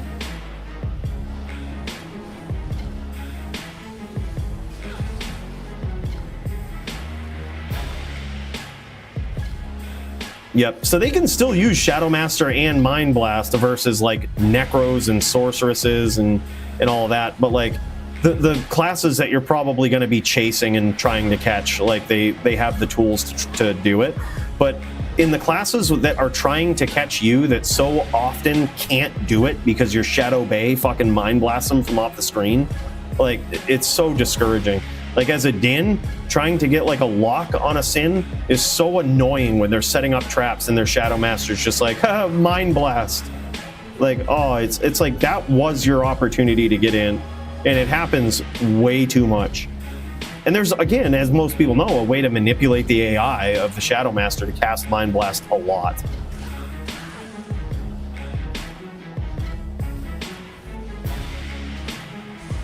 So in those particular situations, I think the Shadow Bay really saved the Sin when it shouldn't have. Like, Sin made a mistake, wasn't punished because Shadow Bay too good.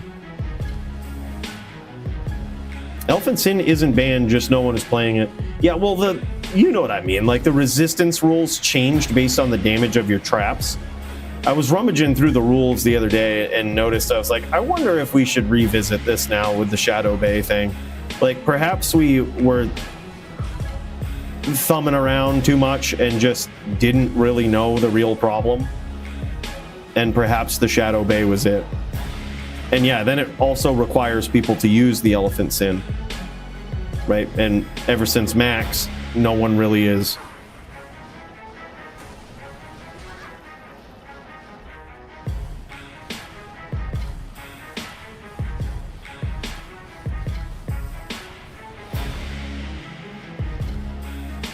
I'll duel him if I get to, if I get to wind max block.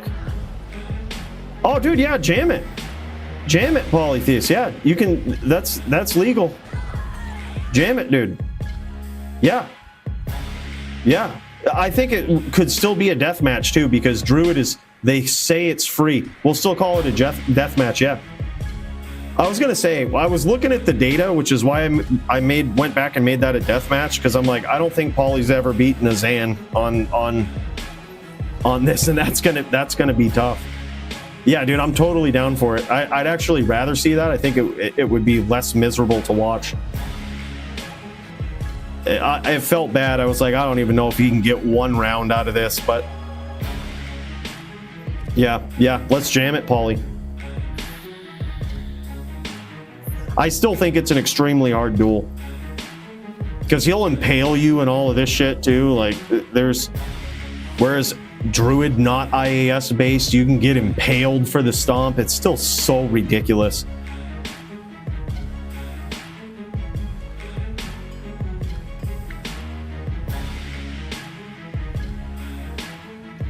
Any Hydra sorts in the DFC? I mean, they're not banned, they're just really bad. Like, Hydra is too slow. Hydra seems like a good skill until you realize how fast PvP actually is. Like, you can't sit in Hydras because you'll get FOH'd, you'll get shot at with arrows. So you have to sometimes close the distance on a Sork, and Hydra just ain't it. It isn't going to be able to do it. It's so slow. The animation to come up, shoot fireballs, just too slow. And then if your opponent walks down, it just misses. The fire bolts are so slow too. Not because it's banned, just because it's bad. You don't really see it. I think John Wick is #1 PvP player. He is definitely #1 BMer. I don't think there's any more committed BMers out there than John Wick. That guy is committed. Like, multi accounts, everything. Big kicks in there. Oh my god, all blocked, no connections there. Holy shit, that's got to be discouraging for Botaurus. No connections on that exchange right there.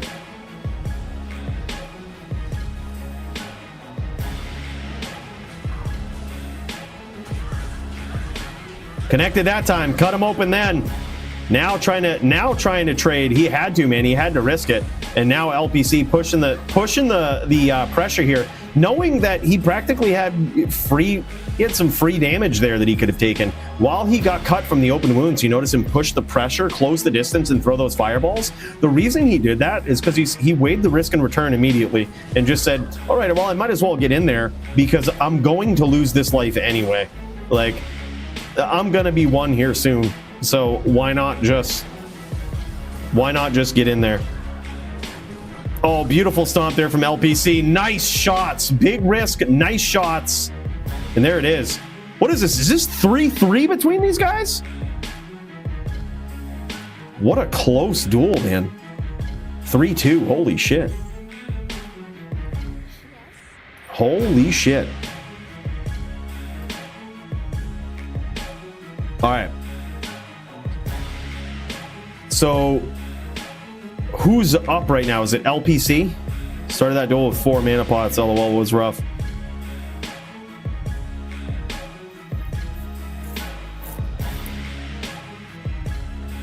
Sogi versus Punch is going to be insane. That one right around the corner. We're going to jump over to that next. 1 or possibly 2 rounds away from the first death match of the night. That is not in favor of the Barb at all. Barb has some new tricks, but the Din has some new answers, should those tricks arise. And we're going to see what kind of juck fuckery comes about in some Smiter versus top tier Barb. See if Punch can get 2 wins before Sogi gets 4. Right? It's certainly a mismatch, Smiter v Barb in D2R, but if there ever was a Barb that could pull it off, Punch is it.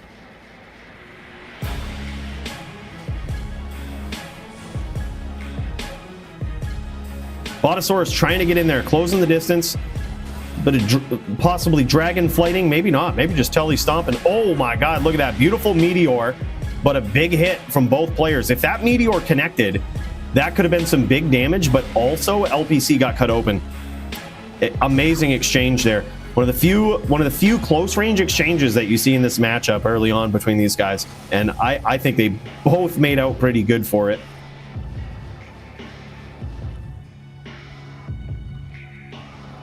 Punch got this, bro. I don't know. Sogi good, man. Sogi's really good. It's so crazy because DFC has some pretty savage Dins in it, man. Like Serenity, Sogi.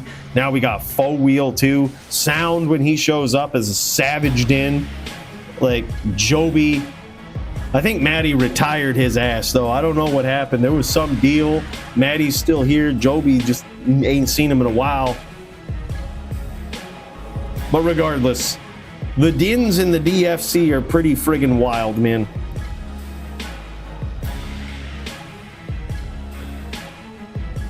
I have not played Twisted Metal, no.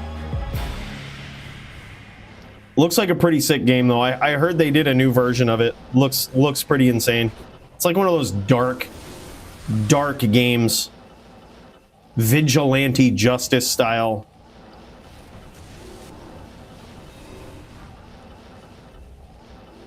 Yeah, it looks cool. Never was my thing, but I can respect it.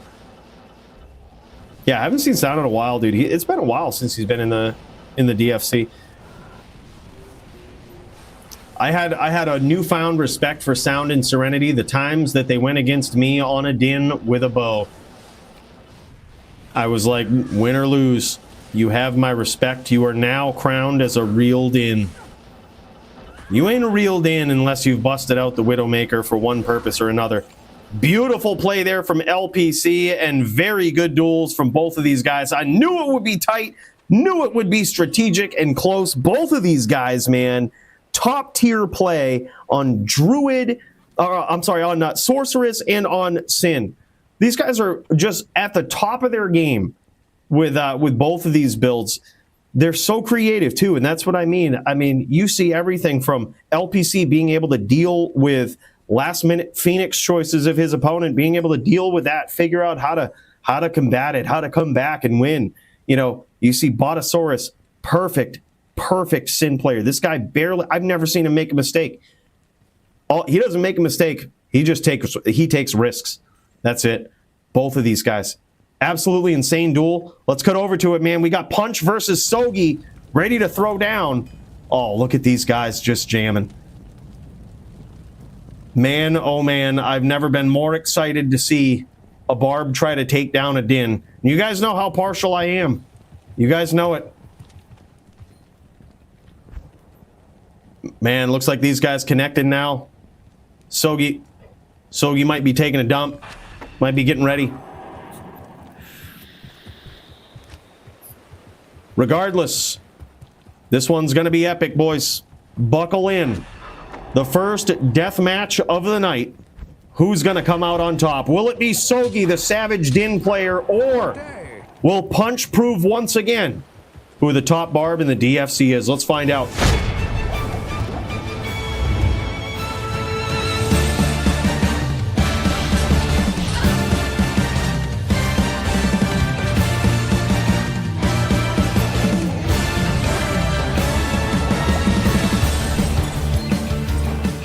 And here we go in this corner. We've got Punch. He needs 2 wins in the death match tonight. That's how these death matches work. The person who is at the disadvantage in the duel, these matches usually wouldn't be made, all right? They're so lopsided in favor of one person or the other. This time, it's in favor of the Din. The Smiter here has consistently, historically, just won this matchup. It's very tough, but Punch is only going to need 2 wins. That's it. If he can get those 2 wins, it's over, and he will effectively have shut down Sogi, one of the most savage Dins in the DFC. But Sogi, this guy, tricky. Signature move, chucking the hams in the moor, throwing his opponent off and keeping him guessing. That's what he does, man. Holy shit, Turbo! Go fruit punch. He says, go fruit punch. Give him the big. Give him the big to punch. There it is. Hey, bro, thank you so much for the 20 Canadian coin tip. Big cheers to you, Turbo. That's huge. And we're off round 1. And we do see the doom from Punch. He's going to be flashing it, man. He's going to be flashing it, slowing down those smite frames. And we're going to find out here tonight what this looks like. He's got all the tricks up his sleeve. He's going to be doing it. Look at this. Doom flashing right here. The only drawback is when he swaps, it looks like he loses his helm. So he's going to lose some resistances and be weak to that FOH. And now you see Sogi flashing that Holy Freeze. Oh, big hits from Sogi.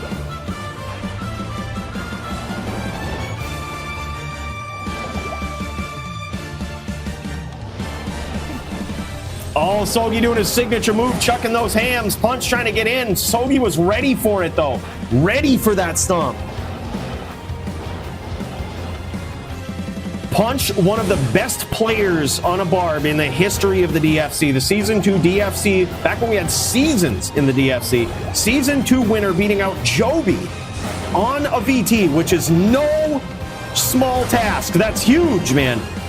And this guy has continued that Barb dominance in the DFC and D2R. Like I said, if there ever was a Barb that could do it, it's this guy.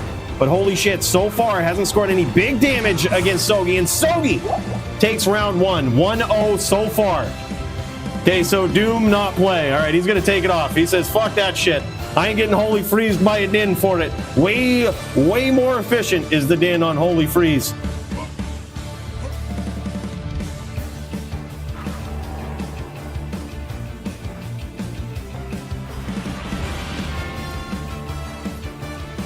Take a shot for me. I work tomorrow. Will do, Josh Stone. Hey, man, thank you so much for the 5 spot, man. You're too kind. Really appreciate that. Big cheers. And the first ever super on a live stream, sending it to this guy. Holy shit, man. I'm honored. Thank you so much. And a big cheers to you, brother.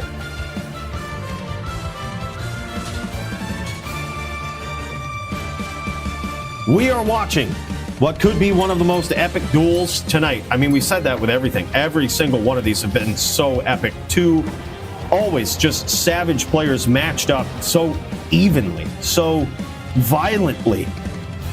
And now we get to see if Punch can pull it off on this Barbarian. Now, the signature move of Sogi, as we talked about, this guy, who knows why he really does this, but this guy is a smiter. He is a VT. Do not get confused by what he's chucking out there in the moor. You might see him randomly chucking up those hams. All right, some say that he does it to get that stun off after he gets the smite. I think he does it to add insult to injury. This guy, signature move like a Din serial killer. This guy just leaving his mark in the moor with those hammers just like that. See, look, there was no reason. There was no reason for that. This guy's like the Zodiac, just leaving it out there. Evidence that he has been in the moor and he is hunting you. That you should not feel safe out there in the moor versus Sogi. Look at this. He's just waiting for Punch to come in. Punch trying to take advantage of his range, staying on the outside here too. Looks like he's also compromised his cast. He says, oops, I down, no problem, go. Punch has also sacrificed a lot of cast here, probably to stack up his DR and his damage. Big hits there. He's got to be opportunistic. He's got to be patient. But so far, Sogi always ready. You notice it takes him so long to get in there with that cast, though. Every time takes him so long. Sogi sees it coming, and he's just ready on that smite. Oh, man, beautiful up smite from Sogi.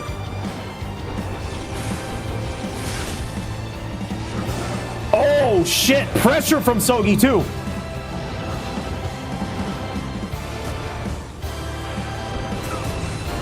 Beautiful hits. So far, Punch being very patient. This is one of the things he's known for. Looking for his opportunities, being patient. Beautiful aggression there from Sogi.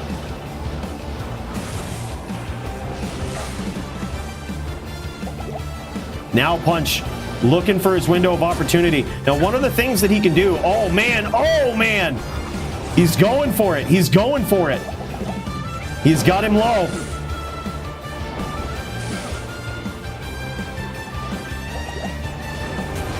Holy shit. 2-0 so far for Sogi, but a close round.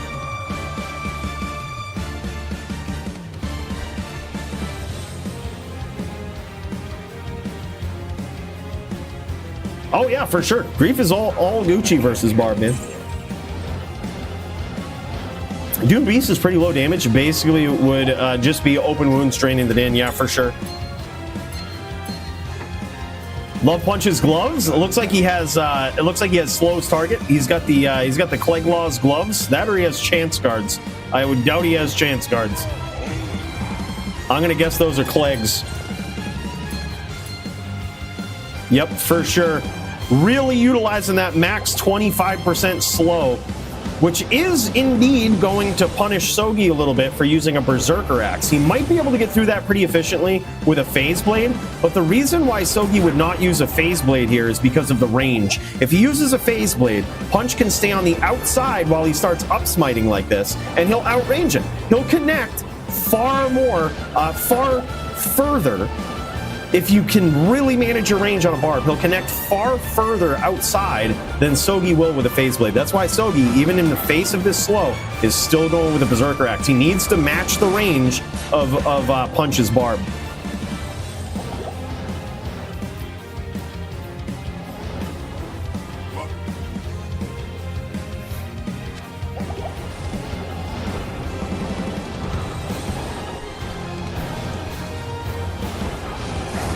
Oh, nice hit there from Punch. Beautiful whirl, beautiful timing.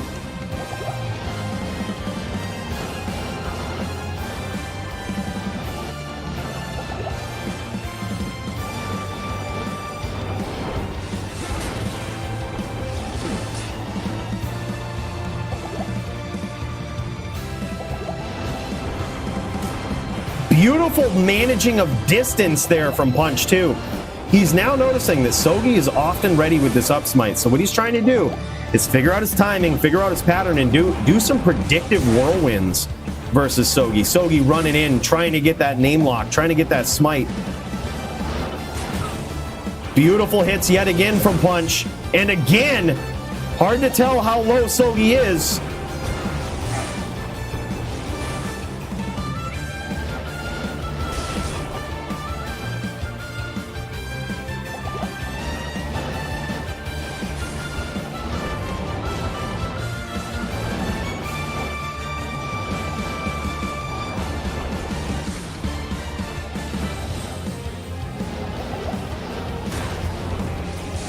Saved by the Oak Sage was Sogi right there.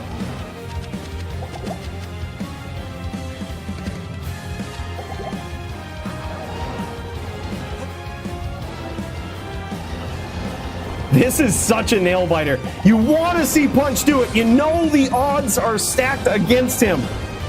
And what a close round this is.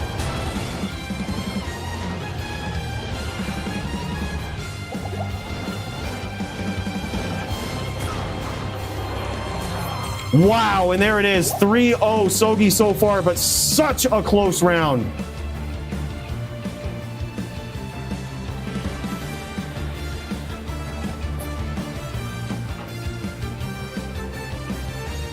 It's hard to do versus a character that has Holy Shield. I mean, it's possible, but the Din is always going to have good block.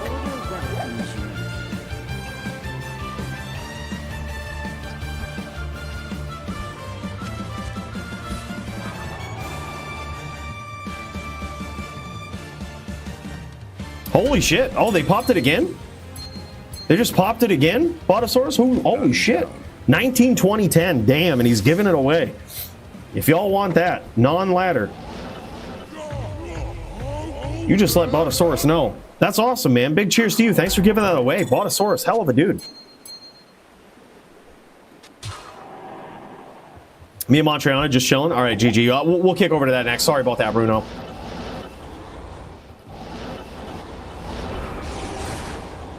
All right, here we go. It's now 3-0 in favor of Sogi.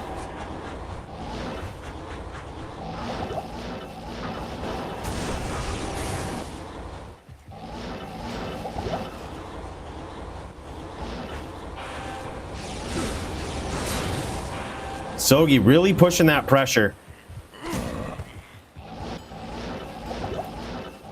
He knows he's got the life total at this point to kind of get a little aggressive. Laying his signature Zodiac sign killer hammer in the moor. Says, I'm coming for you. I'm out here somewhere. You best be scared.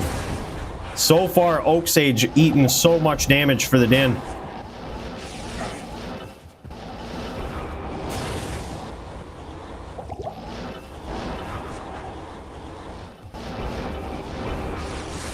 Punch still trying to manage his range as he goes in here. Quick whirlwind. Very good response there.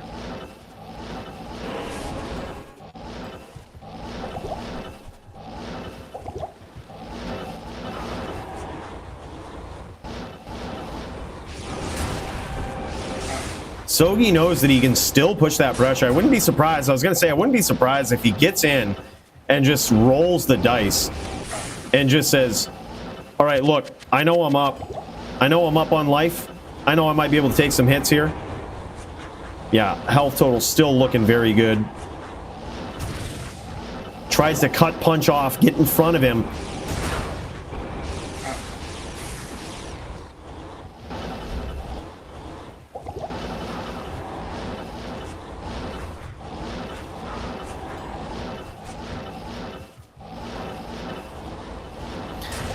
I was doing Stadium PK in this matchup before. He was on the Barb, I was on a Smiter.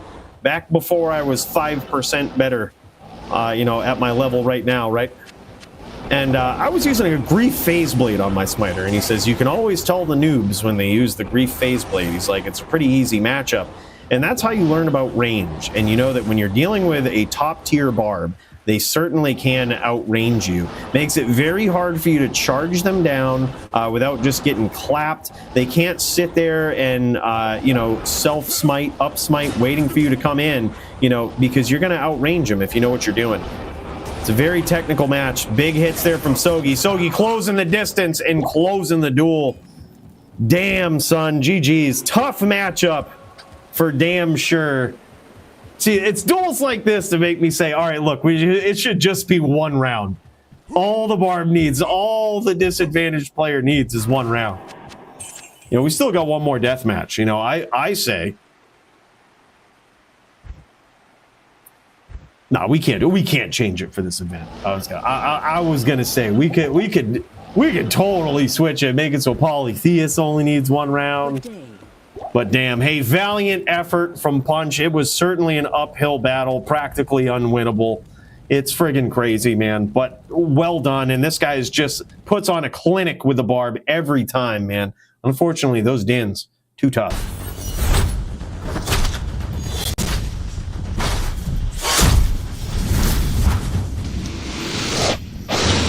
All right, here we go. Checking out Bruno here. This guy. Whole nother level. This guy has put together the Omni Den. He says he's gonna put it together right in front of our face right here. He ain't even messing around. This guy says, all right, man, we gonna do this. He just held out a 4-socket phase blade and he's gonna make something. What the hell is he doing? El Sol Dolo? Is he making a Fortitude in this? Holy shit. He's making a Fortitude phase blade.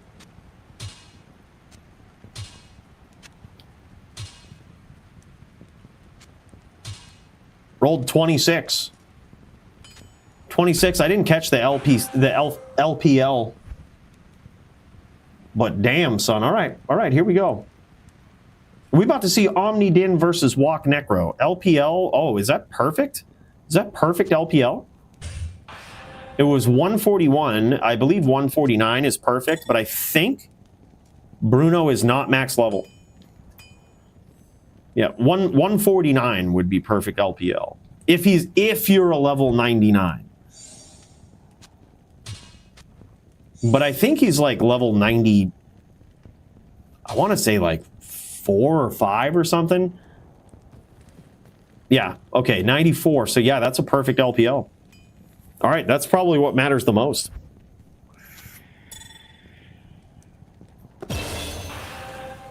Says, okay, I'm intrigued. He's got Holy Shock. He's got Fortitude Phase Blade. He's going full Zeal. What the hell is going on? Full Fanat. So he's going to be a Zealot. He's going to be like a Oradin Zealot. Oh, I hope he trashes this Necro. Hope he you could trash him. Sorry, Montreal. I hope you get trashed by this Din. All right. Just mainly because you're playing a Necro, okay? But other than that, Bruno's on a Din, and you know where the loyalties lie. You know. Boss move, making the character in front of us. Yeah, that's nuts. All right, so he's got 18 skill points left. The real question here is, where does he put them?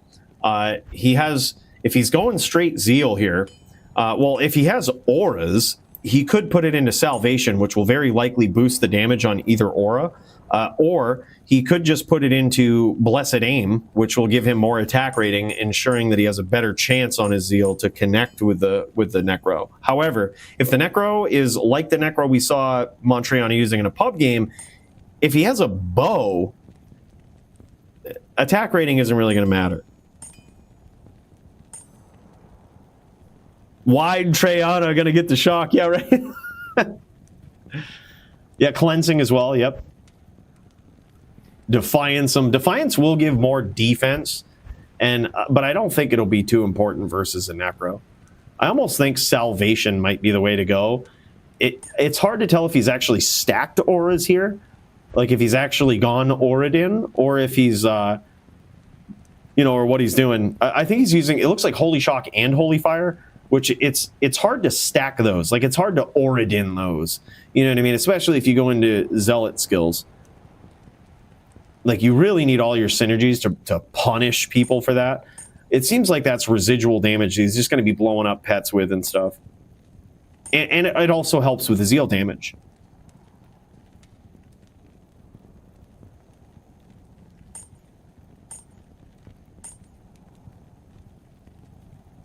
Oh, yeah. Poly's fought many Barbs, dude.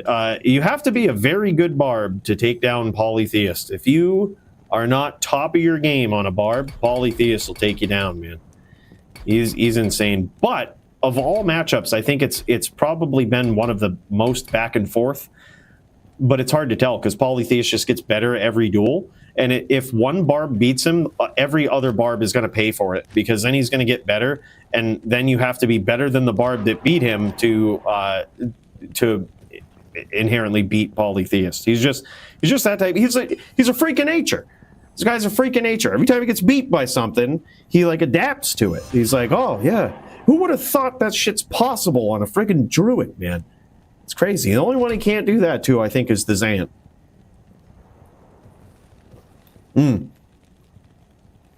Yeah.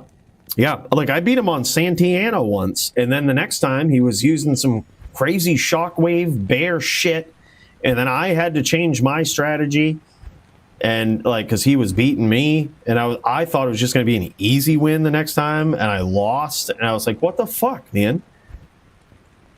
Like, that's what I mean. Just adapts.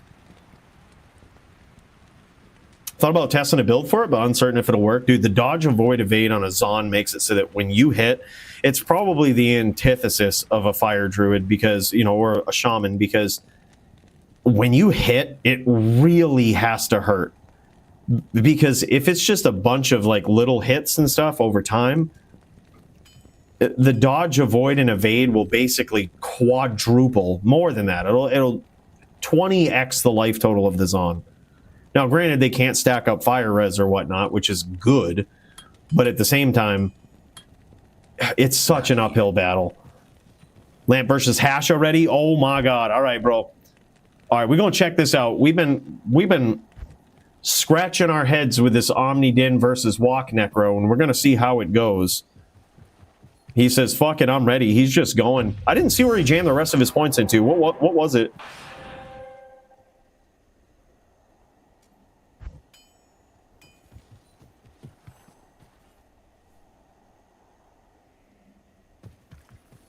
Lampon, or like National Lampoon. That's what it is, man. You underestimate the lamp, you get lampooned. FOH, that's what it was. Interesting. Interesting. Okay, so that will be good for some long-range harassment. Okay. All right. We are ready to be entertained. We are ready to be entertained. Open the gate! The Din of the DFC. Brutar, a.k.a. the Bruno. This guy ready to throw down with one of the most ridiculous Dins we might have ever seen.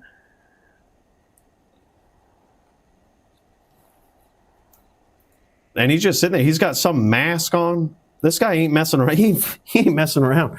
You like those, Polly? They crazy, man. We all over the place. I meant to make some more for this week, but I've ran out of time. He's about to one-shot this man with sacrifice. Get it, Bruno! Hey, fatty, come. Look at this. Look at this strategic shit talk. He's trying to get into the mind of Montriana. Trying to tilt him on his necro. He's trying to tilt him.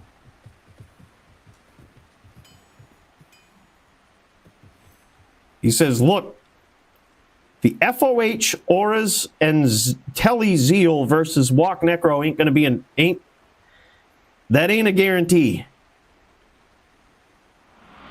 We're gonna have to do some shit talking too. I still love you, Polly. Big cheers to Turbo and big cheers to Polly. Hey, bro, thank you so much for the 10 Canadian coin tip, Turbo. You are too kind, brother. Wow, holy shit. While we wait, man, look, there's certain things that we've got to do, and I think this guy certainly deserves it. Let's get up in there, man. This is kind of wild. Like, let's go back to town for a second from the Bloodmore, shall we? All right, here we are, back in town, back in Atma's bar. Everybody just come on in, grab a drink, and tip one back to Turbo for the 10 Canadian coin generous tip. Holy shit, what a guy. What a guy, man. We need more shit talk in the DFC. Dude, do you remember Elite? That guy was the most strategic Bloodmore shit talker I think we've ever seen. That guy was wild.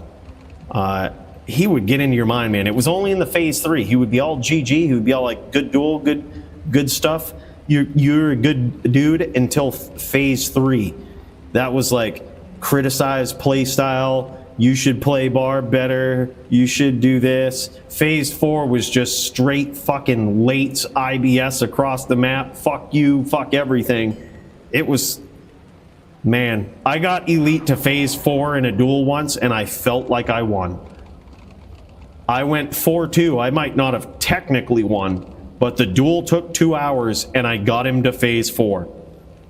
It's amazing what Life Tap can do. What a hell of a time it was. All right, let's get back out there, boys.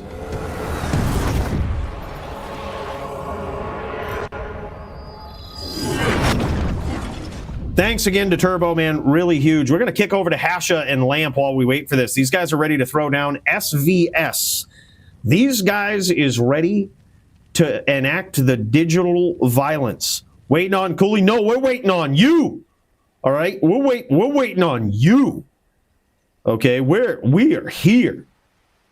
We're fucking here. You want to shit talk us? We just show up like Beetlejuice, but you only got to say our name once. You say it once, we're right there. We're fucking right there. Oh yeah, hold up. No, we're here. All right, hold up. How do we tell Hasha? I gotta get up. We gotta get up in there and enact the violence. All right, here we go. Yep. All right, we ready. We ready. These guys know what's up. These guys know what's up. Maybe he's just telling his opponent that, like making him think that we're not watching, so that if he lates or pulls some fucking fucky shit, he just gets DQ'd. Oh, smart. You talk about shit talking. You talk about using it to your advantage. Here you go. Beautiful hits from Hasha. Holy, he's already on the up and up versus legendary sort player Lamp. And Lamp, right as we say that, lands a big blizz. And now Lamp's woken up. Lamp woke up 5 minutes ago and he decided to start the day. You know, he says, all right, man, it's 10 p.m. It's time to wake up for the day. And that fireball to the face just woke him up even more. Oh my God, big blizz from Lamp here too.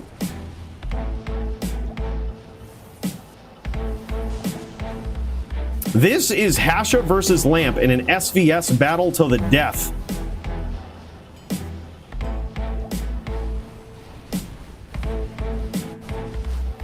Hasha's going to be very careful. He's trying to use his range here.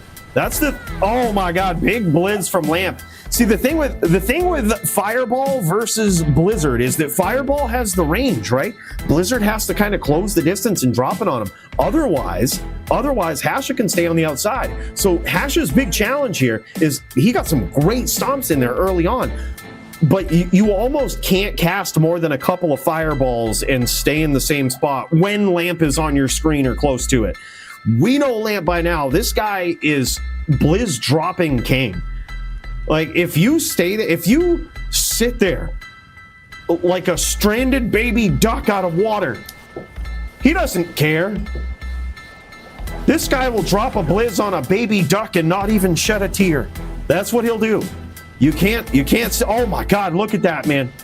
That's what I mean. So what Hasha can do is try to utilize his range too. He can take advantage of the opportunistic stomps, but Fireball has inherent range on the Blizzsork, which forces the Blizzsork to come in. Like that's certainly what I would do. Catch him coming in. That's going to frustrate Lamp and, you know, basically force him to respect that sorceress.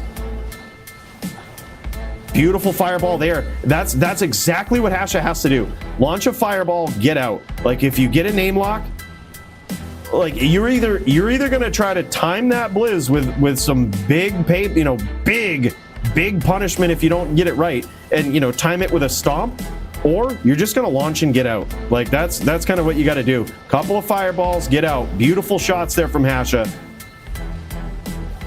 Montreal. All right, GG, dude. Yeah, we'll pop over after, bro.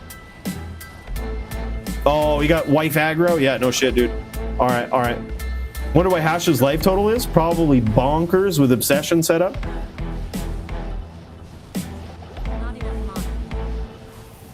He also doesn't, it doesn't look like, I'm not sure what either he has a mediocre life total with not a lot of cold res, or has a low cold res with a huge life total. Because it seems like 3 blizzes and he's done. Right, like 3 blizzes and he gets axed by this cold sword. He's doing a great job now of managing the distance. This is exactly what he needs to do. Oh my God, nice name lock there from Lamp. Drops it down on him. Holy shit. Now 2-0 in favor of Lamp in this SVS battle to the death. Yeah, I mean, that's what Hasha has to do. As the Fireball Sorceress, there's nothing the Cold Sorceress can do to outrange you. There's 0 attacks that she has. The Orb won't do it. Sure, it will cover a lot of area. The Ice Blast won't cover that amount of area. And a CT casted Blizz, it might cover a close to the distance that a Fireball can get, but you had better be good at casting it. And I don't think I've ever seen Lamp so much as open his character or skill tabs, let alone CT cast. So this guy tellies in, looks for a lock, and fucking drops it on you, dude. That's what he does.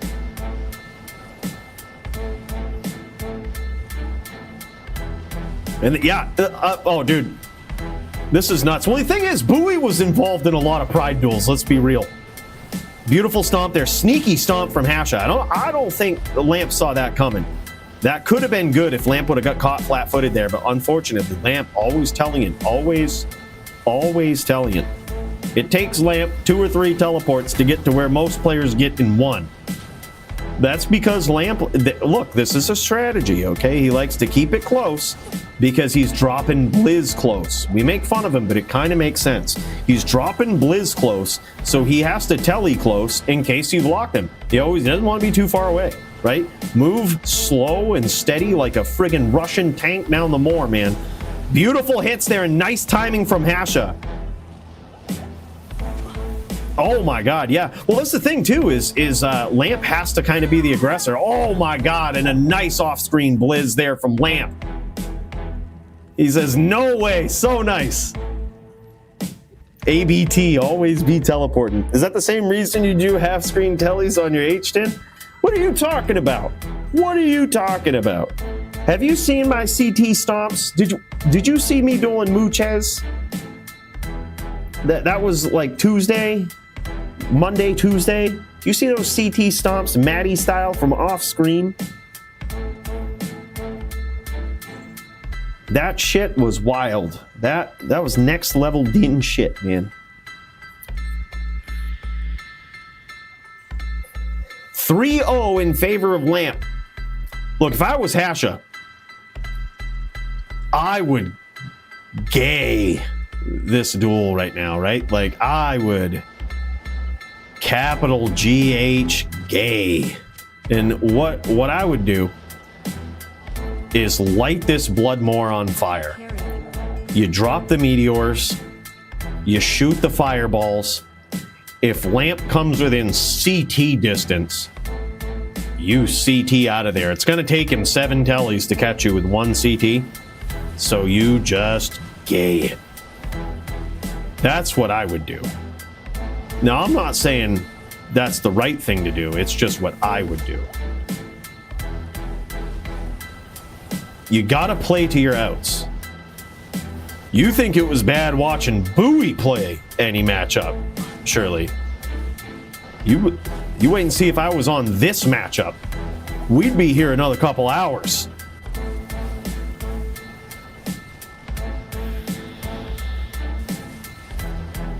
When is reset? End of the month, dude. I would imagine when they say end of the month, it's probably going to be the last Friday of the month, because now that they've set a date, they set a tentative date. They're like, how late can we drain it by ourselves the most amount of time? I think it's going to fall on a day where Maddie can't play with us all night, unfortunately. Sucks. Nice blizz there from Lamp.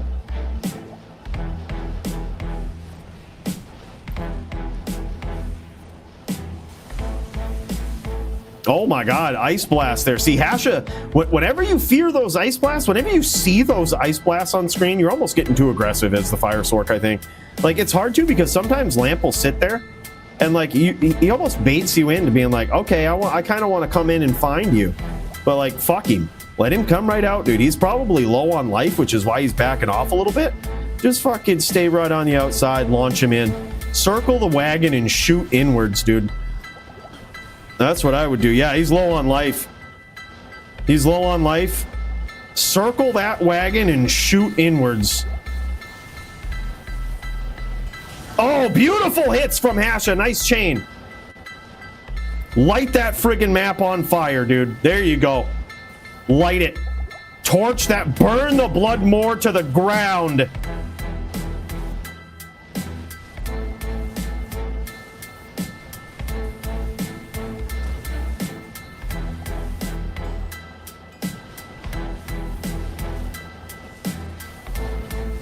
Hash's battle order is also about to run out here. That could be very bad.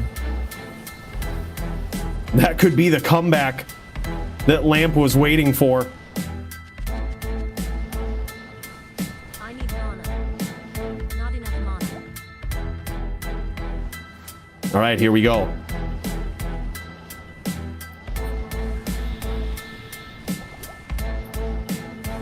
Yeah, Lamp using non-blizz skill. It's on. Oh, and there it is. Hasha gets there with some very well-placed fireballs. See, that time Hasha was really utilizing his distance, and you could see how it was frustrating Lamp. You could see that his initial response there was to kind of just try to bait him in, try to be like, okay, all right, come get me, right? I'm gonna stay by these blizzes. But Hasha did a good job of not really falling for that, because you don't have to. When a cold Sork in this matchup kind of sits in her blizz, that's exactly what you want. And what you do is you stay on one side a little bit, launch a few fireballs, you go to the other side, you launch a few fireballs, you go down diagonally, you launch a few fireballs, make it so hard for them that even if they are CT casting blizz, they can never guess where you're going next. And you're just always out of range. 3-1 in favor of Lamp. The hash slinging slasher. That's what it is.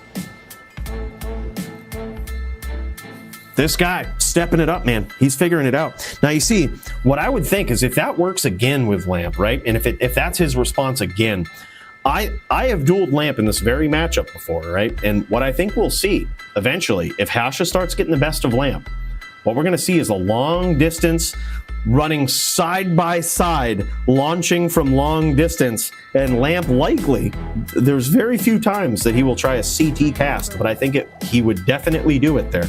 He would be CT casting some blizz from long range, trying to run side by side with Hasha. But that is also an opportunity where if Hasha can predict him, if he can get in front of him, he can light the map on fire, maybe even drop some CT meteors himself. He could get in there. Big blizz right off the rip. Right off the rip from Lamp.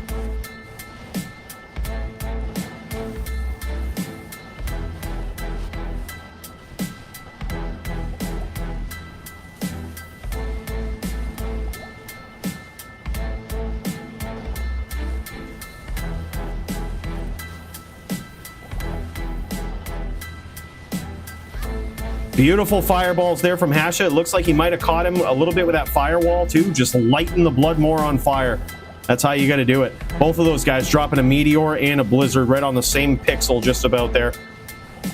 The Bloodmore has never seen such elemental violence all packed up into 1 square foot. Holy shit!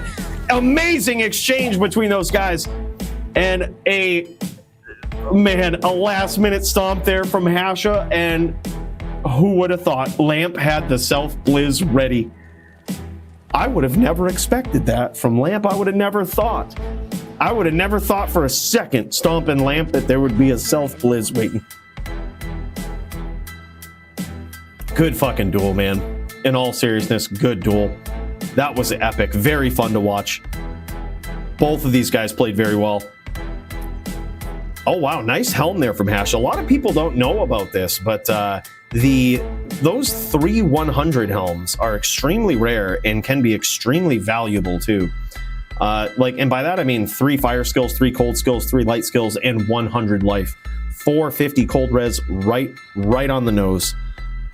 With 3.9k life, almost 4k life on this sorceress. That's huge. Very nice setup there. Nicely done, and as you can tell, that's a whole different Sork name there from Lamp. Lamp has gone out of his way, starting up multiple Sorks. All right, he ain't just settling with 1 Sork. He's got a Sork v Sork. He got a Sork v all. He might even have himself a Sork v shit he's got a block against. This guy's really committing to it. This guy really going after it, man. That is wild. All right, is it time for the violence? Is it time to get up in there? Let's see, man. Let's check it out. Let's see if we've got some absolutely new groundbreaking builds that are going to be taking down some Montriana Necros. Let's see what we've got.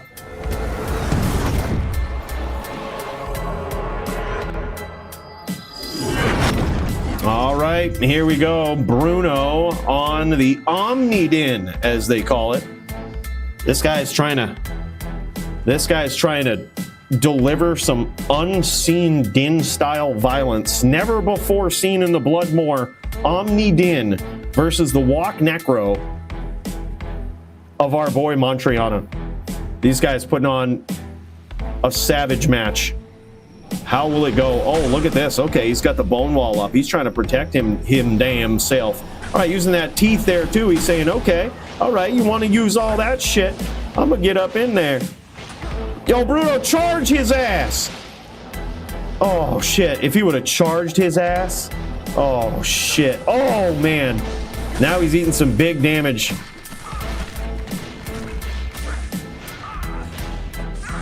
Fucking foot charges ass too. Holy shit. Dude, that bone wall is an interesting strategy, which may actually eat up some zeals. Dude, I love that he was trying to telly up on the Necro right there. That was actually very good timing from Well, a very good strategy from Bruno. Just bad timing on the teleports. Other than that, dude, that was actually really good. I think he's getting it. I think he's quickly picking up on what to do in those situations.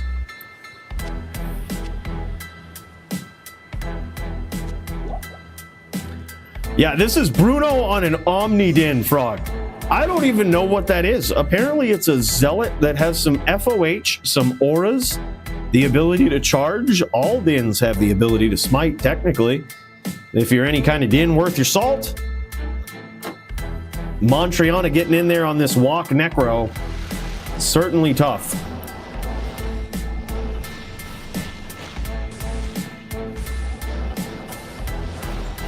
Oh my god.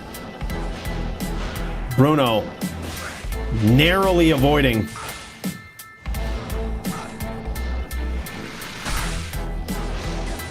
Oh, just getting clocked by these bone spirits. Oh my god, get him! Get him! There you go. Don't let his Necro ass run away from you. Oh, he's getting caught on the bone wall. That's some bullshit.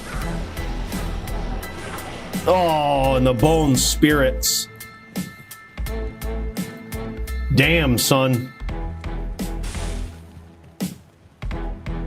Bro, I would just name lock and charge his ass. He's just a runner. This is what I would do. Like, name lock, charge, and when he gets hit and knocked back, that's when you zeal him. And then when he tries to go run again, you just charge him down again. And then when he stops, you zeal him. And then, oh shit, I'm gonna be running. I'm a bone wall your ass. Just, if there's a bone wall anywhere close, foot charge his ass. Like, I would fucking BM the shit out of this Necro. I would fucking BM. Bankai, you know I'm good at it, all right? Maddie has even credited me, all right, with an unofficial title. And this is why Maddie is probably the top player in D2, because he recognizes skill and gives credit where it's due, all right? This guy has recognized me as probably one of the best HLD chargers in existence, all right? One of the best Din chargers worth his salt, okay? Gangster charge. That's right. It ain't just any charge you're getting hit with, Bankai. It's the most gangster D2R player charge. The player who knows how and when to charge. The proper distance. The proper timing.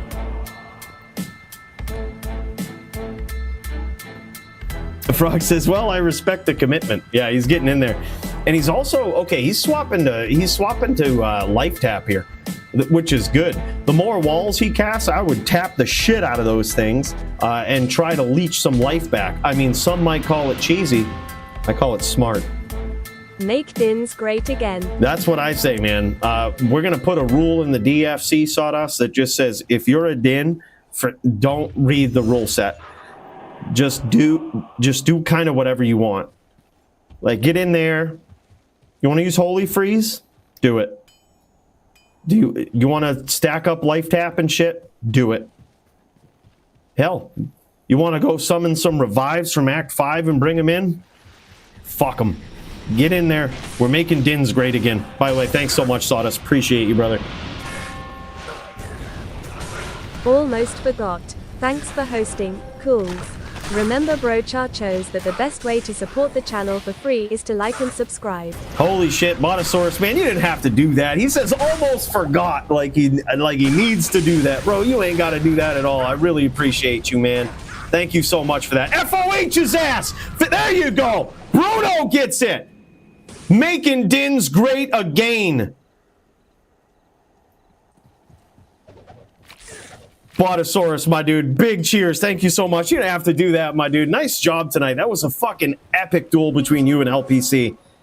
Absolutely epic. I was so pumped to see those kicks. That was such a good strategy. Was wondering if you were going to break those out. So glad you did. Carry anymore. That was such a good duel, man. Big cheers to you, and thank you for the reminder to put the like on this video, to send the message to YouTube to say, look, there's no better thing that anybody in the world could be watching for Diablo 2 right now. And as a PvP player, as PvP aficionados like us, we know that. We know it's true, but some people don't, right? Some people are going to get suggested another Mephisto MF grinding stream, all right? Let them know. We have to collectively let them know they're watching the wrong thing. They could be watching a fucking Din charge down a Necro with 2 auras, Zeal, and fucking Fortitude Phase Blade right now. See? See, I know these things. I know these things, Anthony. I know. I can't carry anymore. Instructions unclear. Licked the screen. That... What do you mean? That was exactly what... That was the instruction. You nailed it.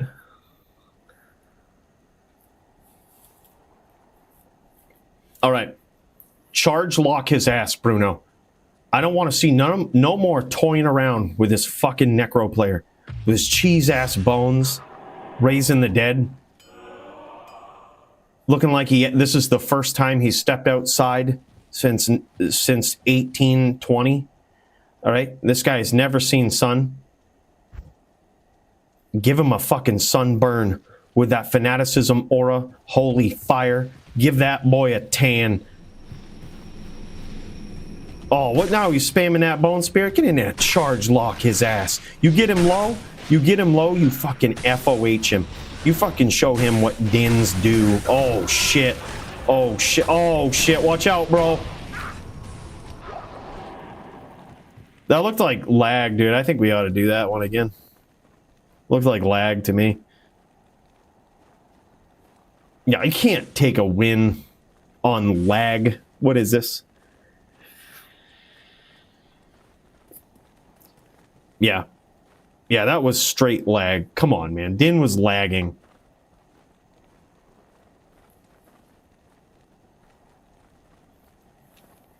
That's right, McLaurin. You know what it is.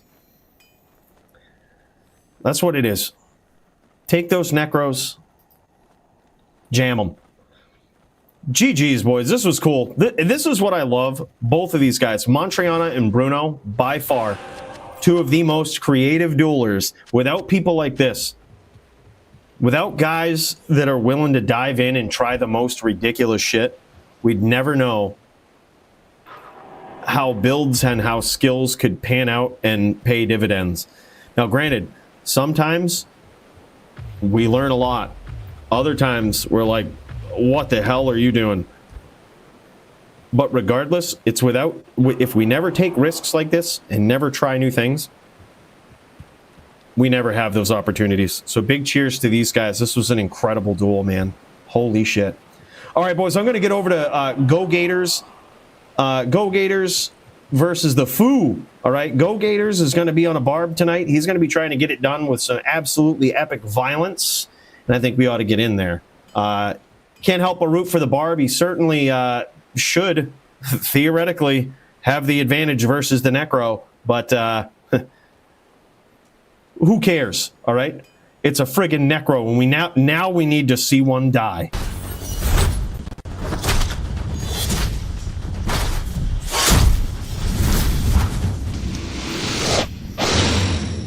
And here we go. This is Gogators on a Barb. This guy becoming very proficient in just about every FPK class build there is. And this one, he's hoping to really show and prove. He's hoping to really show the entire world his skills on this guy right here, the Barbarian. The FPK class I think we most sparingly see this guy on. This was suggested that it be a death match originally. Foos says, hey, this should be a death match. I think Foos is scared. For the first time in Foos's Necro existence, he's shaking in his britches. Foozerman knows that he's going up against a savage. And look at this. Now Foos just getting on the screen here. He knows Gogators up there taking a shit or something. And he says, I'm going to beat him down with a blood golem. And you know what? We're going to count it.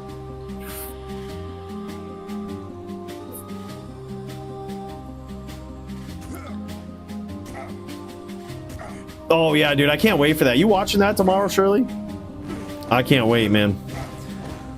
All right, while we wait for Gogators, let's pop over. I think we got Jin Shin versus Polytheist going on.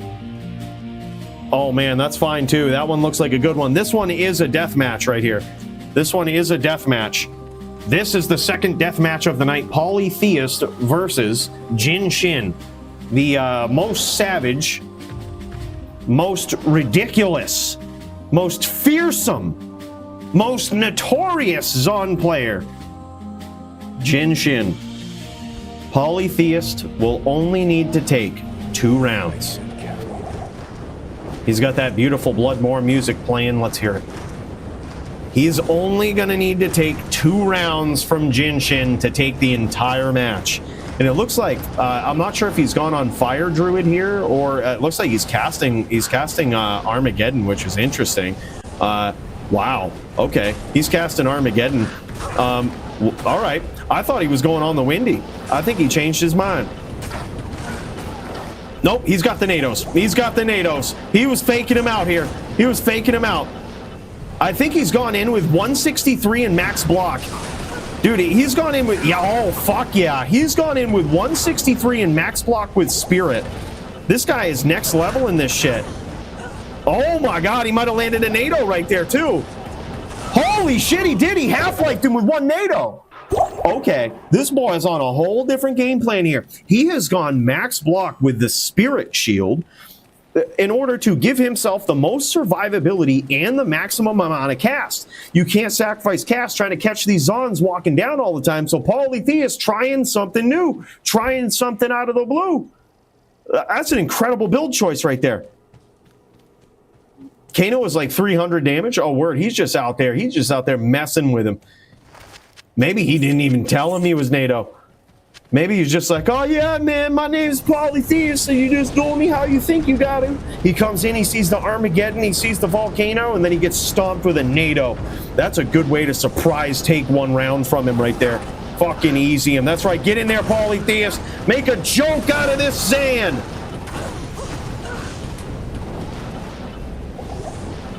And Jin Shin just, holy shit, the lockdown abilities here, man, are pretty insane. What Polytheist is going to have to do is undercut him, which is going to be extremely hard to do. But, you know, in those rare events where Jin Shin decides to try to stomp him there, try to impale him, I think those are probably, that's a good position that he wants to be in, almost even try to bait it, right, is where Polytheist wants to be. He wants to bait that because, hell, yeah, he might take an impale, but he would rather him be on the same pixel eating those NATOs.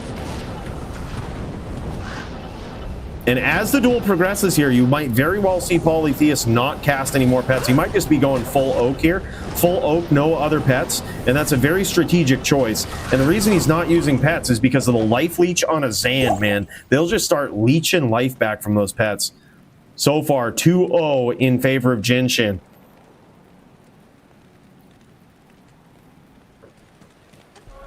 Does he have a full inventory of faster run walks? It wouldn't surprise me, dude. He is quick. Gogators Foos go next. All right, GG, dude.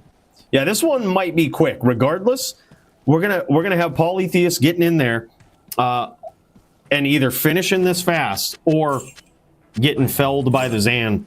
See, and what we have right now is a death match. Now, this is a match that we wouldn't averagely make. Druid versus Zan. It's practically unwinnable for the Druid. However, the Zon needs to get 4 wins to win the set, right? To win this match. And the Druid only needs 2. In the future, just be prepared. Oh my God, and there it is! Big win for Polytheist! Hello. It's now 2-1. And no matter how you slice it, this duel is half over. Huge win, man, and that's exactly what Paulie needs to do to win this. He needs one more just like that. One more.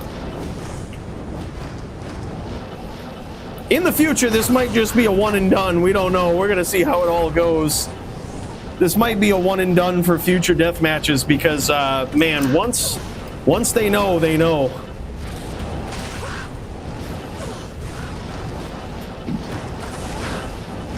Polytheist landed an early NATO here. Gets a nice lock, and now he's gonna be forced to get his timing all while getting shot at from every angle. Every time he goes in, there's just a plethora of arrows that Jinshin is throwing his way, right? He has very little time to respond before he loses his Oak Sage, reducing his life total quite substantially, making it so that the next time he gets hit with a guided or a jab or anything, it's gonna be pretty significant. And now, Polytheist dancing around, throwing some amazing NATOs, trying to trap Jinshin in, make it so that if he starts running down like this, it could get very, very bad. Beautiful stomp and chain there from Polytheist, and he almost got there. Jinshin is very, very low.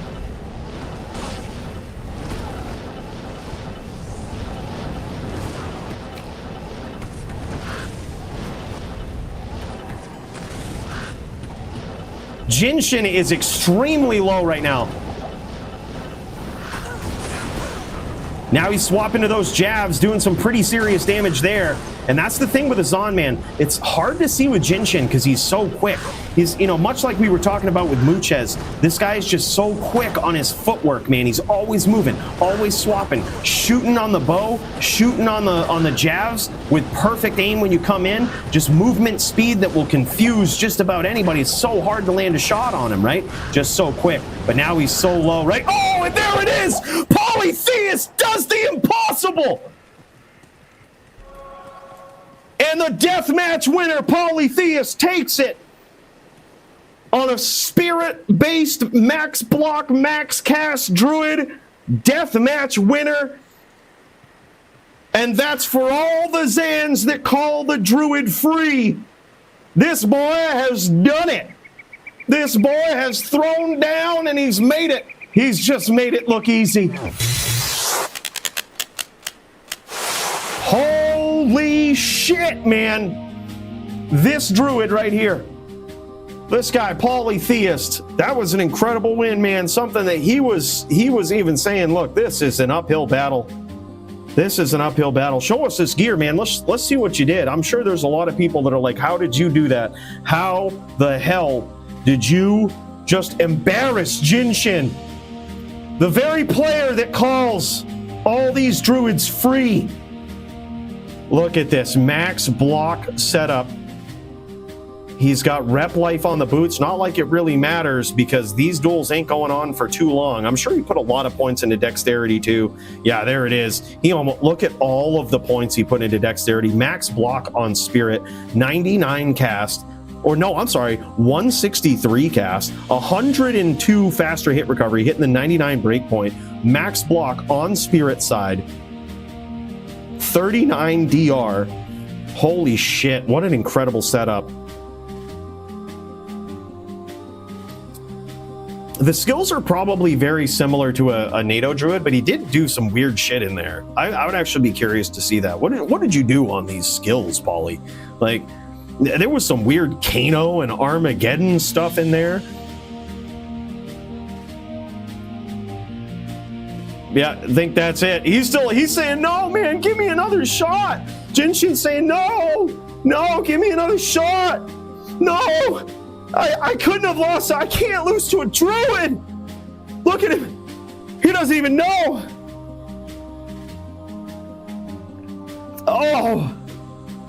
Oh, man. That's it. That's it. Jinshin is so out of it from that NATO fucking knockout. He has no idea what planet he's on. He has no idea. He forgot. He done forgot the last 2 weeks of DFC. He done forgot. He says, what's a death match? He was just in one last week. He done knocked the sense right out of Jinshin. He done knocked the sense right out of him.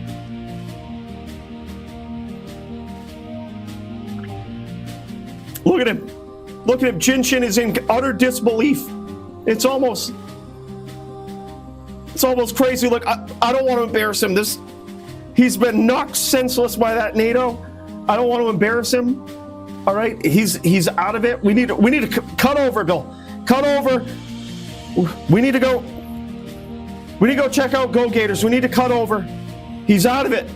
He knocked him senseless.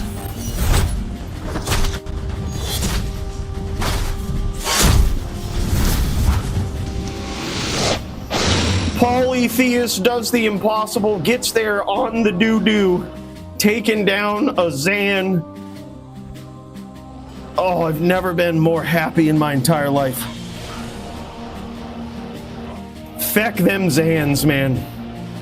Look at this, 9,000 life on Gator's Barb, and now he's eating some bone spirits here from Foos. 9,000 life, but he did just get a nice Zerk in there versus Foos. This is nuts. Now, a lot of times what a Necro player, or really any player, will do versus a Barbarian is stack up damage reduction, right?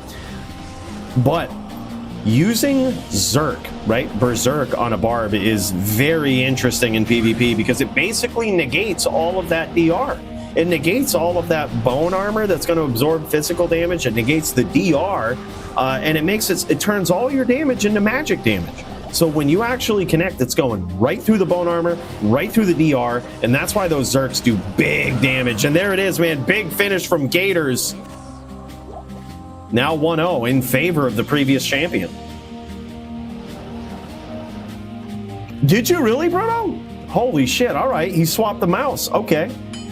Did you have all the hotkeys on those little buttons that you got on your mouse, Bruno?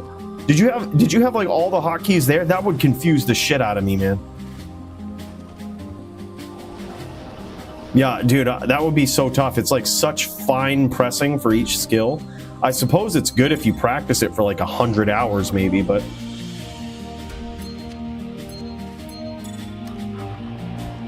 Word, okay. Yeah, dude, nice job. You actually got it. Holy shit, that's crazy, man.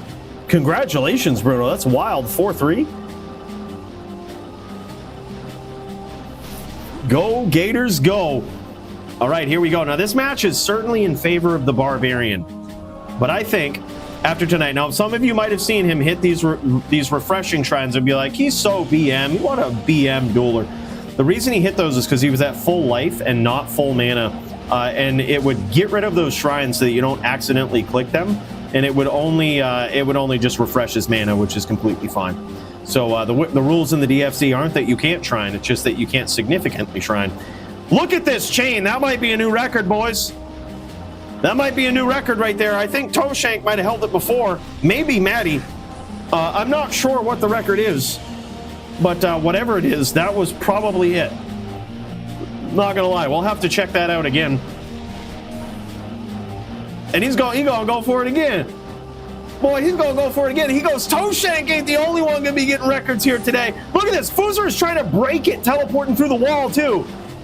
This is insane. Okay, wait, never mind. That record's about to get smashed. About to get smashed, boys. Oh, my God. Gogators with that chain, bro. You can't escape it. You can't get out of there. And Foozer just punishing him with the bone spirits and the spears right there. You want to get fancy with me, boy. You're going to pay for it.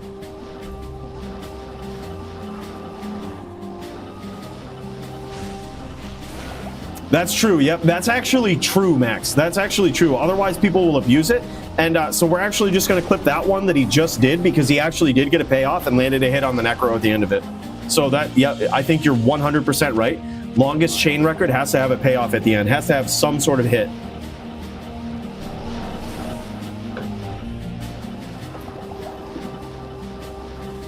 Bankai, I need to uninstall D2R. Gator's so good, makes people uninstall with one chain. Make Bankai uninstall D2R. Chain's so good, Bankai uninstall. Holy shit, big damage from Foozerman. And now with all this fancy footwork that's going on here from the previous champ, Foozerman's trying to exact his revenge on him. He's trying to say, look, bro, you want to fuck around, you're going to find out, okay? I'm gonna flood this more with bone spirits, and on top of that, when you think you're getting real fancy, you're gonna eat a spear.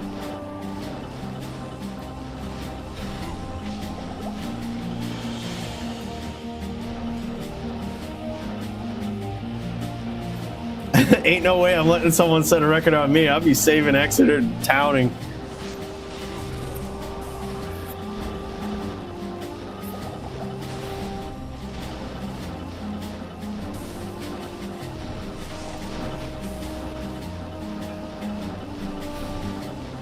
AFK, need to update my mouse drivers. Yep. And here's the big thing too: is Gogators is probably one smooth Zerk away here from actually getting there. But now Foozer is just like he can't take a break. Foozer can't take a break from this absolute insane pressure that he's been punishing Gogators for enacting this sort of aggression on him. He's really punished him. He's gotten arguably the better of these exchanges. But as the Necro player, you can't back off. You have to keep this up. You have to try to trap the Barb. You have to have bone spirits, bone magic up all the time, man. Always present a threat all over the map. Make it so that if the Barb gets flat-footed at all, they get smashed for it. That's just what you got to do.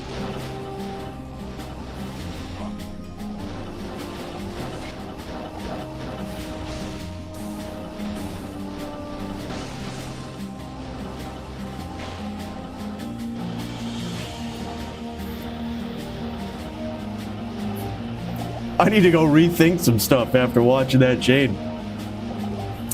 Right? Like, here we are all thinking we know how to chain lock, and then Gogators just logs in. I can't care. Like, you know how you have BM duelers in pub games that just make you not want to play? I think there's an exact opposite of that, and that is actually Gogators. It's where someone is GM and just so good you don't want to play. Like, I think that's what we've seen here today. We've seen the exact opposite of BM. The tricky part is getting the attack after the chain, because you have to stop the chain to attack. Exactly. Like, that's the big thing. I think you're right about that, Max. It has to have some sort of payoff. Otherwise, people are just going to be sitting in the moor trying to set records off of each other. We're going to see Late's chains all fucking day. Like, has to be a payoff. I guess they could let them get a payoff, but then we could be like, all right, if it's sus, we ain't even doing it. It's got to be legit, and it's like pornography. I can't define it, but I just know it when I see it. Beautiful spear there from Foozerman. Hard to put a definition to it, but you just know it when you see it, you know? And that's what it is. That was a... Oh my god, and Foozerman gets there. That's a tough round to win right there. You see that aggression from the Barb. You see that shit, man. Dude, let's check that out again. You see that fucking chain. That shit was fucking wild, dude. Absolutely wild. Wake up, dude, because we about to check it out again. Holy shit. Look at this, man. Look at this. Just, we don't even have time. This might take, this is like a full the clip. We usually have to wait a little bit because they're like 30-second clips. This guy just gets chained for 30 seconds. I didn't count. Did you count? I didn't. Well, we might have to count again here. We might have to get this going while these guys are in town repairing and shit. We might have to see it again and count. Ready? All right, and there's the payoff. He actually hit. He actually connected on the Necro there. All right, ready? Hold on. Where is it? Where is this chain? Right here. 1, 2, 3, 4, 5, 6, 7, 8, 9, 10, 11, 12, 13, 14, 15, 16, 17, 18, 19, 20, 21, 22, 23, 24, 26, 27, 28, 29, 30, 31, 32, 33, 34, 35, 36, 37, 38, 39, 40, 41, 42, 42. 42 is the answer. I believe it's somewhere around 42 chains. That was fucking wild, dude. Insane. All right, back to the violence. Let's get into it.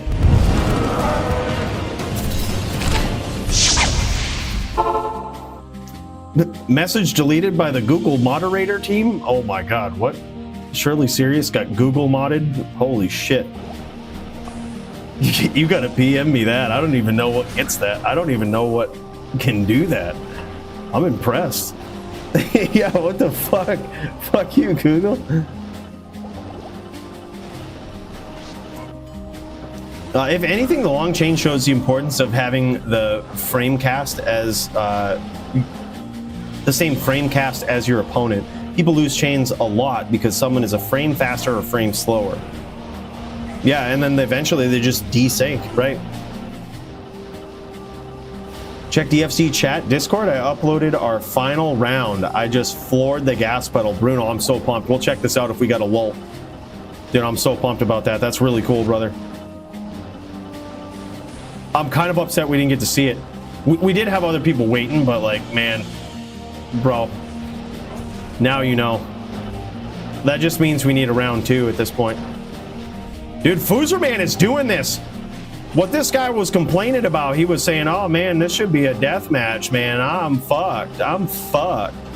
This should be a death match. Coolly, make this a death match. And here he is, dude. He's getting the better of it. It looks as though these guys have actually gone, and mad props to them for this. These guys have actually gone DFC rules in this matchup. Virtual fucking round of applause for these guys. People say this is so unfair at the highest level, but I think that they just don't DFC it. They do these so often, especially at the highest level. These guys use other rule sets, and it's so hard to gauge at the highest level how these actually pan out. I actually think this is a pretty fair matchup. And, dude, we're seeing it here. Right now, Foozerman's landing some big damage. Gogators is in trouble, and Gogators is playing very well. This is the highest level of gameplay. This is arguably, I would say, one of the best Necros in the DFC right now. But possibly one could only make an argument that Toeshank might be better than Foos on Necro. But even then, we've never... It's hard to tell. I'd have to really, for that argument, look at the data. Like, I would have to look at who has performed better specifically on a Necro. Like, that's how questionable that is. And whenever you're getting compared to the greatness of Toeshank in any sort of duel, you know you're fucking godly on that build. And that's how Foozerman is. This guy is an insane Necro. I dueled him on my Barb the other day. I got smashed on my Barb the other day. Granted, it was a throw Barb and a little bit of a different strategy. Certainly a strategy that Necro isn't really used to, though. And Foozerman adapted to it. He figured it out, fucking smashed me, dude. It was embarrassing. We banned Foozer from the Discord for it, you know? But that's beside the point. All right? He's a good Necro. Okay? Just letting you know.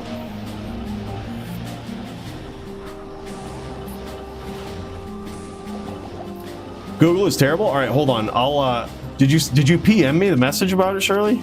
I'll see if I can talk about it without it demonetizing me. I'll fucking risk it. I don't give a shit.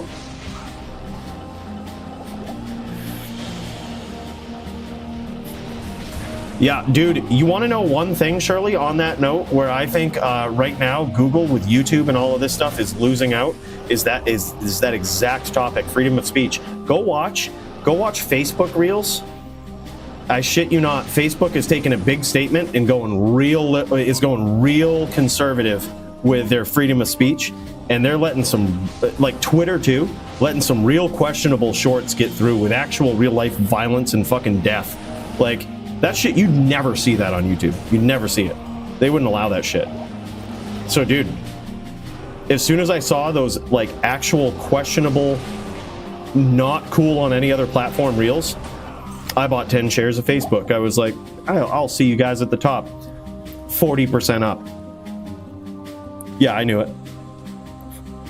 By the way, it's 2-1 Foozerman. Holy shit. Sent in Discord?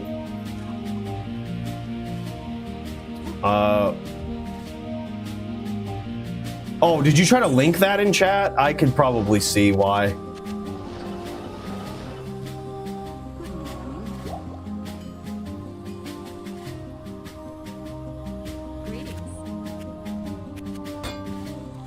Oh yeah, that's probably, yeah, I was gonna say that's why.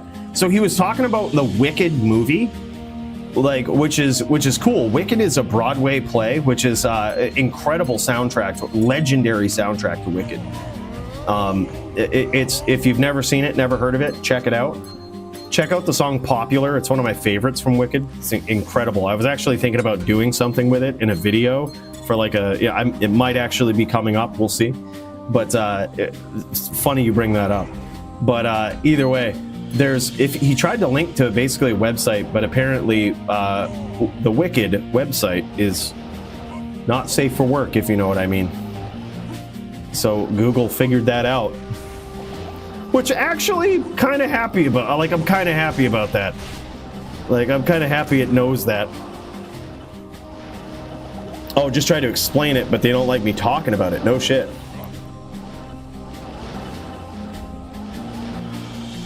Okay, I see what it is. wickedmovie.com. If you go to the other one, that's not good. If you take the movie out of it, that's not good. Would not suggest.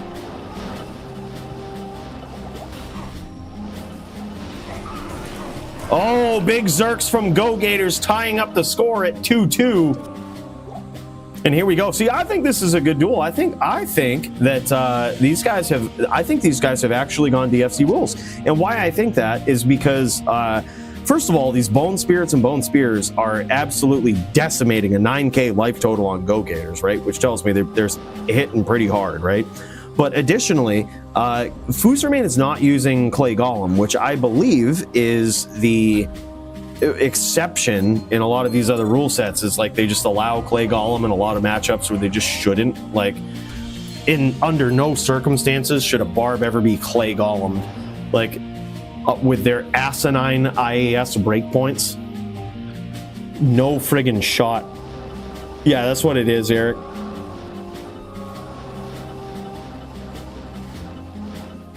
Only popular I know is by the Nada Surf. Might be too old for y'all or not. I'm not sure what that is. Not gonna lie.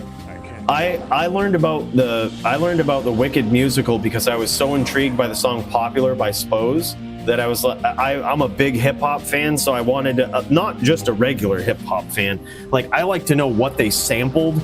Like, when I get blown away by a beat or whatnot, I really like to dive into it and be like, why does this sound so good? Like, what sample did they use? What song is that from? Like, you know, how did they do that? What's the key change? What's the pitch shift? Like, why is this such musical cocaine to my ears? Like, I like to dive in like that. And a song by Spose called "Popular" was one of those songs. I heard the beat and I'm like, this is fucking wild. Like, this is one of the best beats I've ever heard. The sample was from Wicked. And I was like, okay, cool. I gotta check this out. Grunge and ska, the best. Come at me. Thought about going to clear out my local Walmarts of those stalls to try to resell, but was too busy. LOL.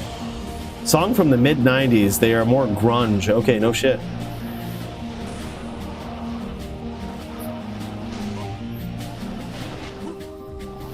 Man, I had actually looked into some of that stuff. I actually have some evidence, or if you could call it that, of D4 and D2 bots and what they look like. But here's the problem, is like I kind of burned some bridges with one video that I did back in the day because some botting community got fucking pissed with me.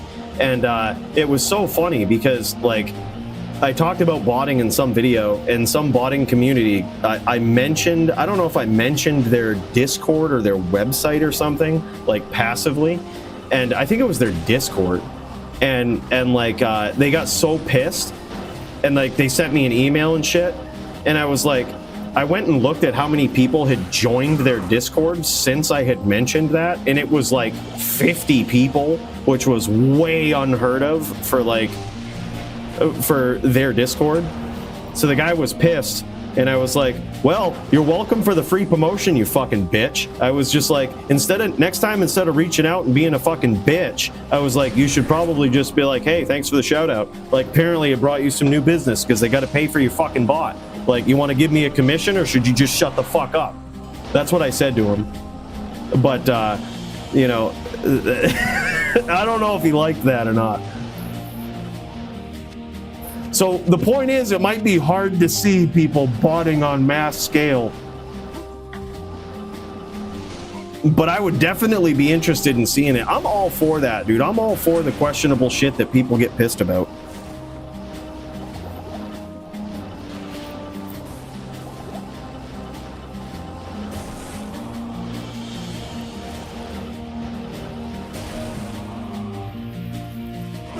Oh my god, that was the most insulting berserk I think I've ever seen.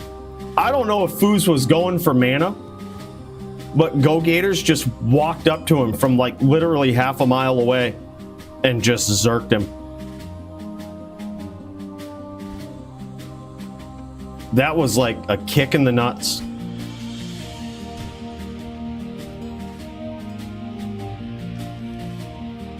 Yeah, I think these guys might be mirroring it. I think these guys might have chosen to mirror it under DFC rules, and actually I'm pretty pumped about that.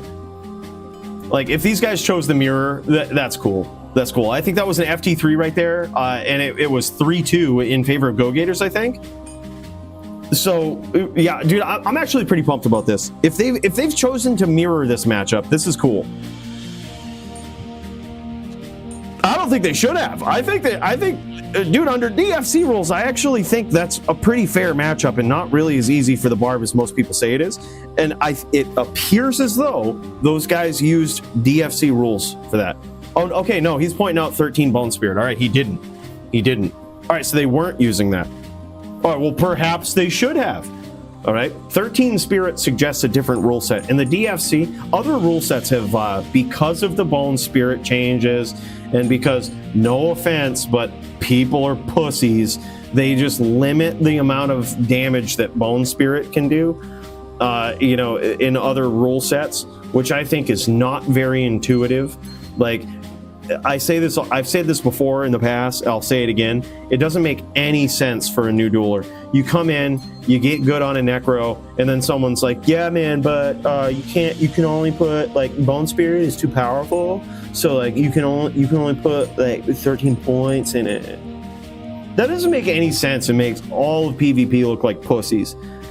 That's why in the DFC we allow the most ridiculous shit, because it makes sense. It makes intuitive sense. Like, I hope that we never implement rules that don't make sense to new people. Like, you tell them slow missiles is banned, and this is the same in a lot of rule sets. You tell them slow missiles is banned, it kind of makes sense. They're like, all right, yeah, I get it. Like, I get it, yeah. Like, slow missiles just absolutely asses a lot of builds. It makes sense. But, you know, when you tell them you can only put 13 hard points into charged bolt century, or when you tell them you can only put 13 hard points into Bone Spirit, that, like, immediately, if I was new to PvP, I'd be, why 13? Like, why that? Oh, because it's equal to some previous version of the game? Like, it doesn't make any sense.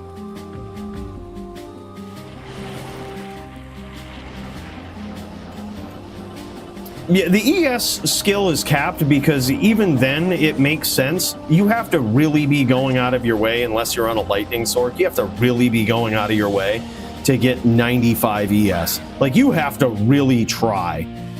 And like, at that point, it kind of makes sense. There's videos out there about what real immortal sorceresses are and how much damage they do not take. So it makes intuitive sense that ES is limited. Like, however you get there, we don't care how you put your points and build your character, just make sure your ES is not more than 88%. Someone would see that who knows anything about a sword and would be like, I get it, because I can be fucking invincible. Right? Like, it totally makes sense. And if by chance they don't get it, you tell them because you don't want to play like a pussy, you want to play to win, not to not lose, right? And they're like, oh, okay.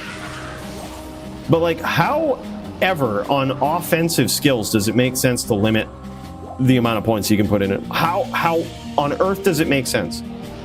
It just seems like, and everybody says, well, you know, players have to balance the game. Well, at this point, we're holding on to an older version of the game and an older rule set and trying to make things adapt to an older rule set that also is kind of defunct and out of date. And instead, you should just think outside the box and like just play different. Like, it's really, I think a lot of it, a lot of the stickler rules to older rule sets and older ways have a lot to do with a player base that calls things cheese that are legitimate strategies in the game that also have legitimate answers. Like, for example, poison. DFC is the only place that people can duel and use more than one 451 on any class practically under any circumstance, almost, with the exception of the Zon. right? Which we have had to make a rule to be like, all right, you can't play like a pussy and just multi all day. Like, other than that, deck them out. Because it has an answer, right? Like, it has an answer. You can just slap on a plague under most conditions, and they have essentially sacrificed their entire inventory to try to cheese you.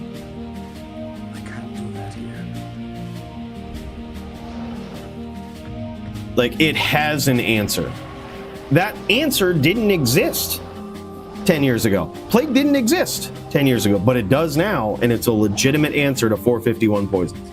So like that's where I feel like older rule sets have trouble adapting. And when you have a rule set that prefers to not have as many rules, it has a better time at adapting to that shit.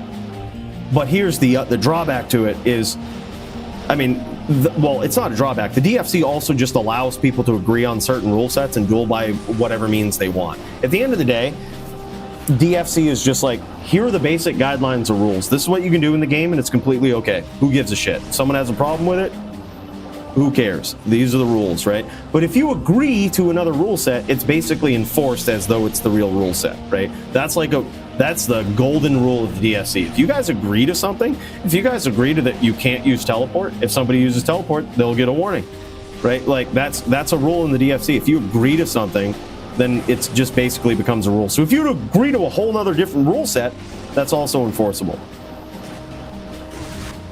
So, you know, that's the thing. And a lot of times at the highest level of competition, who do you see? The most savage duelers that have some of which, a lot of which have actually dueled since the days of LOD. They prefer those rule sets. That's okay, right? That's completely okay. But if someone like me ever gets on that level, I will not respect those rules, right? Like, and that's what I'm saying. I will not respect them. And your Necro here is going to have to deal with a Barb that's going to 451 you with a fucking bow as you're spamming these bone spirits, all right? And then then you're going to wish you had 20 bone spirit because you're going to feel like it's an asinine, unfair duel.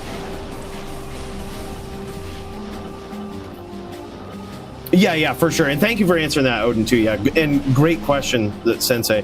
It's mainly for the mana pots are allowed just to increase the pace of the duels. We've actually tried to limit mana pools before, all to just go back to them again. Because when you limit mana pools, it doesn't make the duels faster. It doesn't make them more exciting. It doesn't make them more like, oh, I gotta finish because I'm running out of mana. Instead, what it does is people are like, I'm out of mana. I'm just gonna stay off screen. Like, come get me. I'm out of mana. And how do you penalize someone for that? That's completely legitimate. You're a Necro, you have to cast spells, and you have no mana. What are you gonna do? Run up and get killed? Doesn't make any sense to be like, you need to get in there. When they can't. Like, they can't even teleport.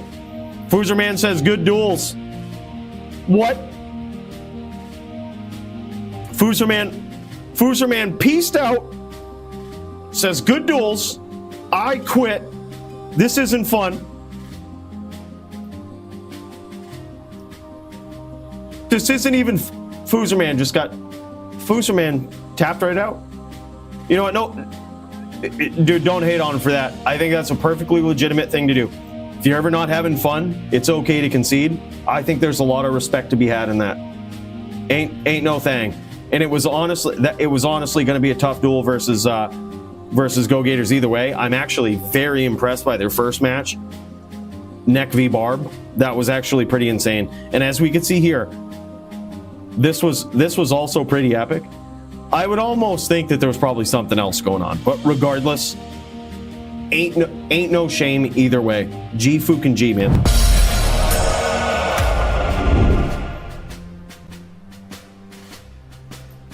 Ain't no shame in that, man. Good fucking duel. Gogators gets it. There ain't no... Dude, look, if you ain't having fun, that's completely fine. You ain't got to continue it. You can tap out. I'm gonna be an asshole and say it's too bad they weren't using the DFC rule set. It might have been more fun. I'm gonna see myself out after that. It's been fun, guys. No, in all seriousness, dude, ain't no shame in that. That was actually a really good duel. It was actually insane. Those guys, pretty savage. Those guys are the top of the top, man. We also got Clint in the background here. You see him just chilling. He's on his sin over there. Clint chose the sin. He's got a matchup tonight where he could have chosen one or the other. Right? This guy could have chose one or the other. He could have gone with his Barb. This guy's been known lately to go on a Barb. But Clint is going up against his opponent is Hasha. These guys are going to be Sin. He had the option of going Sin or Neck versus Barb. He chose to go with the Sin. Chose to go with the Sin. And these guys are ready. I say we get down there and we check this out. It's time to throw down at the most epic of levels. Clint versus Hasha. I would expect no less than absolute digital violence. Let's check it out.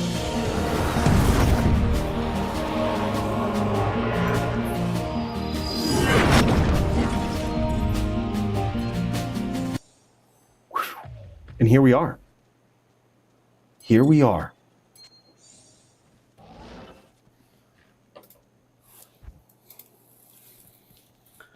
Clint back on Sin? I thought he was Barb main now. Yeah, dude. Well, here's the thing. Clint has signed up on like multiple classes over the last few weeks, and like this week, no exception, right? He says like I can play Sin, Barb, whatever, right? But oftentimes, if it comes down to signing up another Sin for a duel or signing up a Barb, I just think for viewing purposes, it's so much more fun to watch a Barb. Just because the action is just constant, right? You always know kind of what's going on. Any random viewer that tunes in kind of knows what's going on with a Barb. You want to get in there, you want to whirl, you want to deliver the absolute physical digital violence to your opponent at close range, right? But sometimes Sin v Sork or like Sin v Neck, it isn't very intuitive to people. They don't really know what's going on, and it's often not. It's for people like us, we could watch it all day. But for someone that might tune in who knows nothing about PvP, it might not be the most exciting. So that is at the heart of all duels in the DFC, is like entertainment and excitement first. And like with it comes strategy. At the top of the top, you often see these long drawn out duels, but that's part of it as well, right? Otherwise, like if people are building up wins, I'd rather see them have multiple matchups that are exciting, and I'm sure all of us would too.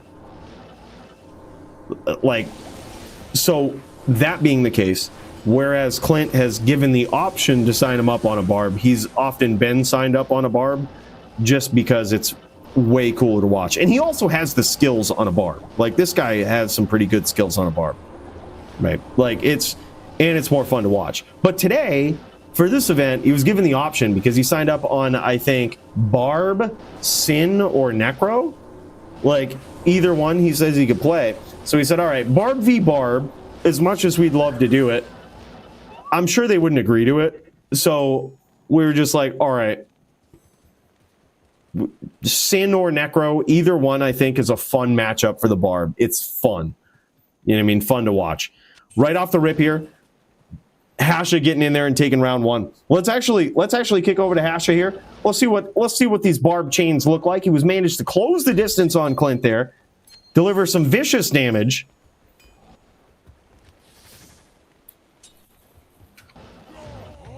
And this guy, next level shit right here.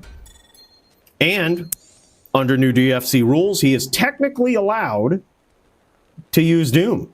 Doesn't look like he is though. There's certain matchups where you probably don't want to use it. The drawback to Doom, it's really cool. It's a really cool item. Really cool that the Barb can use the Holy Freeze aura. But the thing is, you give up so much. You give up IAS from Zerks. You give up damage, most importantly. There's a lot of things that you give up. Now, here's the secret hidden rule in the DFC that no one has ever really abused, but that technically a Barb could. There is no rule against using ethereal items that don't repair in HLD in the DFC. There is in a lot of rule sets. But theoretically, you could make a Doom Berserker Axe that's ethereal and doesn't repair, and you could just have them on the ready, man. And theoretically, your damage is kind of fixed. You're going to have to make a new Doom probably every month, but holy shit, beautiful Zerk there from Hasha. Why is that? Mainly just because we've always rolled under the... like, if you want to do that, why should we stop you? The real question is, why shouldn't it be allowed? If you want to duel in there with ethereal items that don't repair and smack people with them, I'd rather see it. Now, in LLD, like in other divisions... that is banned. In LLD, that's banned because clearly there's some big problems with it there. Like it is broken there. We've seen it there. I did it versus Joby and fucking one-shotted his din every time with 10,000 damage on my level 30, like plus crit and all. It's so broken. It's just a one-shot charger hit all the time, right? Not really that fair. Not really that even that exciting. Right? Like, it was just, it felt bad, was bad, right? In Melee, totally makes sense, right? Totally makes sense, especially with the high price value of items. You're probably just going to lose anyway, but the community kind of hates on it. Totally makes sense. But in HLD, not really that broken. Right? Like, what are you going to do? Get a charger, which charge sucks anyway in HLD because people teleport all around. It's hard to catch them. You're gonna make like a whirlwind sin, like a ghost sin, which is going to lose to all hammered ins and all of this stuff anyway. It's going to probably lose to, Zan. Well, I probably won't lose to Zan's. Ghost is actually pretty insane. But regardless, who's going to complain about that? I'm not going to complain about a ghost just one tapping a Zan. I'd be jumping for joy. Yeah, I mean. But it was one of those rules that's never been changed, and it was originally set out as like we looked at a rule set. This is how the DFC rule started. Not gonna lie, looked at the existing GM rule set of LOD and was just like, I personally, as someone who's played Diablo for a long time and has kind of dueled on and off for a long time, I don't understand why this rule is this rule. It doesn't make intuitive sense to me as a noob. I'm just going to allow it and see if anything breaks. And that was one of the rules that we just said, let's just throw it out. We'll see what breaks. It has never been a thing. It was a needless rule that never really got pushed. But the doors are open for it, right? Yeah.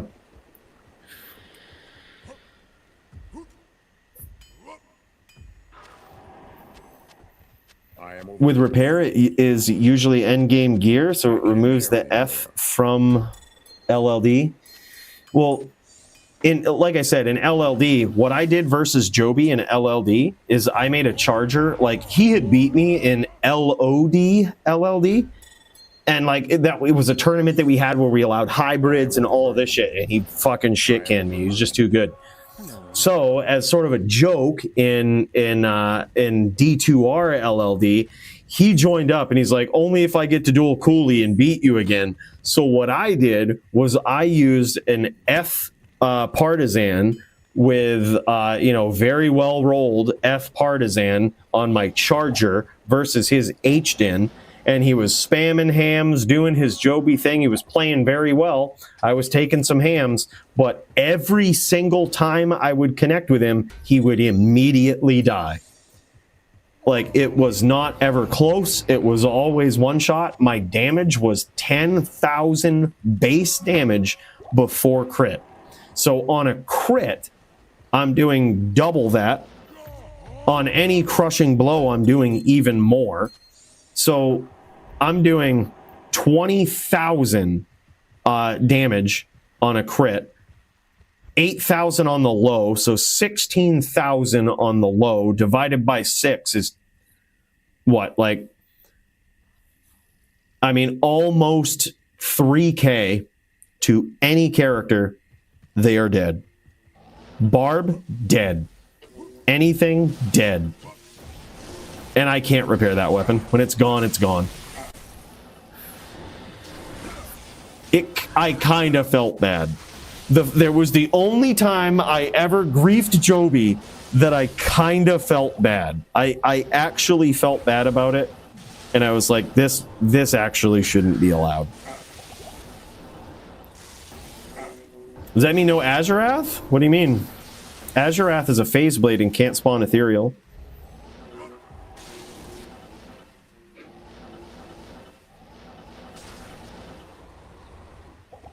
Well, elemental damage in melee makes sense because it's not melee. Like whenever I see a melee build, like when someone makes a YouTube video about a melee build that does elemental damage, I'm like, you have lost sight of what melee is. Since when should we consider elemental damage actual melee? It's the exact opposite of it. Like it doesn't make any sense. Like melee is physical damage. It's getting in there and smashing your target with an axe, with something physical. That's what melee is. It doesn't make sense to proc a bunch of fucking volcano and frozen orb and a bunch of horse shit and call that melee. That's not melee. That's elemental damage. That's not melee. You know, it totally makes sense to me. But like, some of the stuff didn't. Like, so for example, another rule that has only slightly changed over time was the 451 thing. That was the limitation in LOD. And looking back, if we were still playing LOD, we probably would have banned it, right? We probably would have banned 451s had it not been for the, you know, for plague being a thing. There's now very efficient answers that completely ass your opponent for doing that. And even so, even if there wasn't plague, there's also play styles that completely ask your opponent for doing that. There's sacrifices that they're making, right? It was just another rule that has only slightly changed over time, but it has never really been proven to be so broken that it can't be answered.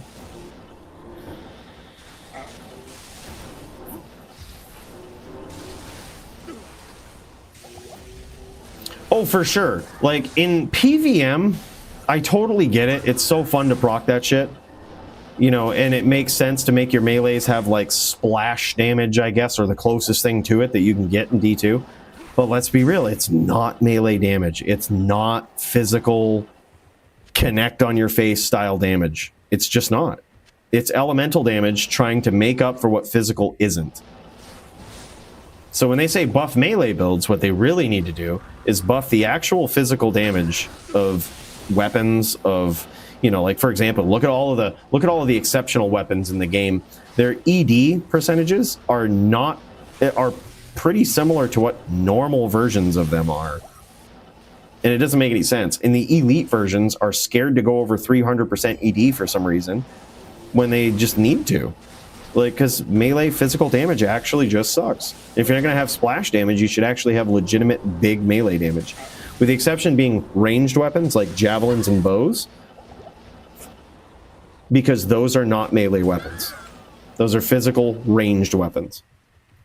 Yes? By the way, 2-1 Hasha right now. This guy is a freak on a barb is what he is. A freak of nature on this barb. This guy's a savage. Hello. Fire Bear Enchant Sork though? Okay, so Enchant Sork is different.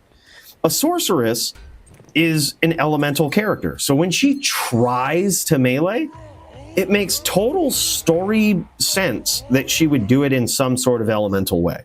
So a melee sorceress that isn't really melee and is elemental damage, and is like a elemental character trying to melee, I'm totally fine with it. But it's not technical melee, right? Like it's not... I can understand how someone would be like, this isn't melee. You have a magical based character that's trying to magically enhance her items with, you know, elemental damage and pretend she's as good as the physical characters. She's not. I totally get it. I think that's a fun build. I just don't think it should be considered a melee build. It's not. It's you're not preparing for physical damage. This isn't physical combat.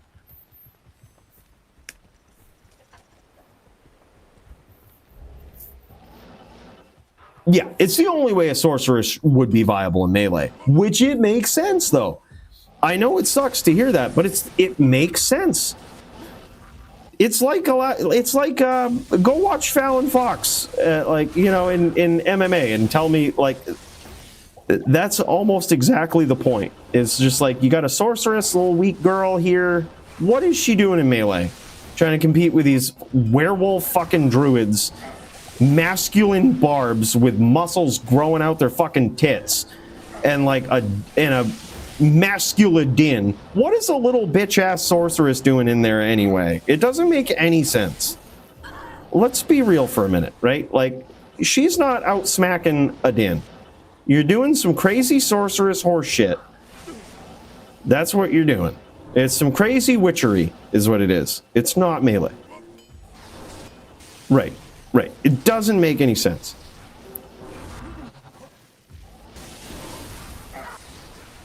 By the way, what's up, Duke? Hey, good to see you, man. I've never played, but I've watched videos of PD2 and D2R, D2R Reimagined, and it doesn't appeal to me like classic D2R does. I played LOD back in the day, and if it ain't broke, don't fix it. Dude, Dave, I have a script of a video that I'm writing that explores at least one mod. My goal was to explore a ton of mods, but like, it's almost too much for one video because you can't do any of them any justice. So like, I'm actually trying to dive in on particularly one mod, and the whole point of the video is to look at, you know, basically, honestly, what you're talking about is, you know, the changes that some mods have made to Diablo 2 and whether or not that was even a good idea. And if so, why or why not? What was so good about Diablo 2? And spoiler alert, like, the whole holistic point, I think, unless I'm proven wrong by further research, is that Diablo 2 was perfect in the sense that it didn't develop more. And like, there's actually a surprising point that I'm hoping to make with this video that kind of centers around, as much as we want Diablo 2 to change, it's probably good that it never has, because it has led to people making mods under their own guidance and their own vision of the game. And what more can you ask for in an ARPG than to encourage creativity, to encourage people, leave people wanting more while giving them a good enough experience. In a world where so many ARPGs these days are released on what people think is a good enough basis, my argument is that perhaps we've forgotten what good enough is. And that is Diablo 2. That's kind of, I think, the point that is likely going to be made. But again, more research is needed. Like, more thought and actual arguments, counter arguments, and all of this need to be looked at. But I think that's the direction it's going.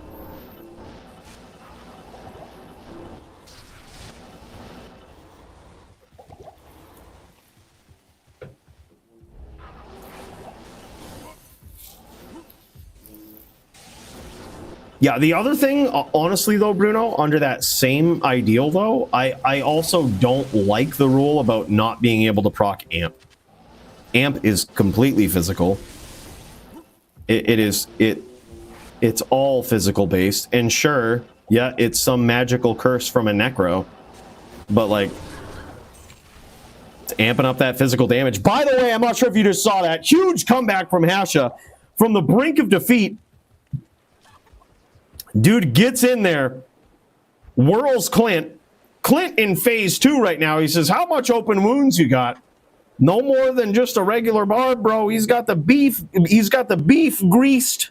He's got a greased up beef with fucking Gore Riders, bro. He's got a griefed up beast.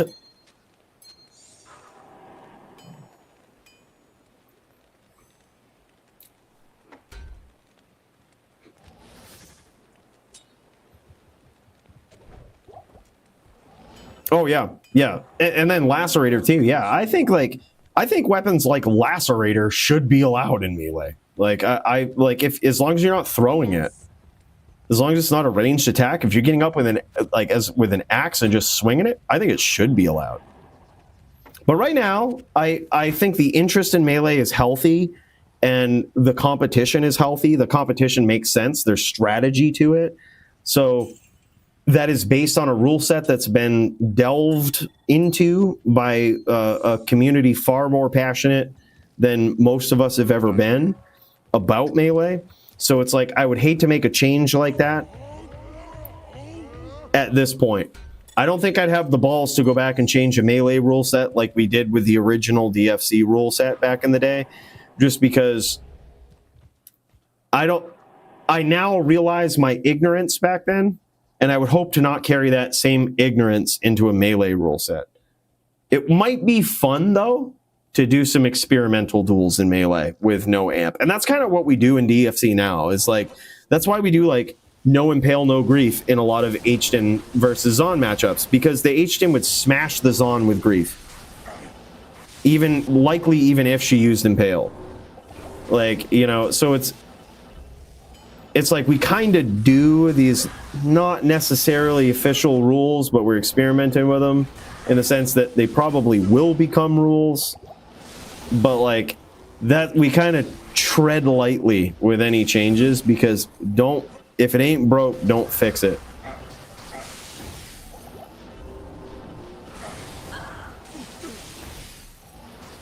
Yeah, I honestly used to feel the same way, Bloodstar. I used to feel the same way about wanting new content, but after all of the things I'm finding out and the sort of the conclusions I'm coming to now, I'm not sure if I still feel the same. Like, sure, new healthy rune words, like I've honestly changed my opinion on some of the devs' decisions. I know this sounds fucking wild, but like their decisions on not going over the top. Oh my god, dude.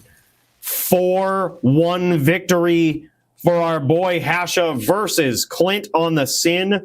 Savage win from this guy. A beautiful Zerk finish. This guy on a whole nother level on this Barb. Yes. Beautifully played there. Holy shit. This guy is insane. Yeah, that was savage. Beautiful lock up there.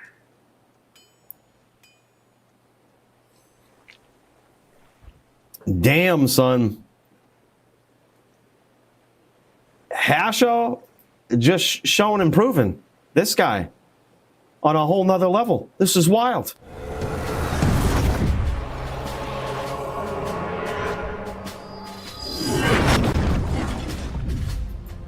Wow.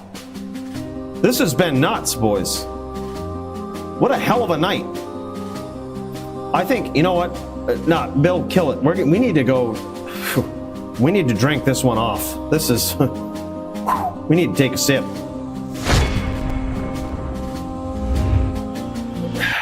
Welcome to the tavern, guys. Hey, big cheers to you guys for being here tonight. Holy shit. Is there no one else in the Discord? Give them a couple minutes to fire it up if they want to. Oh, we actually, hold on. I want to check something out here from Bruno. Bruno posted something in the DFC chat, I think, which was one of his rounds.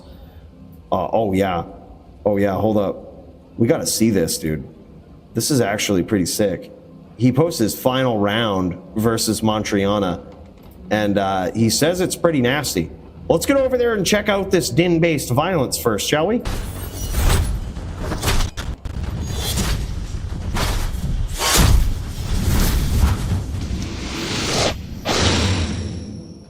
All right, this is what Bruno has posted. All right, there's like some weird feedback. I'm just going to mute this. All right, this was the last round. Bruno wanted us to check this out. All right, he says he just gassed it, went for broke. This he apparently switched out his mouse and then like went just straight up fucking jammed it and actually turned this around and went 4-3. Look at this, dude. He just got smashed by a hybrid walk necro here. Just turned up the heat, full gas, full charge. See, this is what I told you. I said, you should have done this from the beginning. Full charge. Actual beautiful walk down spears there from Montreana, too. Holy shit. Went full proc on that, too. Huge comeback. Holy shit. Full gas, click and hold the charge. Yeah, bro, that's what I would have done from the get-go. I would have gassed that Necro hardcore, bro. That is wild. Holy shit, Abel. Hey, dude, good to see you, man.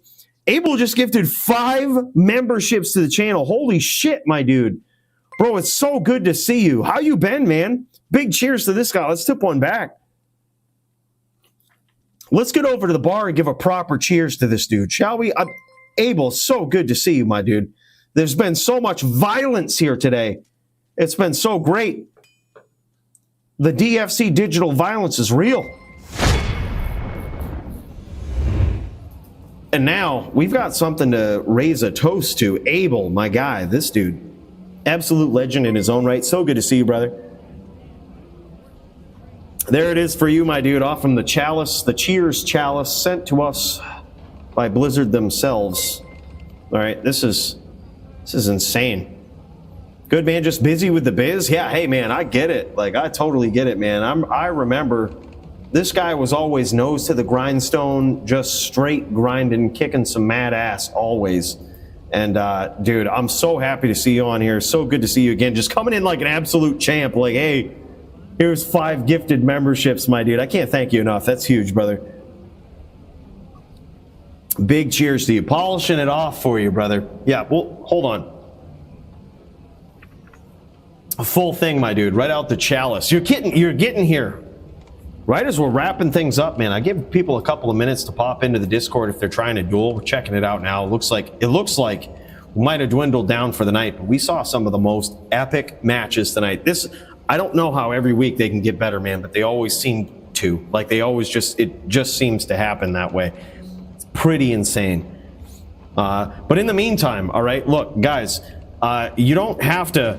You really don't have to leave, but you don't have to go home per se, but you got to get the fuck out of this bar, all right? You can't stay here, all right? We've kicked Lamp out, as you can see. We've kicked him out, but we have to kick everybody out at some point. It's getting to be about that hour, all right? Just check out the clock on the wall, all right? It's getting to be that time. We've got to fucking go.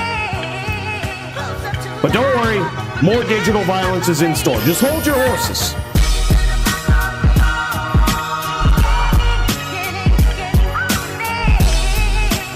Every week it gets better, boys, and I don't know how we continue to do it.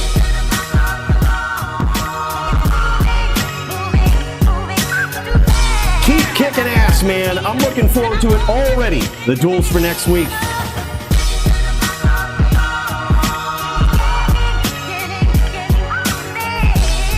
I can't even quantify how blessed we all are to have everybody come here each week putting on a nasty show, man. Who would have thought that so many years ago DFC would start out, we would become this, coming here every week, man, and we see the nastiest shit.